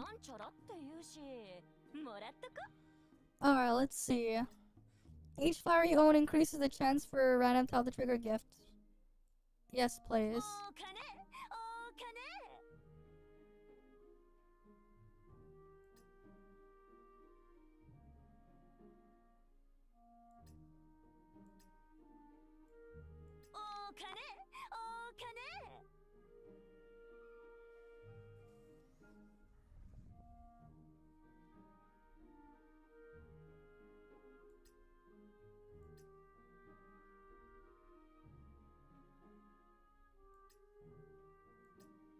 Yeah, I can stack all of that.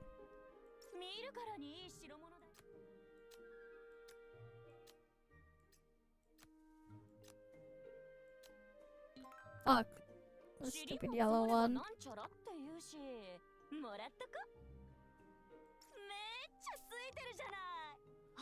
Alright.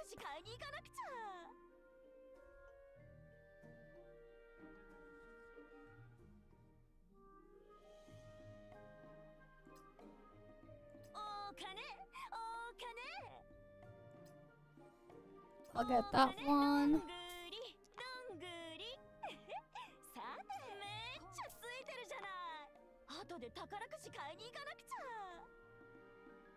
Each flower you own increases the chance of for gift tiles to grant curios. Okay, I'll take that one too.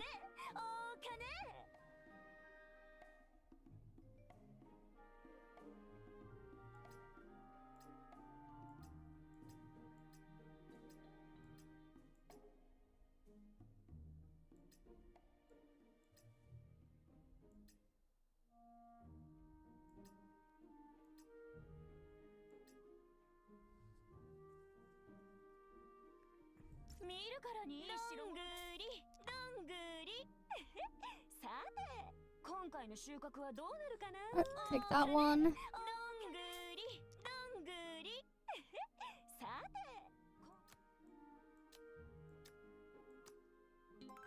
Nice. はあ、今回はがっつり稼いだんだね。めっちゃついてるじゃない。後で宝くじ買いに行かなくちゃ。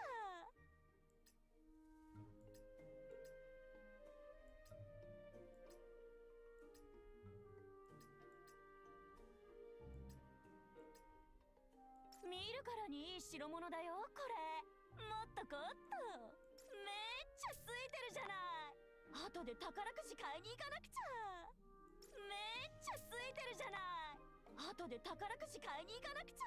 めっちついてるじゃない。後で宝くじ買い。どんぐり。さて。Alright, we got the chat here. We can go grab the other option. And then what we got?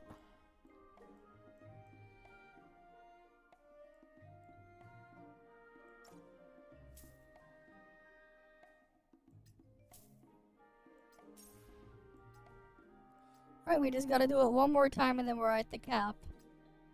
The current cap. Right, because the cap... Wait, the cap is gonna increase in 6 days. They're really just stalling us out. On, like, when we can get all this shit here. We can't even get, like, the dupes yet. We can get her weapon, and then we're gonna have to wait 6 days. And then we can get her logistics. One of her logistics. Or, well, 2 of them.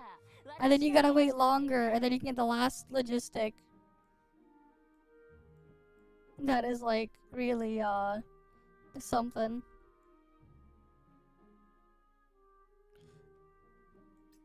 Alright, because it doesn't look like there's any other place to get her logistics. The Kelsey logistics.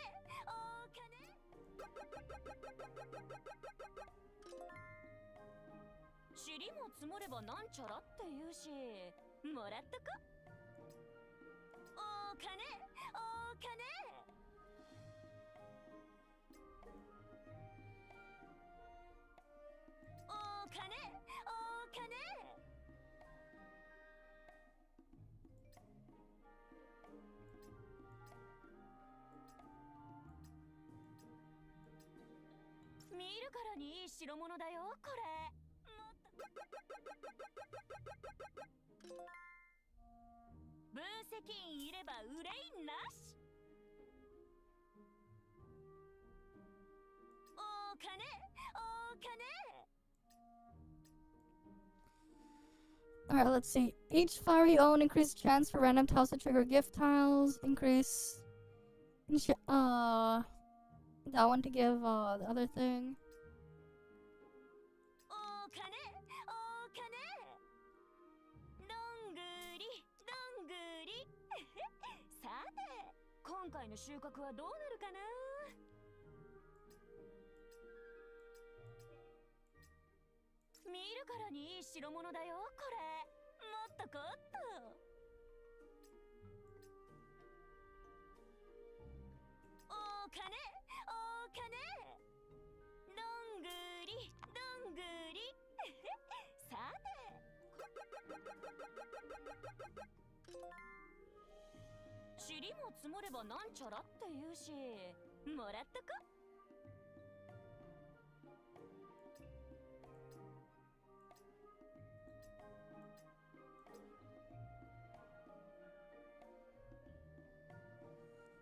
Right, we'll just go with that.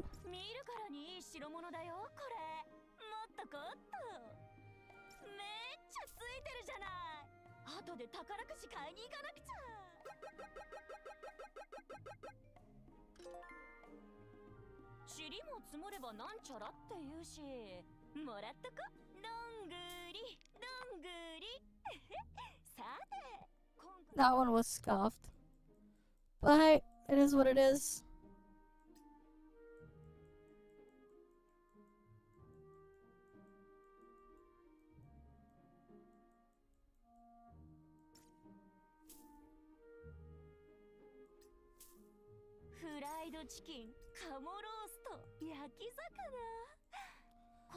And that's another buff we got here. Right, we have to wait a week and then we can get logistics. And then it's gonna be like another week after to get all the other shit. Because they decided to time gate all of this.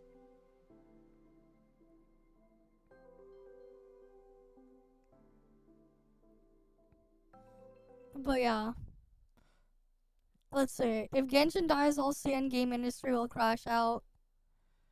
I mean, that's its own other problem if that happens. Would be funny though. Would be hilarious.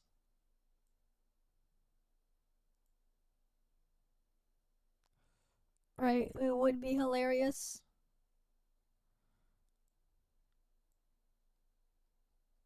Alright, let me fix my time zone.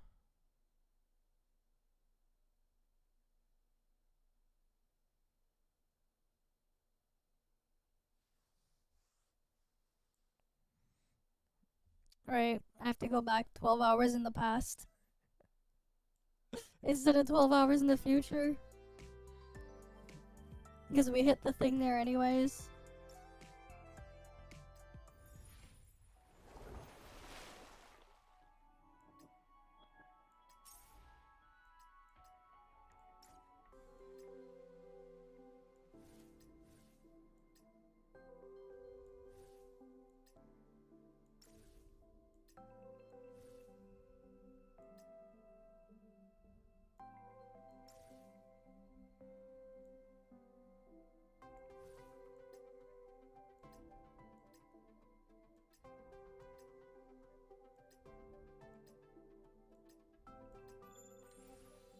Alright, we get our weapon there.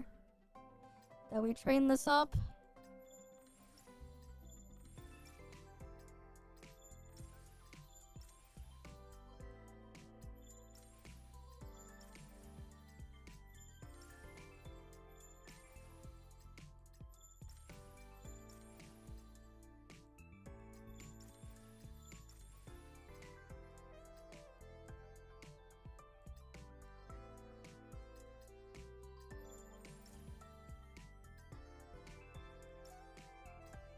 Alright, what parts do we got here? That has HP.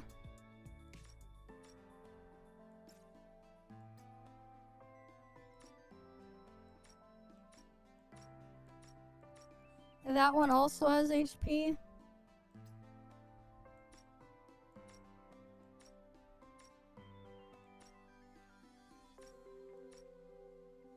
That one has HP.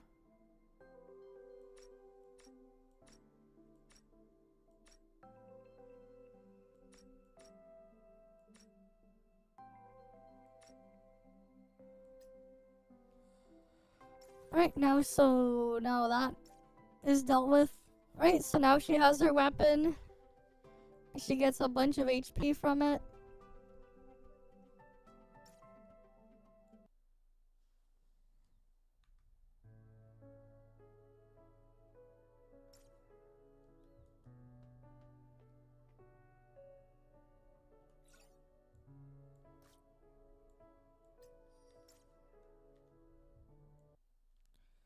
Right. But we don't have her logistics yet, or her other things. So we can't really do too much with it yet.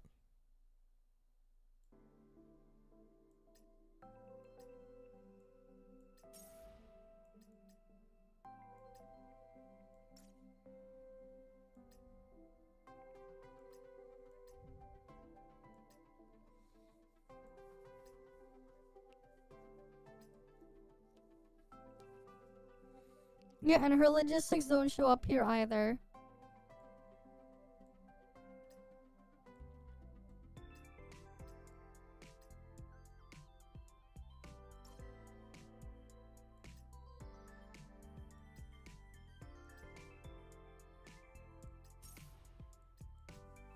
Oh right, I need to get some of those personnel limits. Fuck. Oh yeah, these reset too, cause monthly reset. さすが分析員だな。強者の選択だぞ。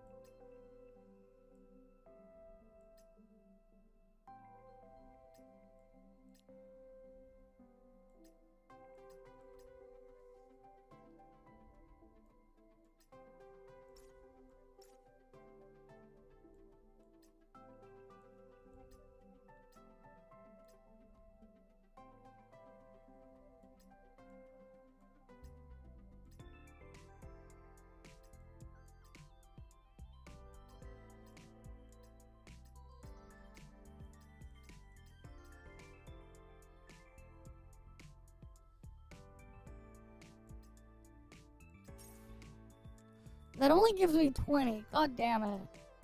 I sell all that and I only get 20.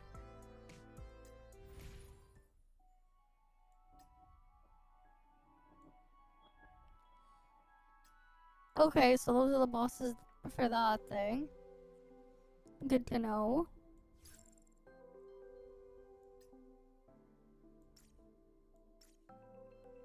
Wait. If I was... Oh wait, you can get it here.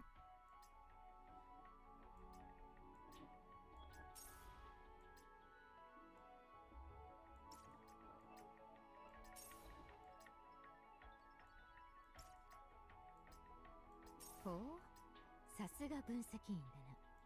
強者の選択だぞ。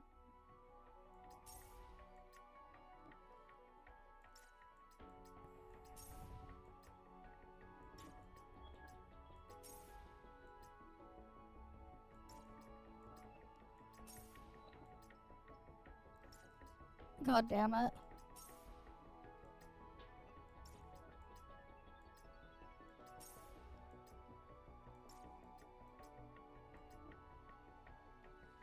Wait, one sec. Nita wants what? Again?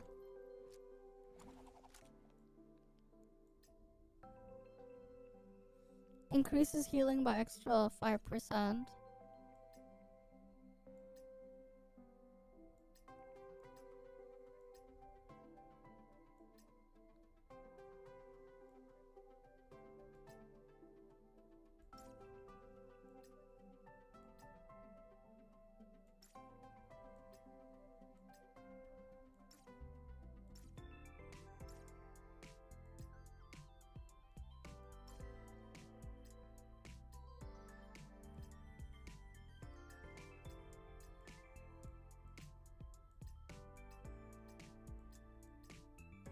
Yeah, we could just delete these.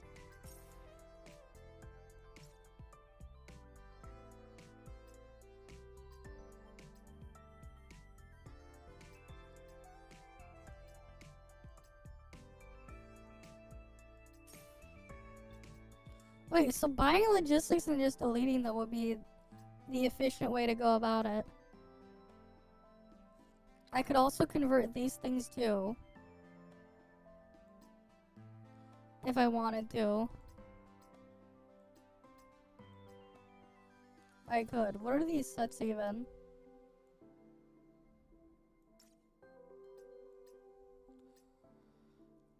Applying control effect increases damage taken. Okay, this one is shooting continuously. Each shot increases ballistic damage.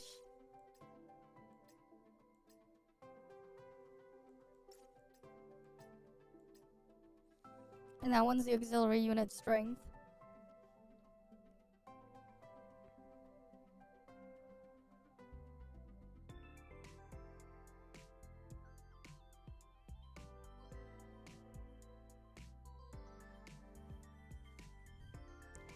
Okay then.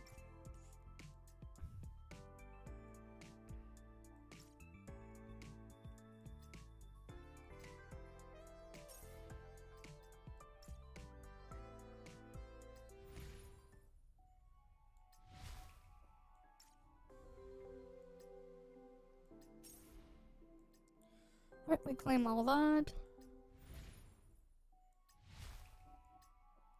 Let's get our logistics then.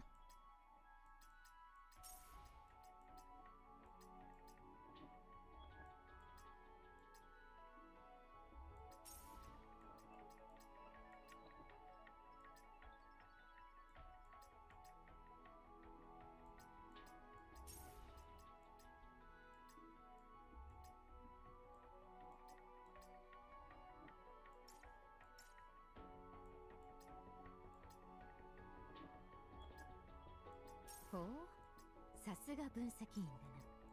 強者の選択だぞ。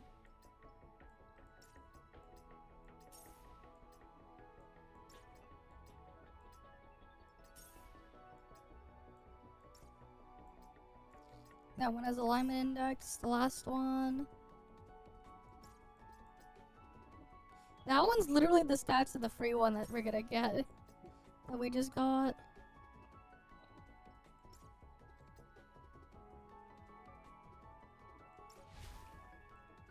We can go with higher alignment index. And then just reroll what we need.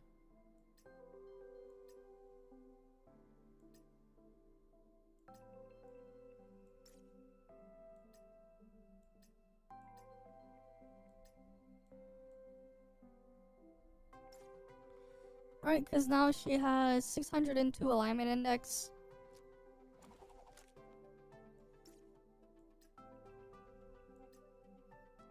And then we'll just recycle the other ones. Yeah, this is literally what the free one's gonna be. Those are like literally the stats of that one, the free one. Actually, it might be a bit better. But like, you know.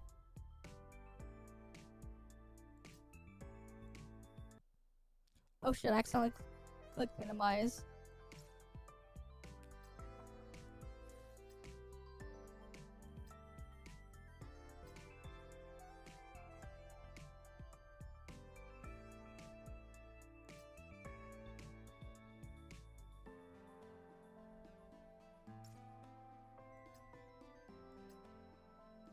I'll just save that one.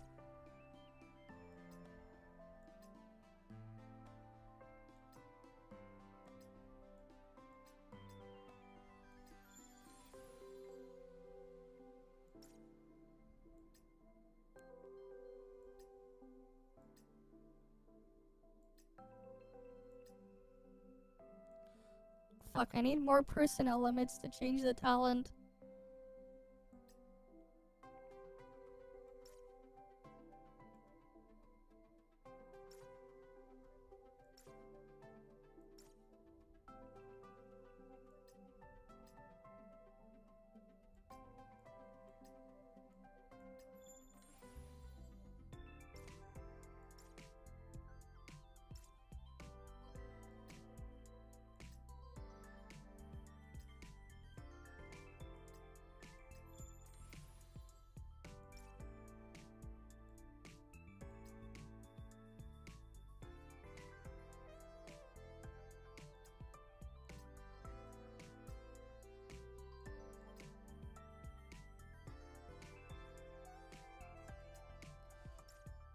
Wait, what damage type is she?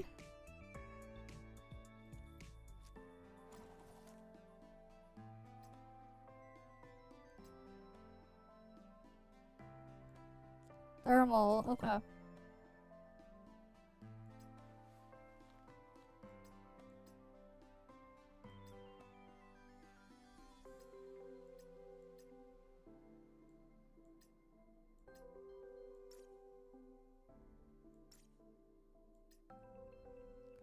That has healing bonus 10.6. Does healing bonus even, like, help her?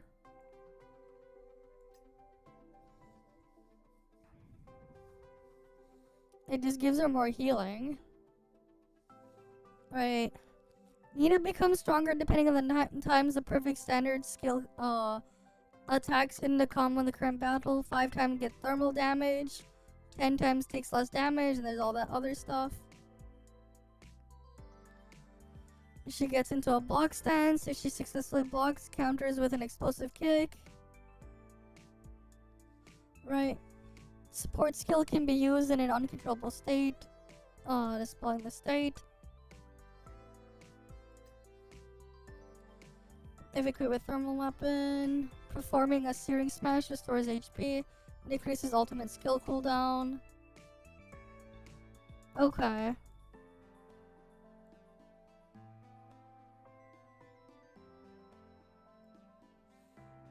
Maybe it's her weapon then?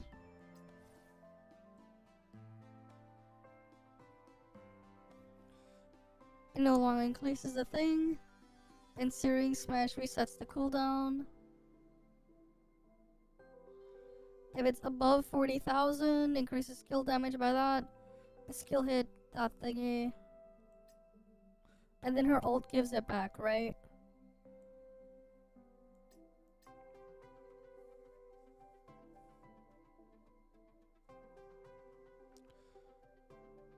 No, her ult consumes the thing and turns it to a shield. The more HP you consume, the more... Okay. Sure.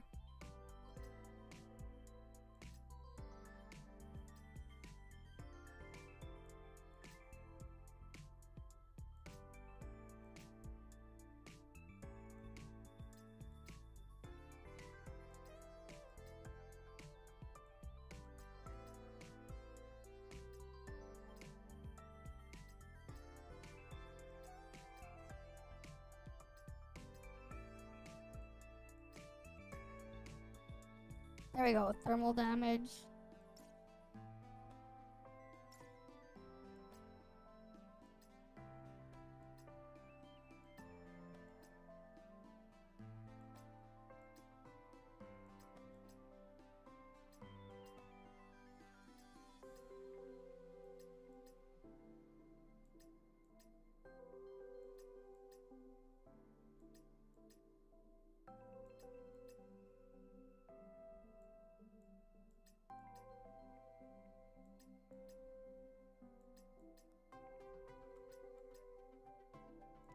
Come on, give me thermal damage.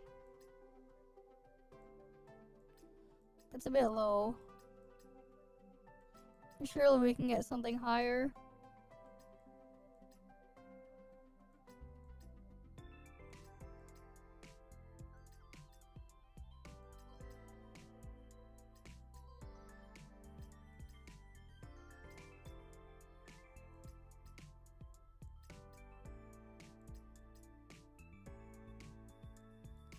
That's a little bit better, but that's still like the second lowest.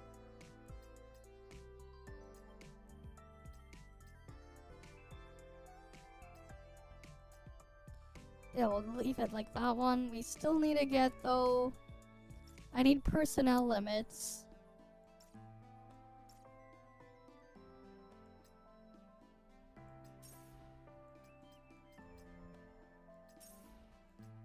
We need the personnel limit things to reroll the other talent.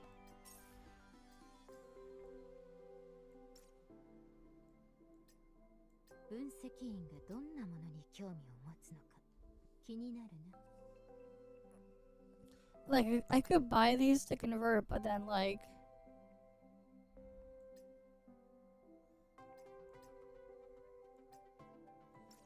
Yeah, we'll go buy a bunch.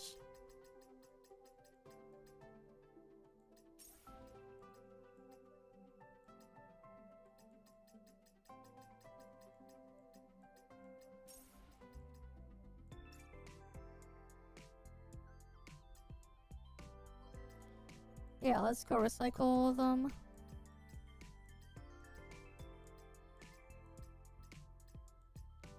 Feels really fucked doing this, but...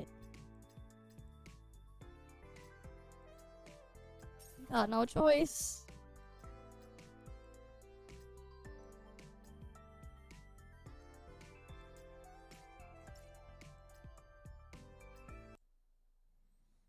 God damn it.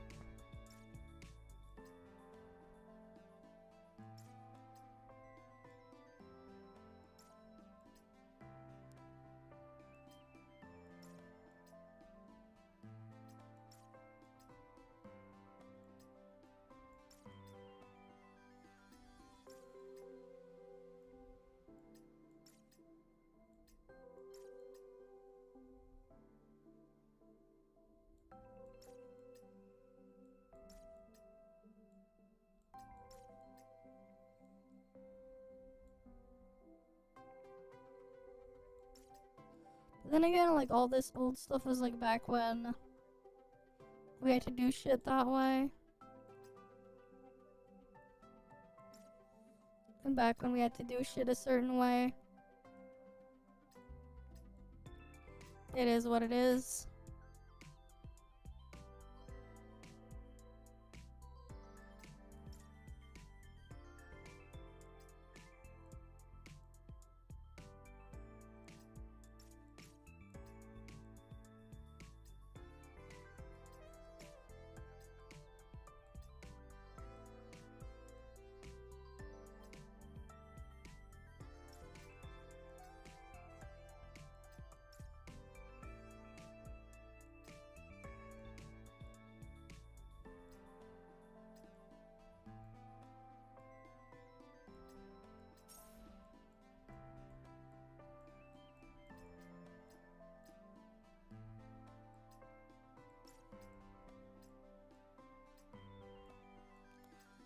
Okay, now we can try and see if we can reroll.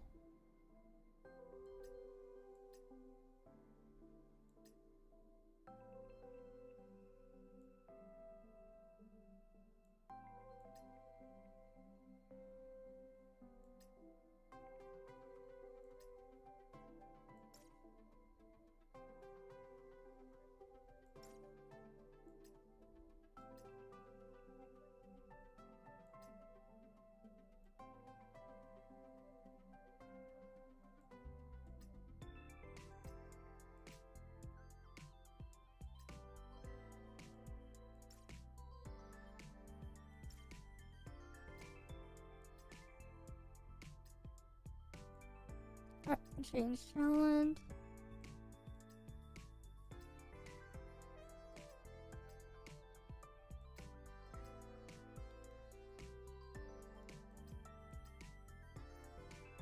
Alright, we got HP there. Call that a day there. Alright, so now we got her HP up. Right, we got her stuff there. And her skills do damage based on HP anyways. So now she can probably do some actual damage. Maybe. Probably not the greatest, but she can probably do something now.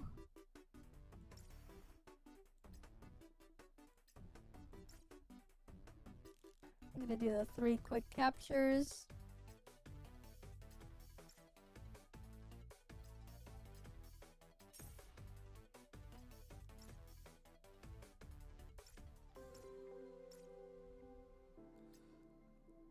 Let's just put the our old music again.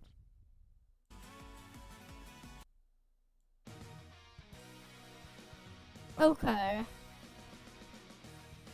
Let's see, anything else here? We can't do anything else on the Dreamwood thing for now. We already have all the rewards in the prize pool, right? Yeah, we already maxed that out.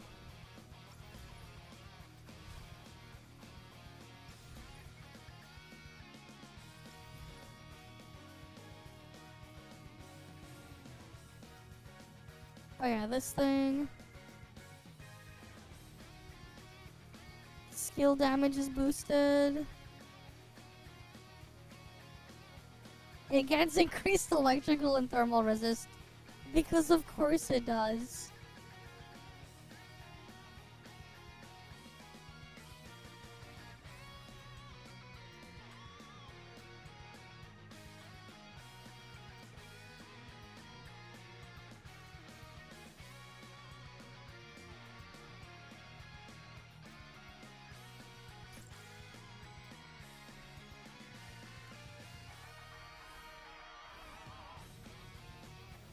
And she just so happens to do electrical damage.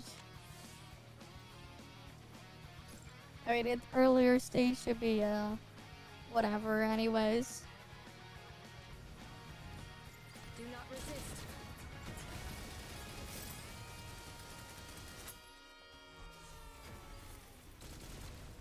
I saw how it would end for you.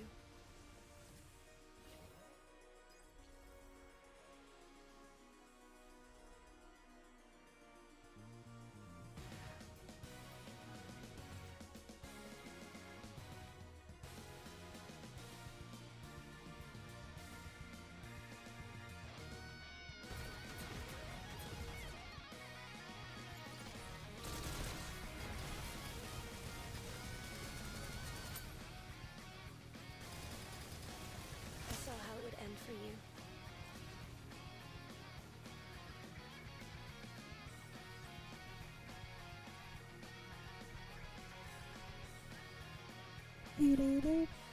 Alright, next one.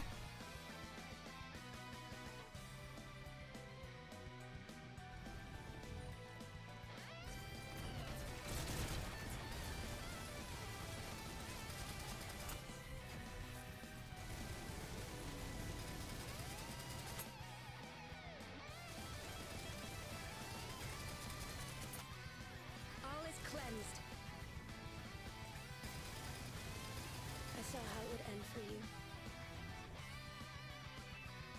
Yeah, Changing still just destroys this.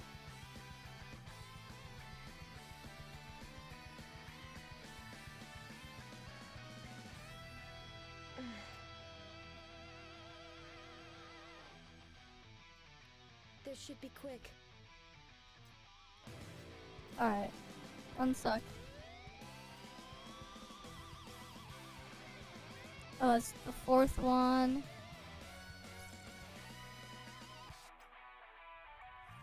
Will you Starshine with her? And then...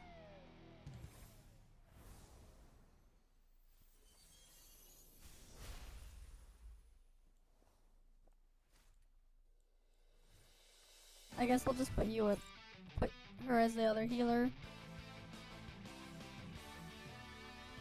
Supplies are in place. Thanks.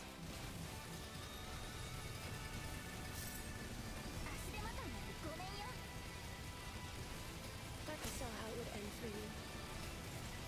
Reloading. Well, that was something.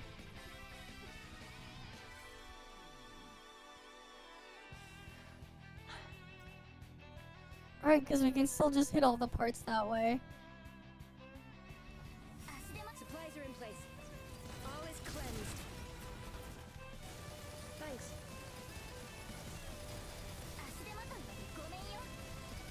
Thanks.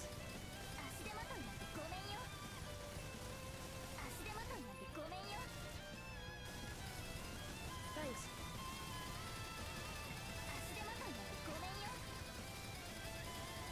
Supplies are in place. Thanks. It's nothing. Doesn't happen a lot. No need to worry. Thanks.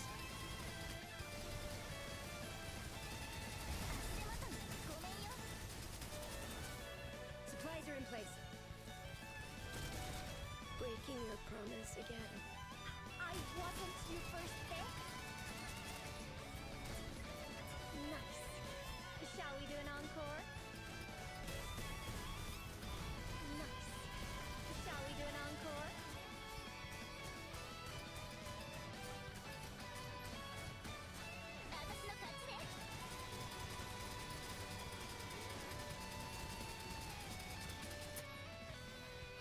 Supplies are in place.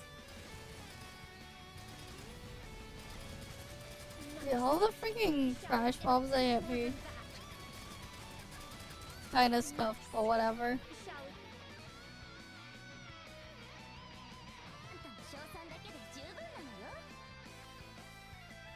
We'll just go with that.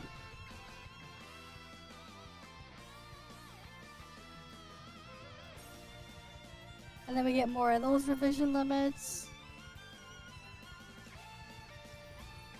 Oh, but we don't have like the other thing.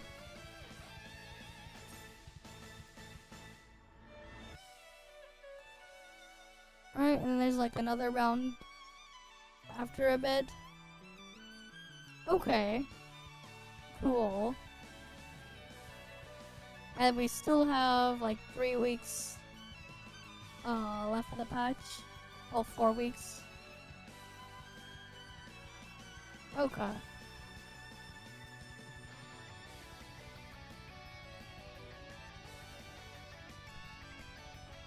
And I don't think we have like anything else left. 30 gets us that. And then we get how much per clear? Only 15. And then that, yeah, that's... So we have to do the other thing, the personal flat, not the personal. We have to do operations. I have to do like freaking raining fire operations to get the thing.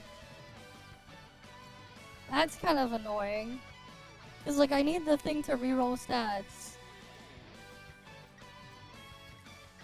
Oh yeah, we have a 10 pull on standard banner.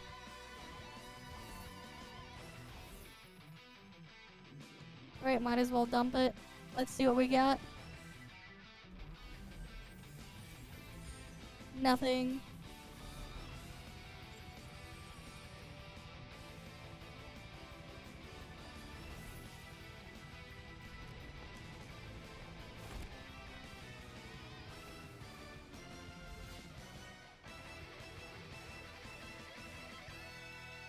Oh, we have a 10 pull on the weapon banner thing too.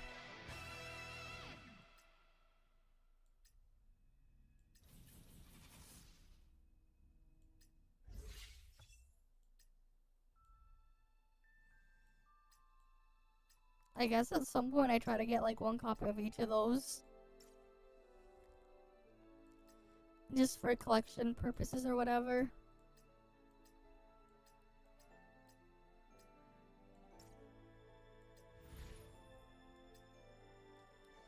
And we can't get the other stuff here yet.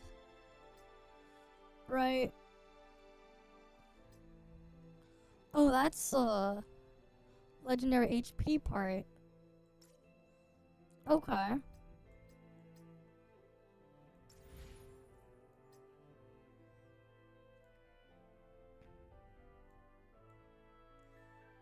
Alright, we can do the outfit trial. Boo Boo rerun, not yet. So we can't do get that thing from the Boo Boo one yet. この耳では何でも聞こえる。もちろん分析員の鼓動も。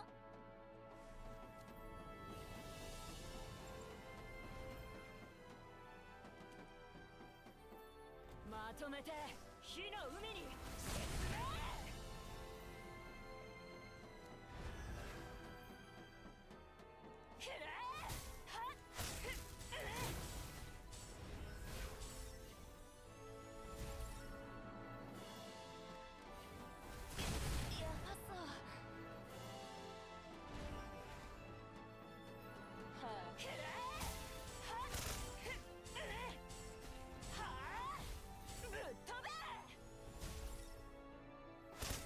Yeah, that's how she plays. You drain her health, and then you get QTE.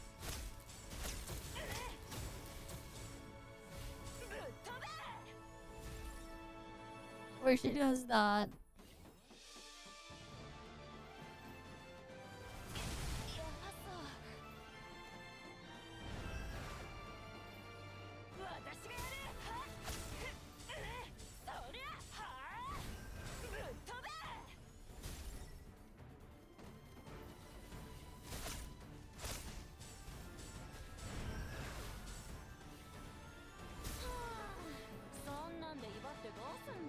Right, and she scales off of HP.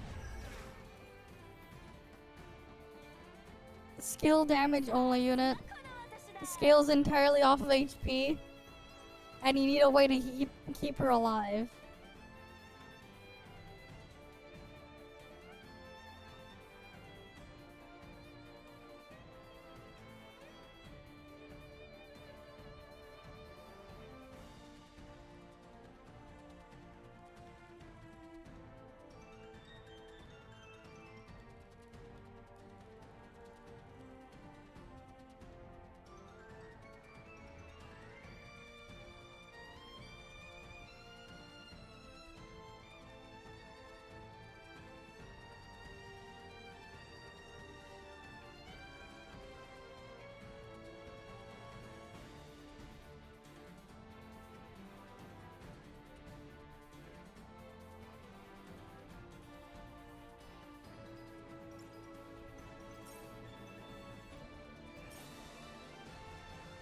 Alright, we got that thing there.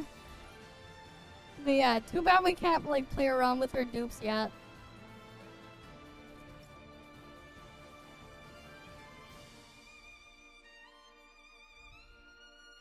We can't do that yet.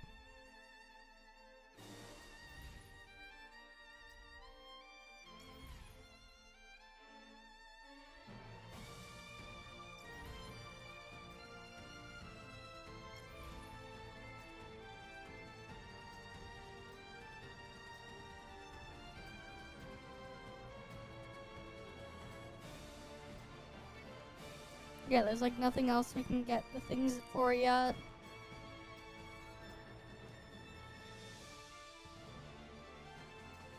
Okay. Yeah, and this event stuff not available yet. Right, that event thing they're not available. What was the dupes for Nita again? What were they? When performing Searing Smash, the lower the number of Cinder Charms, the greater the damage. Okay. If equipped with Thermal Weapon, Nita restores HP when using standard skill in the state there. 4% max HP on perfect timing, 1% on poor. Okay. Decreases the amount of Cinder Chimes gained on poor timing of standard skill attacks by 3.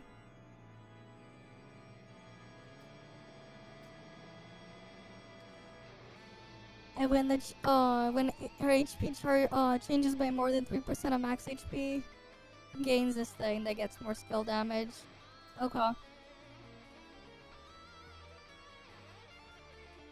Yeah, because all the health draining and then health coming back and then being drained again. It's like, what? It's just so weird.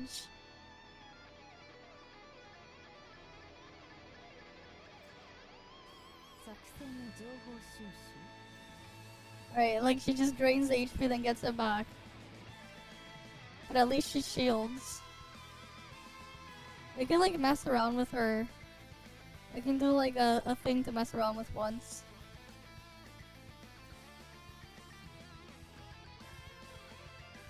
Increases bonus based on number of screen type shield effects. It's for shield stuff.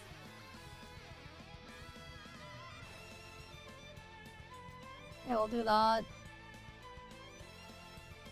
Let's swap her out. And just put Nita in here. Let's try this out. Let's see how well this goes.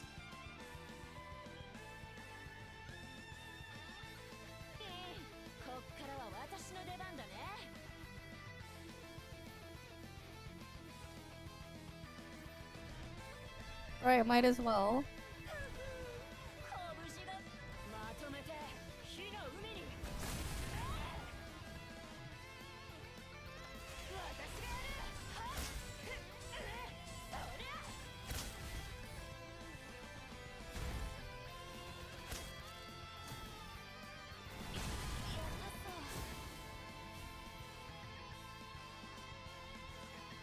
Alright, let's see.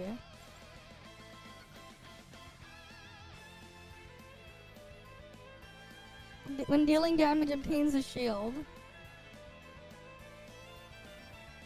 Okay.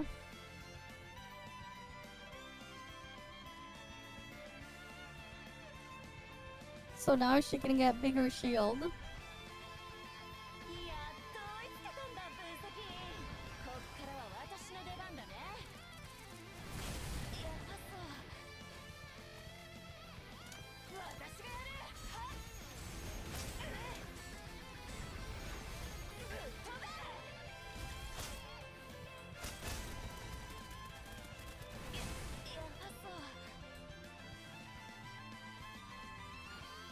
Alright, let's see. Skill hits. Inflict pierced. Random event. Oh yeah. She's working a lot better now that she has her weapon. And logistics stat. This is working a lot better now. Alright, boss time.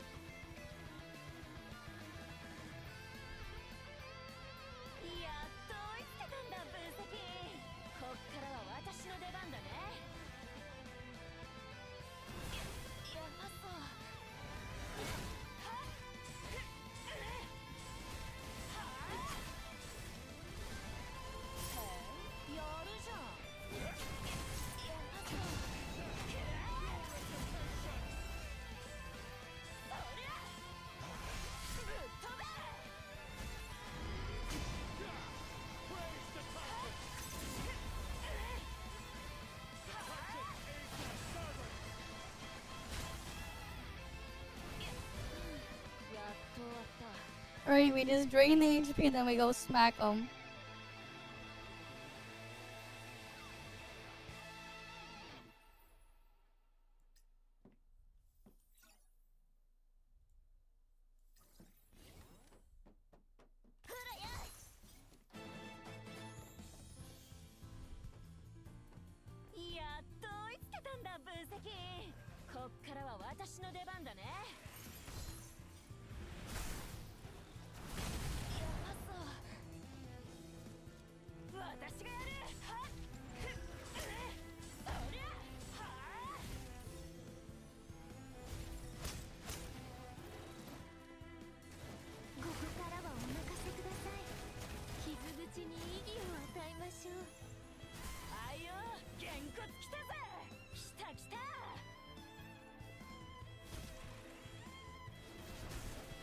Oh shit.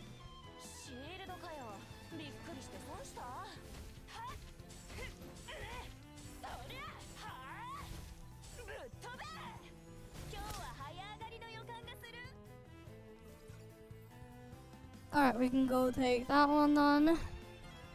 Battle supply.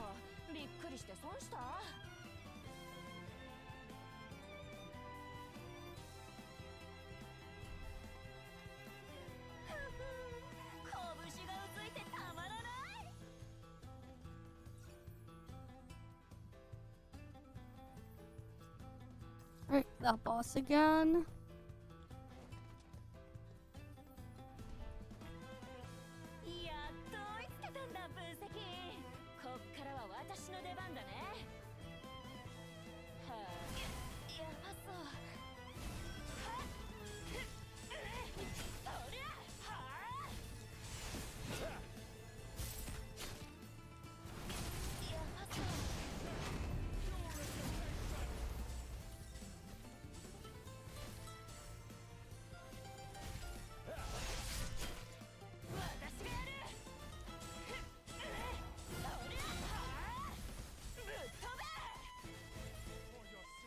Downside is like you gotta make sure you actually aim this shit properly.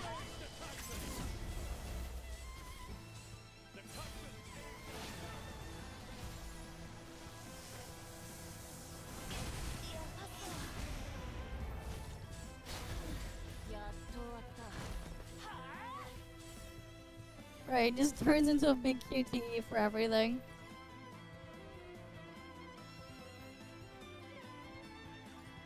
Alright, let's see.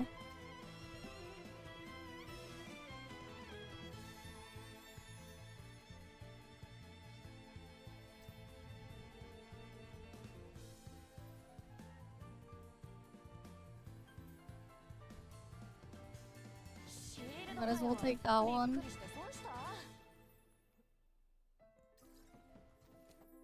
Alright, we'll go over here.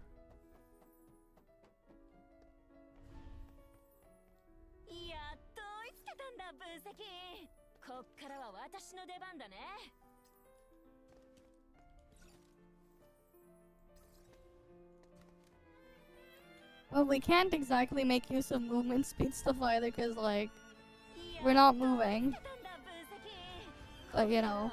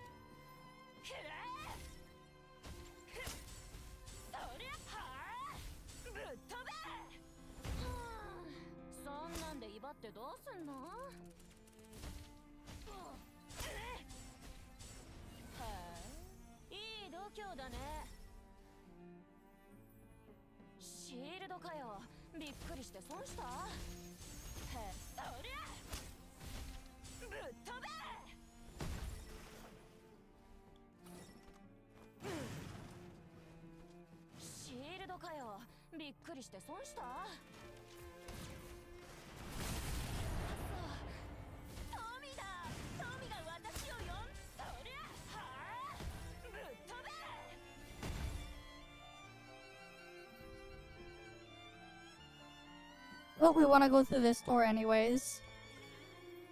Let's see.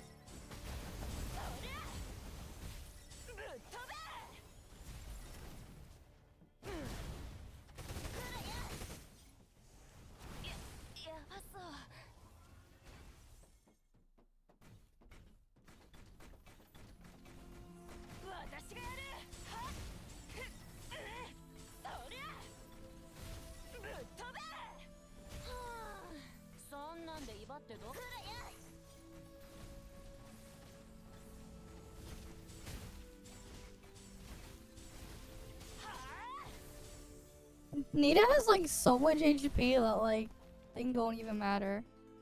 That's crazy. Actual healing does like fuck all. Because of how much HP we have.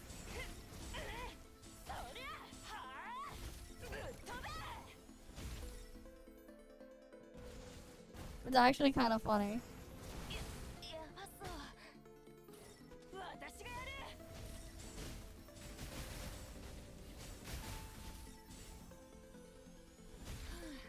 Right, because like we got like 74k HP almost. It's kind of nuts.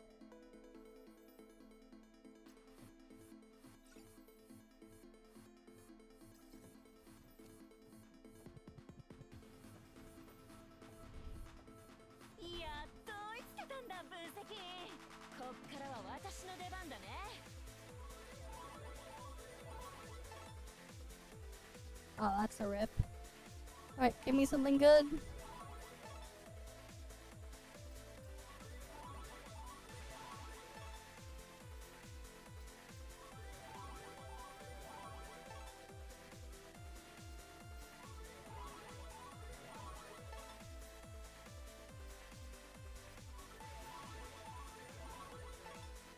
I swear, pleasant surprise always ends up being anything but pleasant.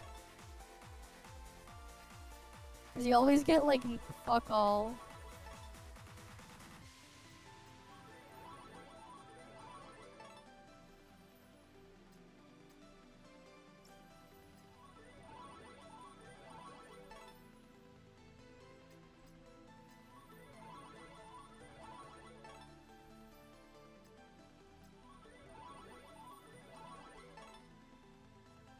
Yeah, I always end up getting like less than I get in. Or like breaking even barely.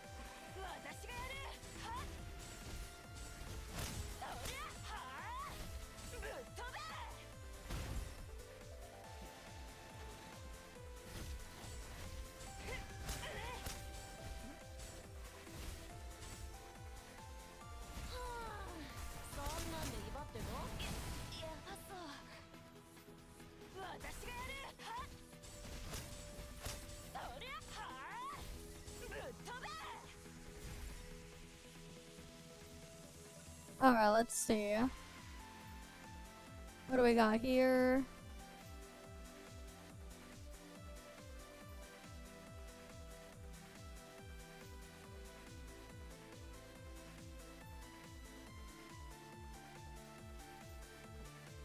Yep, might as well take that one.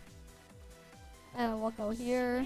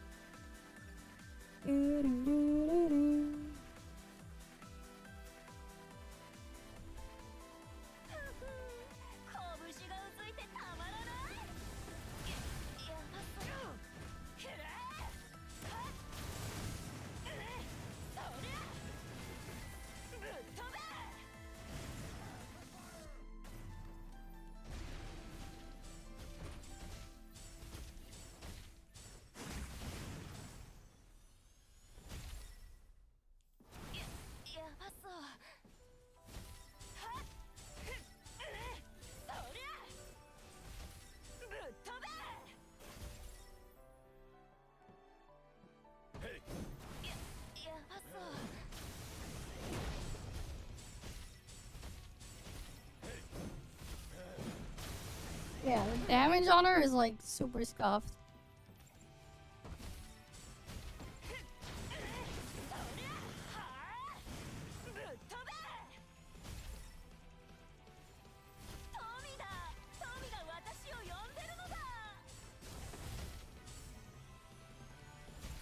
But hey, she's free.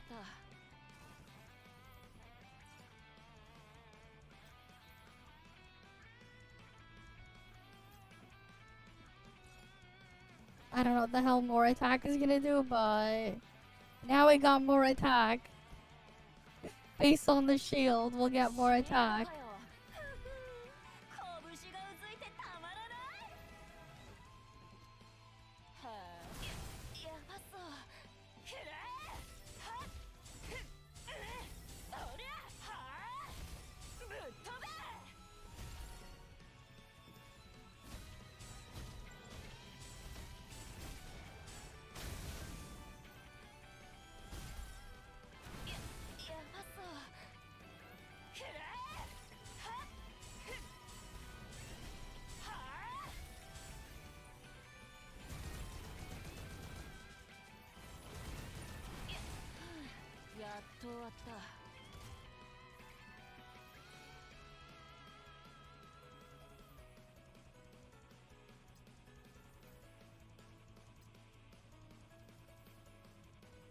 I guess when her, at least when her HP is low now, we can get more damage from that buff. Hi Florian Kratzer, welcome. We're just messing around with Nita right now.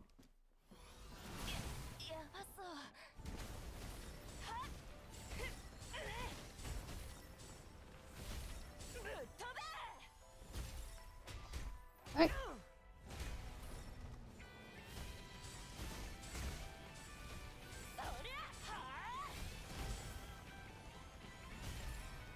Alright, then we go get rid of her HP again.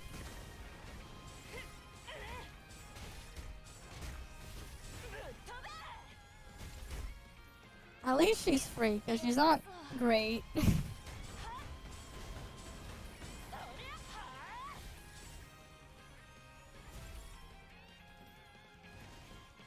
She's like extremely cope.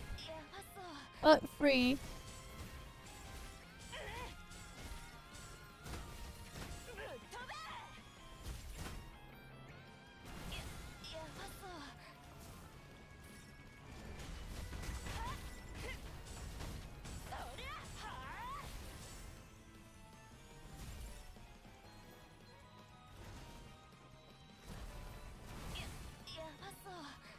Yeah, like she does like no damage.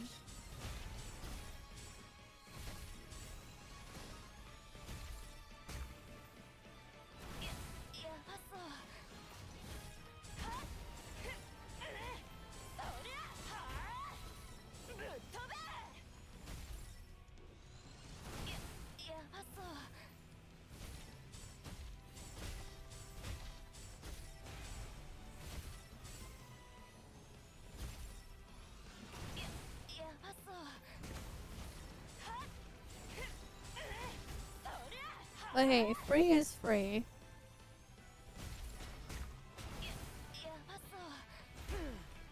Yeah, like the mech arms is just like, it does like no damage. Like, right, like you see how normally, like when I use other things, how quickly they destroy shit in here.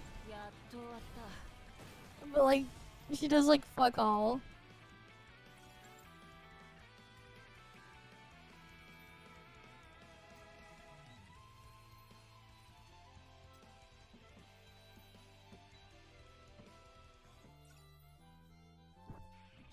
Well, I guess it doesn't help how she can't use, like, the vast majority of buffs, but still.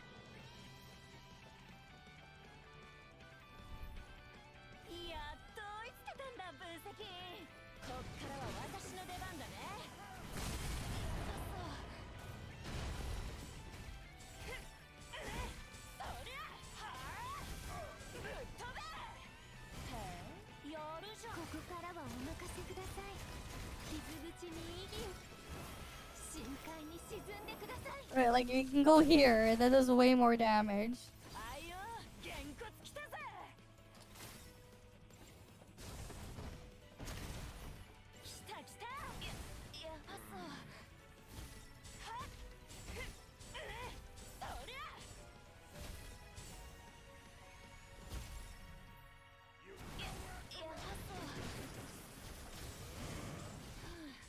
っと終わった。ぶっ飛べ！トミだ！トミが私を呼んでるのだ！ Alright, let's see.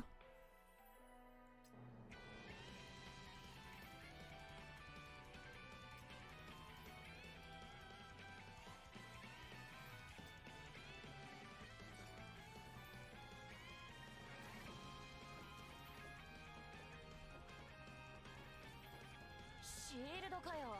びっくりして損した。やっと追いつけたんだ、分析。こっからは私の出番だね。Yeah, it's like just kind of painful to use her here. But like, hey, she was free character. Or rather, she is.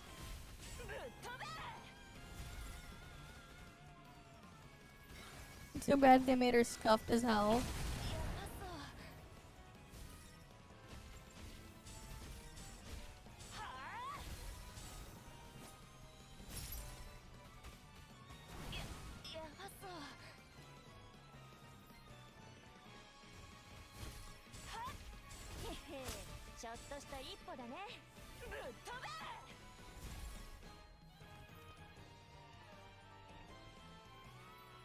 She won't die, but like that's it. You know?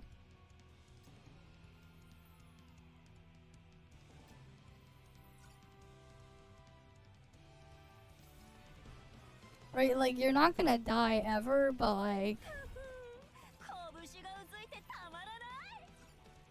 you're not gonna kill shit either.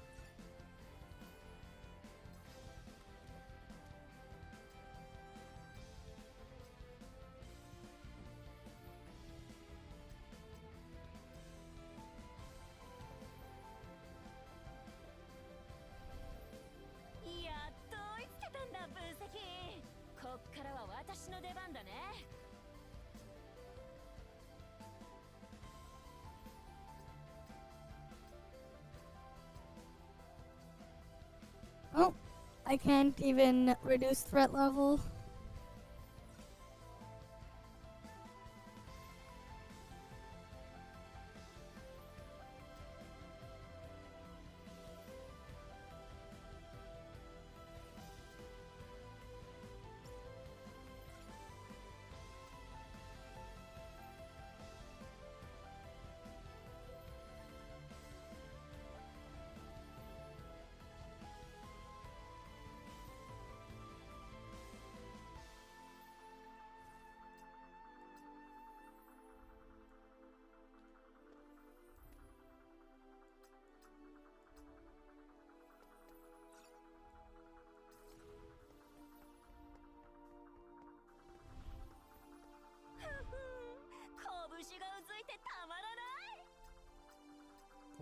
This thing is not even working, man.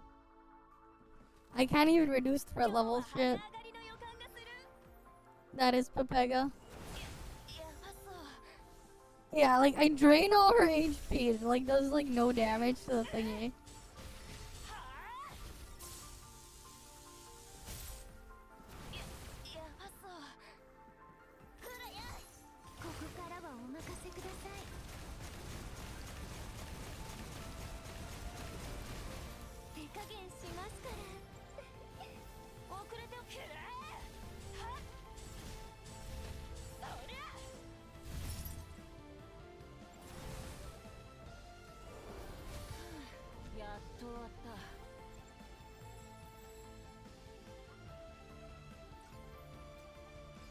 Yeah, like, she's just not great. Like, we don't have her dupes, but, like, everything else is fully maxed out on her now. Right, like, that's the thing. I just don't have her, her dupe thing yet. But, like, they're not gonna change much.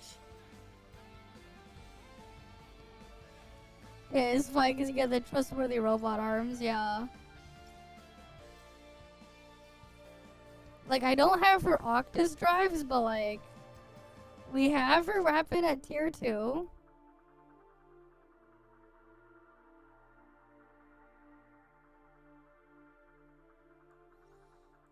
Right?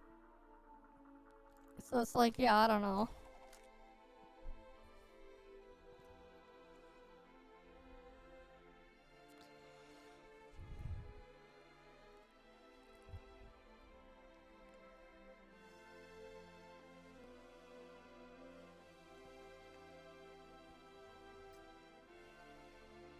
Right, and like, she has like a lot of HP here.